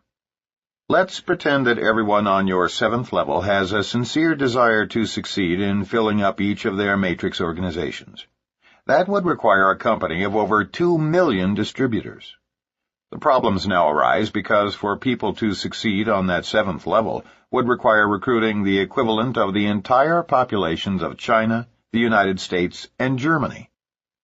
Disregarding the reality of the matrix plan, the sales pitch still is, all you have to do is sponsor 3, only 3. The company literature and the entire sales force then promotes the idea that you can be successful in their venture if you only personally sponsor 3 others. And that's precisely all that most people end up doing, if that. But what we want you to understand is this. Nobody in any company at any time in our industry's history has succeeded in earning the truly big checks after personally sponsoring only 3 or 4 people. That is false expectation ad absurdum. If you are working a matrix plan, be prepared to personally recruit enough associates to fill up your first 4 or 5 levels. Do that, and you'll likely prosper. A matrix plan will only work if you do. The binary plan is the most recent hybrid in the chain of new compensation plans. If you like the matrix, you'll love the original binary. The premise here is that all you need to do is sponsor 2 frontline individuals, who are called your profit centers. Once you've got your 2, teach them both to duplicate what you've done, and so on until, poof, you're rich. Not in most cases. It may be perfected in the future, but as of the time of this writing, many of the binary plans we've reviewed require distributors to balance the sales volumes of both sides of their organization. And if left on their own, each side tends to grow at radically different paces. Since balanced volumes just don't happen by themselves, distributors need to focus constantly on adding enough quality people to either or both sides in order to keep volumes in balance. Otherwise, distributors are paid only on the lower of the 2 sides of their binary-shaped organization. We can already hear the shrieks and screams of matrix and binary companies who don't read this chapter carefully, so please be clear on what we are saying before you react. We've met people who are dramatically successful in every kind of compensation plan in existence, and we do not advocate one above the others. Whether in a breakaway, a unilevel, a matrix, or a binary compensation plan, you must personally recruit or play a long-term personal role in the recruitment of a significant number of distributors to be successful. We have heard popular authors and top leaders suggest otherwise. Don't be fooled into believing that you need only sponsor 2 or 3 frontline networkers to find your way to unlimited wealth. No matter which compensation plan you choose, success requires lots of hard work. We do not mean to pass judgment on compensation plans, but rather to caution leaders in a matrix or binary plan against creating false expectations as they present their plan to new prospects. Unrealistic assumptions tend to emerge most often from those plans that limit the number of frontline distributors. Carol Fitzgerald of Dundee, New York, found herself a victim of false expectations with a brand-new startup company. She felt doubly deceived because she had networking experience, and in hindsight, felt she should have seen it coming. I had been working part-time with a large network marketing company for about 3 years while homeschooling 2 children. I was a distributor with a large, solid nutritional and household product company. I wasn't shattering any records, but for the time I invested each week, I had a nice income, and it had a steady increase each month. My organization was comprised mainly of women who had careers in corporate America, but wanted to be able to stay home with their children while still maintaining an income. All was progressing well until a friend of mine phoned to tell me about some incredible environmental product that I just had to try. I asked if it was a network marketing company, and explained to her that I was really committed to my present organization, and I wasn't interested in working with more than one company. She's very creative and wasn't easily discouraged, as she knew of my current success. My birthday was 4 days later, and a large box arrived, containing a complete sampling of products and a brief explanation of an unbelievable compensation plan. Now I knew why my friend was so excited. The products were great, and the money offered was staggering. Binary pay plans were brand new. I had been working with a matrix program and didn't know much about binaries. They seemed too good to be true. Why didn't those warning bells go off? This was truly an unbelievable opportunity for fast growth and quick cash. It paid weekly for every $1,000 worth of products sold, with $500 on each leg. $250 was paid out in commissions. Sponsorship didn't matter. There was no limit on depth, and best of all, volume was never lost, but carried over until a balance was achieved. Typically, for this type of plan, distributors were qualified to receive commissions once they had purchased $100 in product and sponsored just 2 other people who did the same. Distributors could personally purchase up to 3 positions, there was no age limit, and everyone in a household could have their own distributorship. I was hooked. This company had everything. The products truly were revolutionary. They could help the environment, and the money was fantastic. I could help all of my family and friends, who were still friends then. All they had to do was buy $100 worth of these wonderful products, and I could place them in my organization and build under them. I dived in head first. I started with 3 positions, placing my children, great college fund, below me, followed by my husband, parents, in-laws, grandparents, siblings, and everyone I knew. It didn't matter if they had network marketing experience or not. Anyone could understand this pay plan, and besides, they were helping the environment. Of course, everyone in my group did just what I did. Nearly all of them came in with 3 positions and encouraged friends and family to do the same. We signed up churches, schools, and other not-for-profit organizations who, in turn, rallied all of their supporters. My organization exploded. This was truly what networking was supposed to be. My products arrived the second week. We didn't have distributor kits or training manuals yet, so I wrote materials for my group to use. The company liked my tools, so they used them corporately. I organized conference calls and conducted training sessions. The money was rolling in, and everyone was thrilled. Then it happened. Delivery of products started being delayed, and checks had mistakes. The principals of the company told me that it was the tremendous growth my group had caused, and that it was a good problem to have. I was assured that they were hiring extra staff to clear up the problems. We continued to fax in hundreds and hundreds of applications, but I was concerned enough to start tracking my own organization. I had all of my group fax their applications to me so that I could monitor the growth. I discovered a major discrepancy in what was owed to my people and immediately jumped on a plane armed with my charts. When I arrived, the corporate heads looked at my documentation and were aghast. They had no idea the problem was this severe. They brought their programmers in and decided that they had a programming error and would have to re-enter all of the thousands of applications in order to fix it.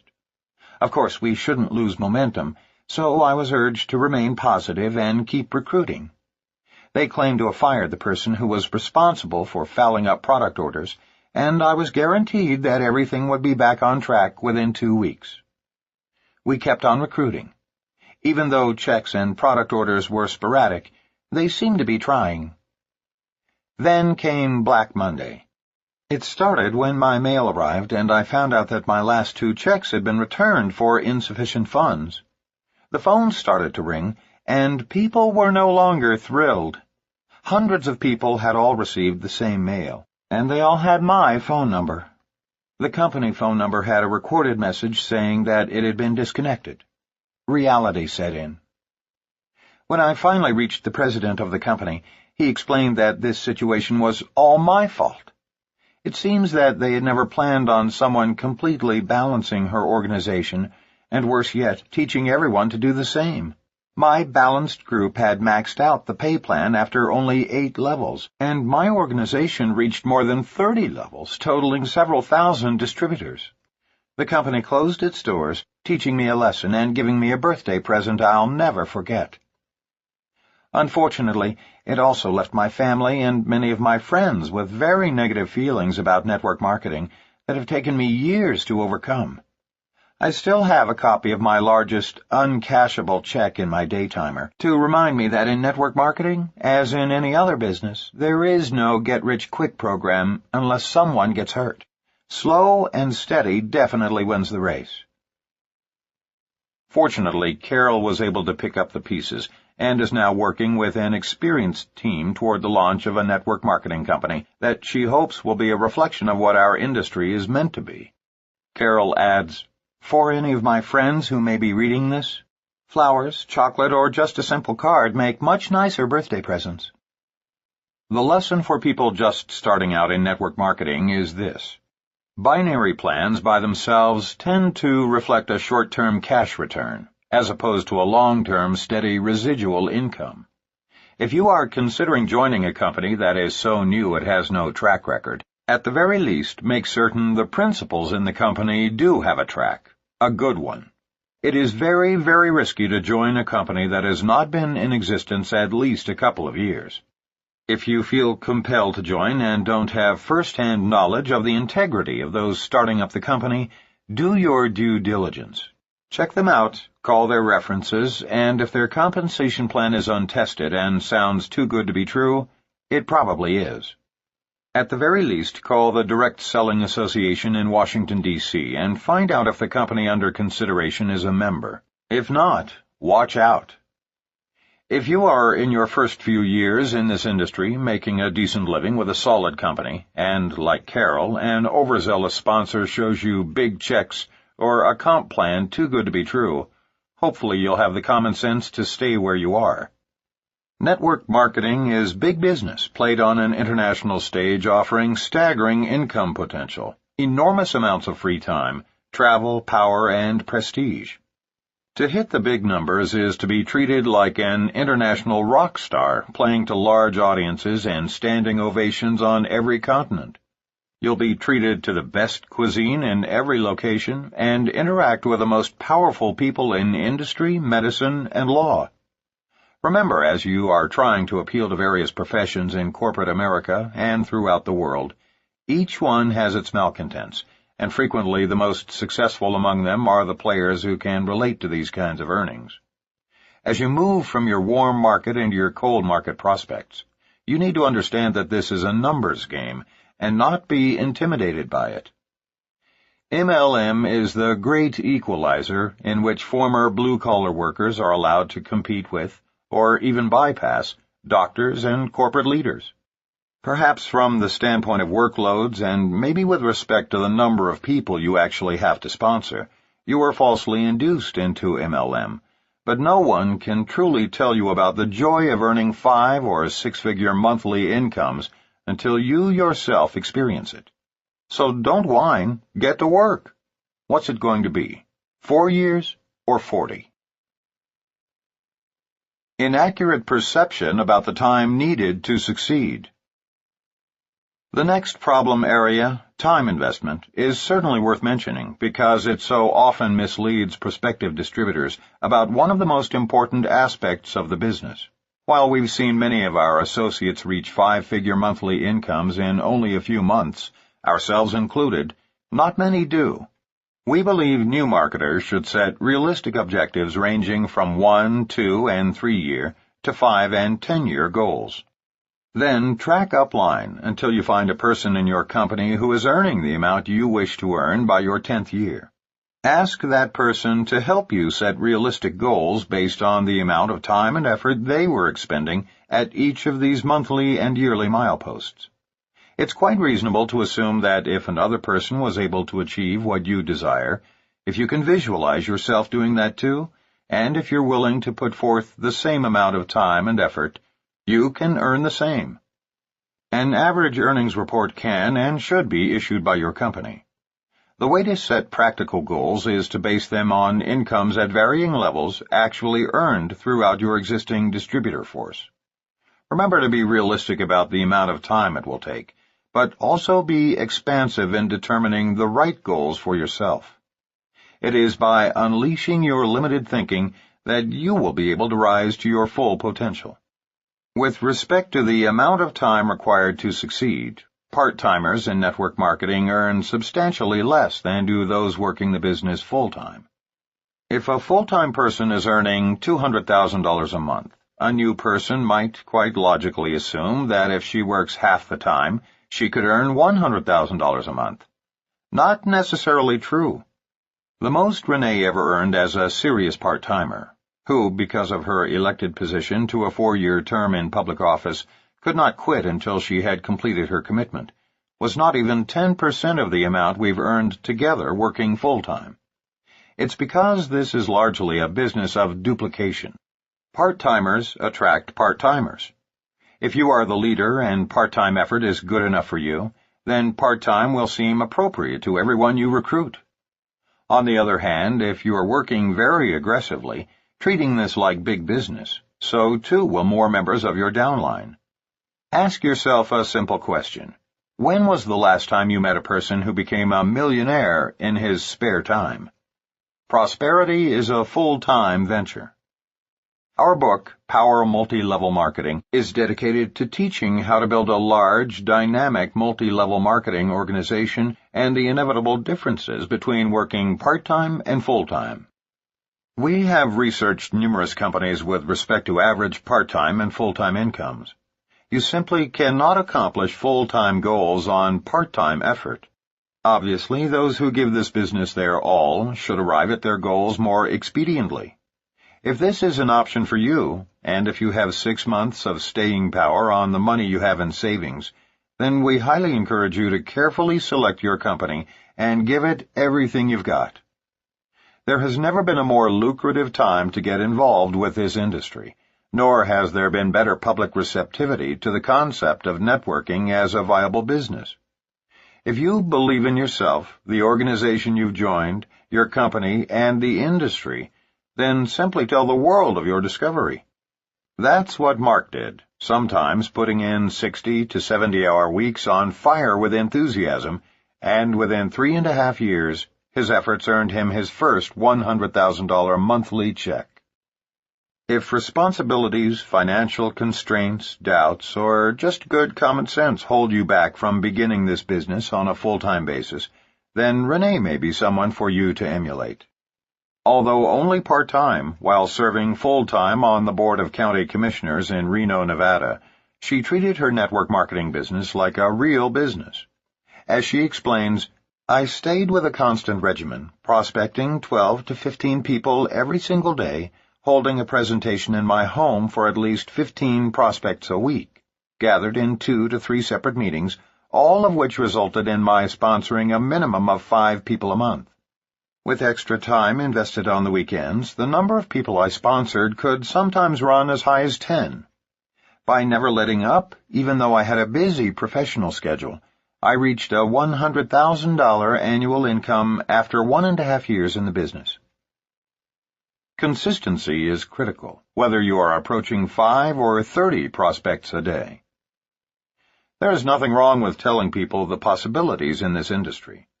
The true stories are intrinsically strong in themselves. There is no need to exaggerate, but everyone needs to know the amount of productive time and focused effort we invested to accomplish these goals. We weren't attending someone else's meetings. We were conducting our own. We weren't managing our downlines. We were supporting our frontline associates by helping them close their prospects, and thus building organizations that duplicated our efforts. Faulty premise that upline will do it all for you. Many new distributors are recruited by being told they need not work hard. All they have to do, they are assured, is send their prospects to an upline's hotel meeting, and their sponsor or upline will do the presentations and close everyone for them. But let's get back to the basics. The definition of networking is friends telling friends. But you must be involved, talking with your friends, sharing your excitement about this business. Networking is absolutely no different than telling friends about a good movie or a new restaurant you've discovered. You don't have to be an expert. You don't know who directed the movie or where they went on location to film it. You don't know who choreographed it or who wrote the musical score. You may not even remember most of the actors in the movie. All you know is that you loved it. It made you laugh or cry or just feel good. So you tell people. No one expects you to know everything about it. Based on your word, they will probably go see the movie the next time they are in the mood, just because you recommended it. Hearing about it friend to friend is the essence of what makes network marketing an effective method of distribution. But what would you think if a close friend called you and said, "Hi, it's me. I've got a lady on the line who introduced me to a new movie last week. We went and saw the movie and liked it so much that we've both called you. I'd like you to speak with her. She's on the line to answer any questions you might have about the movie because she's seen it more times than I have." Get the picture? There is a place for upline support. It comes after they have seen the movie, that is, after they have seen the presentation, when bringing in an authority to help get them involved makes sense. Whether you introduce your prospect through an audiovisual business briefing or an in-home presentation, use your upline to add credibility after the initial exposure. You don't have to be an authority on MLM or your company or your products to make the initial introduction. Nor do you have to deliver a polished speech or have your upline on the phone with you. Our experience has been that a little less refinement goes a long way in this business. As you share your enthusiasm about what you've learned, particularly at the presentation, you want people to walk away thinking, "I can do that too," not, "Wow, what a brilliant presenter she was." Stephen Friedberg of Parkland, Florida, learned this lesson by being thrown directly into the fire for his first meeting. Believing that his sponsor was going to do his first meeting for him, Stephen invited several of his friends and encouraged them to bring a friend.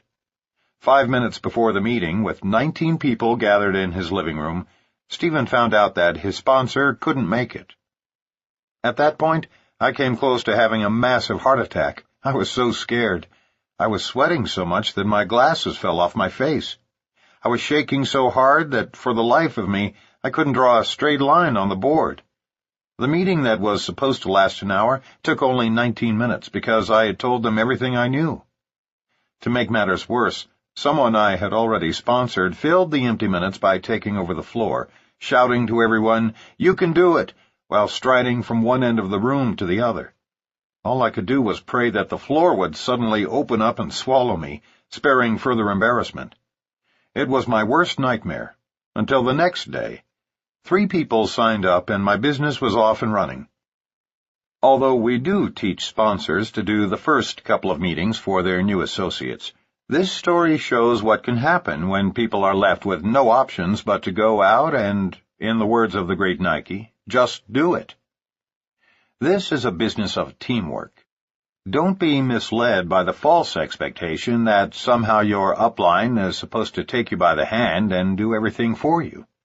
But at the same time, the reason we are compensated multi-levels is because, as we plant the seeds with our prospects, our upline mentors are there to water those seeds for us. Then, as your people bring in interested prospects, you are there to help close their people for them. It is not a matter of upline doing it all.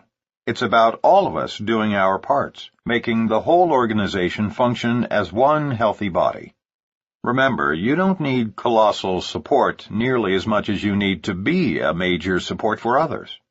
When that sinks in, you'll truly begin your march toward wealth. But you will argue, "I'm not making the big money yet." It doesn't matter. Most people only need to hear the same thing reinforced, the old 1-2 punch. If the subject comes up, "How much are you making?" let them know that you are still in the early building stages, but give them the private number of a specific person in your upline who is making big money. Our experience is that only a small number of them will follow through and call.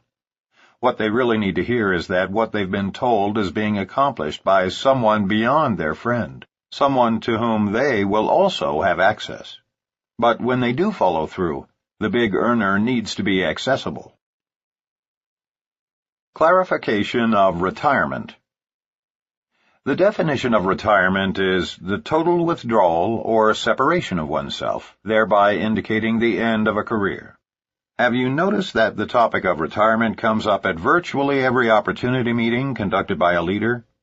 This is a false expectation, often promised and seldom realized in network distribution. This business is just too much fun and can even be conducted by telephone from an easy chair.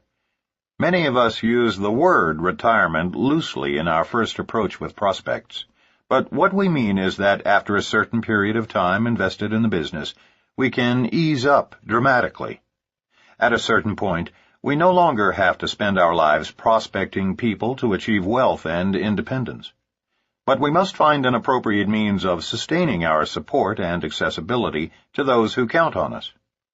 When any network marketing company allows vesting, retirement without any further production requirements, few distributors choose to actually retire completely.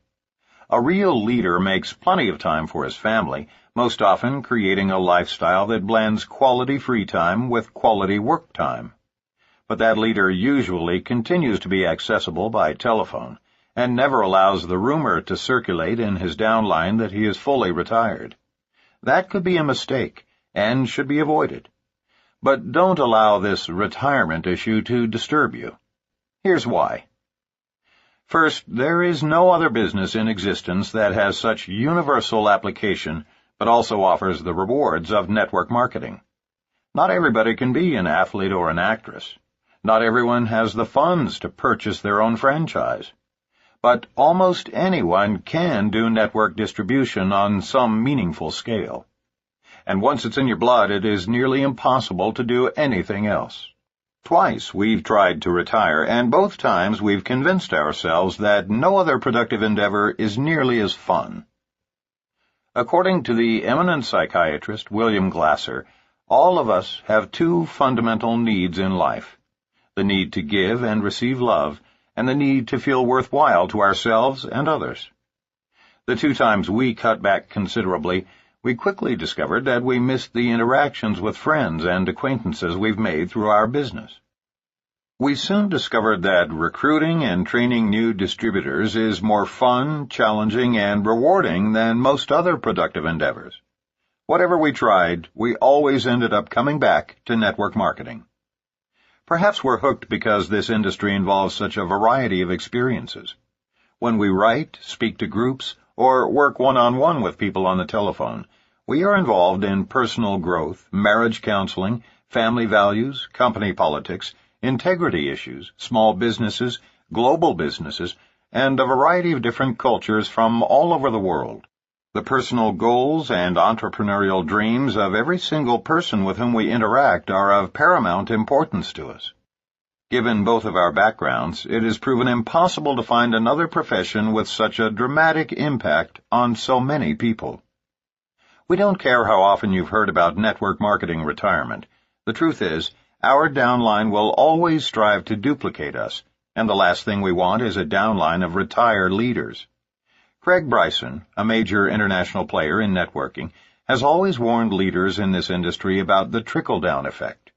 Any company that allows vesting or retirement without any monthly production requirements could eventually destroy itself from the top down.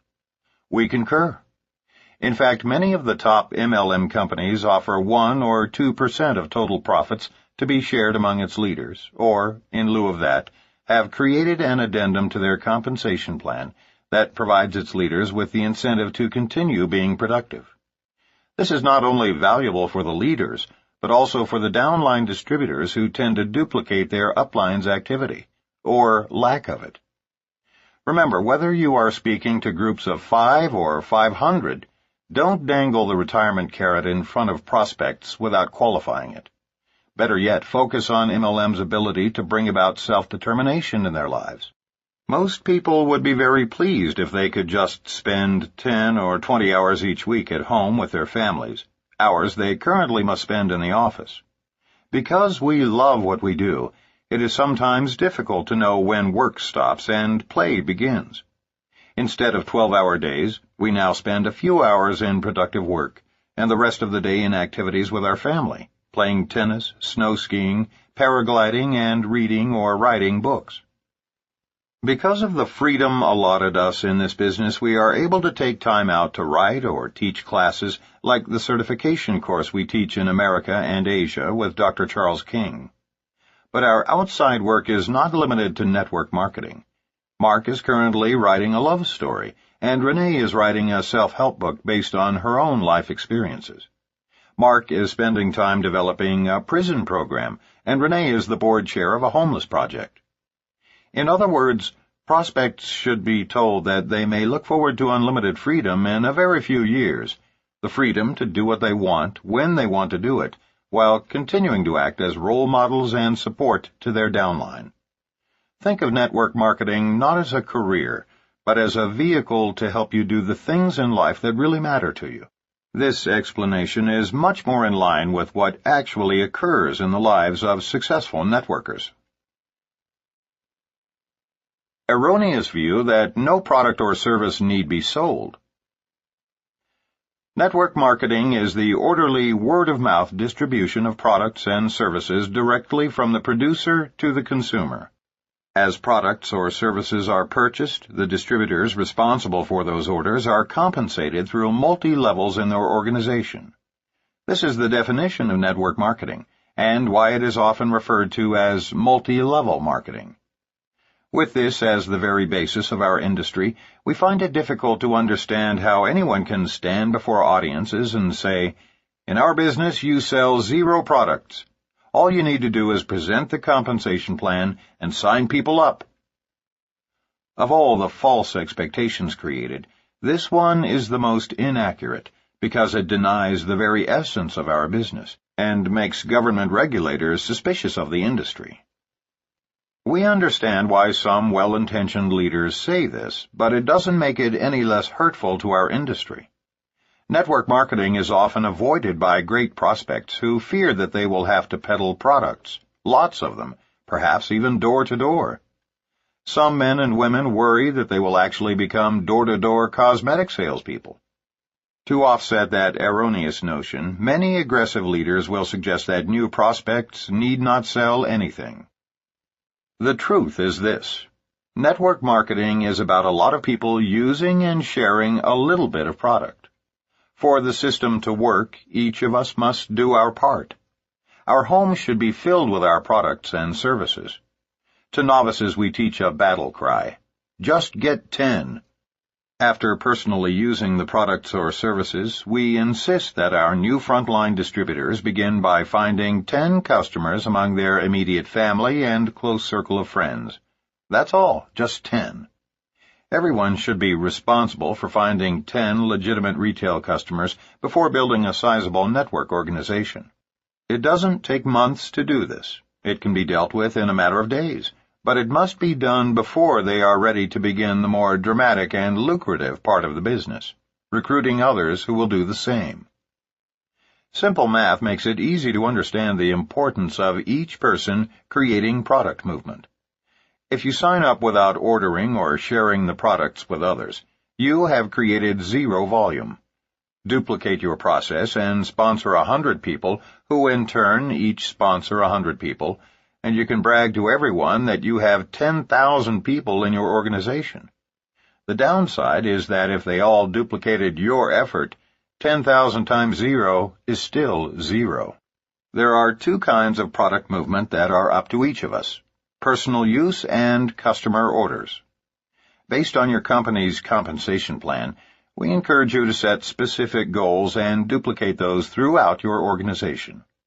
For example, we encourage our distributors to strive for $500 a month of personal sales volume. That includes the personal use of the distributor's immediate family and customer orders from the rest of their family and friends. For those men and women who are completely business-oriented and simply can't envision conducting product demonstrations and clinics, here is what we suggest. Once you have begun using the products and/or services yourself and have found your 10 customers, put all of your energy into prospecting for business builders. As you sit down with small groups of prospects to show them the business presentation, you will inevitably have people who don't sign up to become business builders. However, they may be interested in the products or services your company offers. Without having gone out of your way or exerted extra energy, you simply service those people as retail consumers. Others will sign up, interested only in getting the products at wholesale.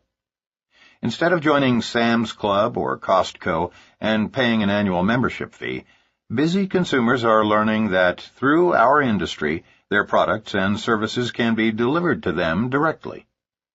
Teach your people who are resistant to product sales how easy it is to create customers out of those prospects who come to the recruiting meetings but decide not to participate in the business. This method appeals to executives and other business people who are intimidated by the fear that they will lose their identity as professionals and be looked upon by their peers as product peddlers or door-to-door salespeople. That's the honest way to address this problem, instead of creating the false expectation that no products or services need be purchased in our business. Mistaken belief that success can be achieved exclusively through retail sales. Steve and Jeanette Back from Portland, Oregon, joined the world of network marketing with no prior business experience. Both were scholar athletes. Steve played professional football with the Detroit Lions for 5 years, and Jeanette still teaches peak performance aerobics.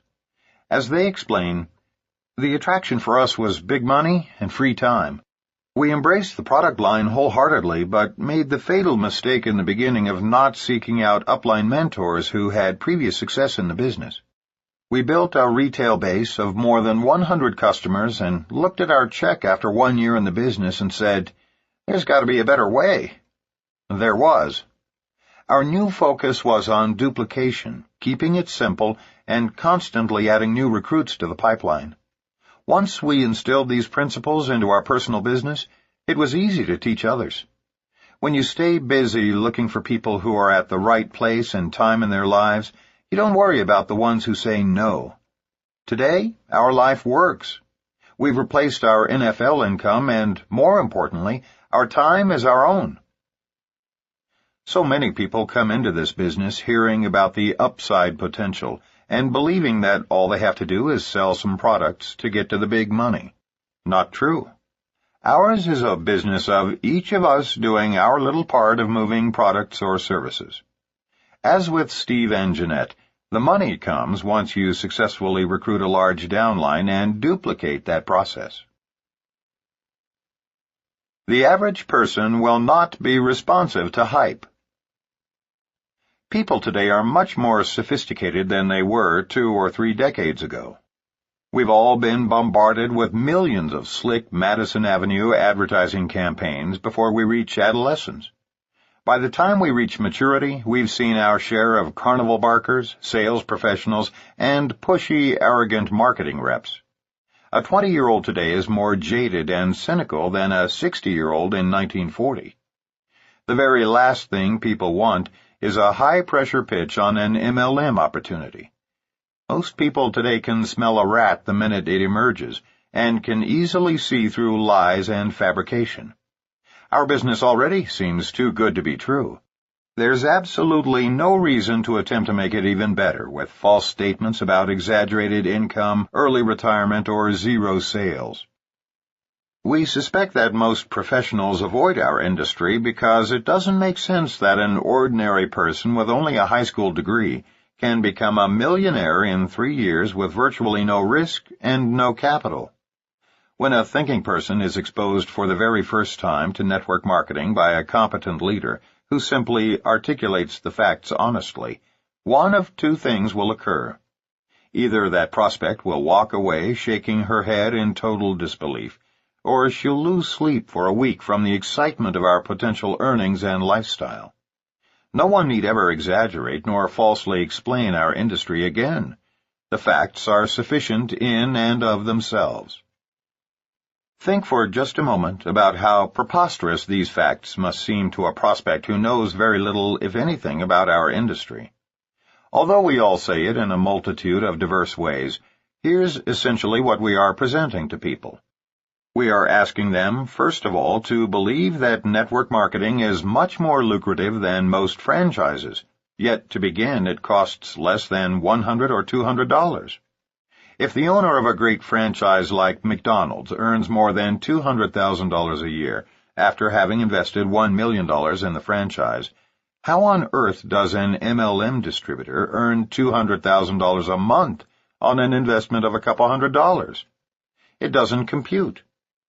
The franchise owner has to acquire property and build a large structure, but the network distributor works at home. The franchise owner pays out $10,000 a week to employees. The network marketer needs no employees. For the first 6 years, the franchise owner is nothing more than a shift change supervisor for a bunch of pimply-faced teenagers before he breaks even. In half that time, the multi-level marketer is working 25-hour weeks and thoroughly enjoying her life. We could go on and on ad infinitum, because the life of a successful network marketer seems preferable to the life of anyone in traditional business. You get the point. MLM seems too good to be true already. There is simply no need for hyperbole. We urge you to present this business opportunity honestly and professionally. False expectations can literally ruin would-be great distributors. If people are led to believe falsehoods, once they figure out the truth, they quit. We've actually seen people quit while earning over $10,000 a month because someone had filled them with the false notion that they should be earning 3 times that amount. It sounds ridiculous, but it's absolutely true. This is the only business in the world in which former blue-collar workers can earn more each month than some pediatric cardiologists do in a year. So why tell folks they can do that in 4 months? 4 years would satisfy most people. Nothing works better to convince a person to join our industry than the following honest dialogue following your presentation. You know, I think you and your wife would make remarkable partners in this home-based business, and I don't want you to go out of here today with false expectations. So please remember my closing comments. This is the most lucrative and fun profession in the world, but it's also the hardest work you'll ever do. This isn't like a lottery, and it's certainly no get-rich-quick scheme. But if you're willing to put in long hours and long days for just a few years, you could end up earning over $100,000 a month and enjoying all the free time you've ever imagined. I say it's tough because you may have to prospect a lot of people to find just one who's willing to work. But remember, one good frontline distributor can easily earn you $50,000 a month or more. Your prospects will appreciate your honesty, and you'll never be accused of creating false expectations. Yale-educated lawyer Ray Faltinsky, our good friend and co-founder of a major network marketing company, once told us that by far the majority of lawsuits and regulatory hand-slapping that has occurred throughout our industry's history has most often resulted from exaggerated claims about income and products.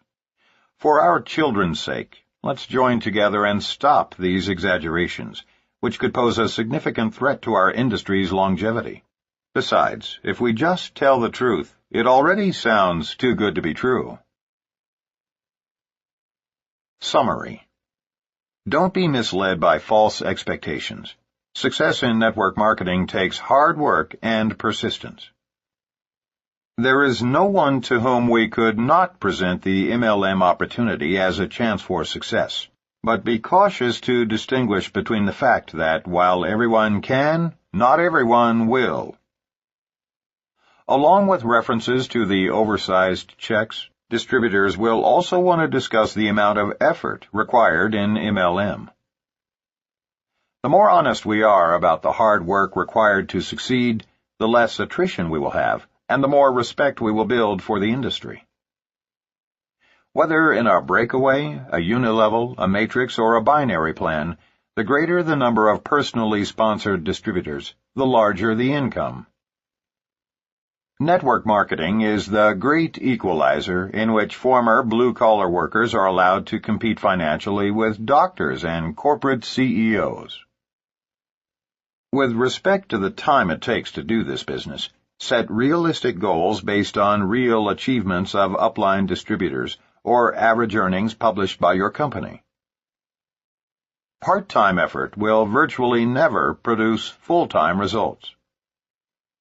There is nothing wrong with telling people the uppermost possibilities in this business, but there is no need to exaggerate because the truth is plenty remarkable in itself. As you bring others into this business, support them without promising that you will do it all for them. Networking is friends telling friends, and it simply won't work unless you are willing to share your enthusiasm with your friends personally. There is no better way to get started in the business than to just do it. Set up your first home meeting and begin. In network marketing, retirement means that we can ease up dramatically, no longer needing to spend our lives prospecting in order to achieve wealth and independence, while still finding an appropriate means of sustaining our support to those who depend on our accessibility. Think of networking not as a career, but as a vehicle to help you do the things in life that really matter. Simply defined, network marketing is the word-of-mouth distribution of products and services for which distributors who are responsible for those orders are compensated throughout multi-levels in their organization. Even the most serious business builders are responsible for creating a small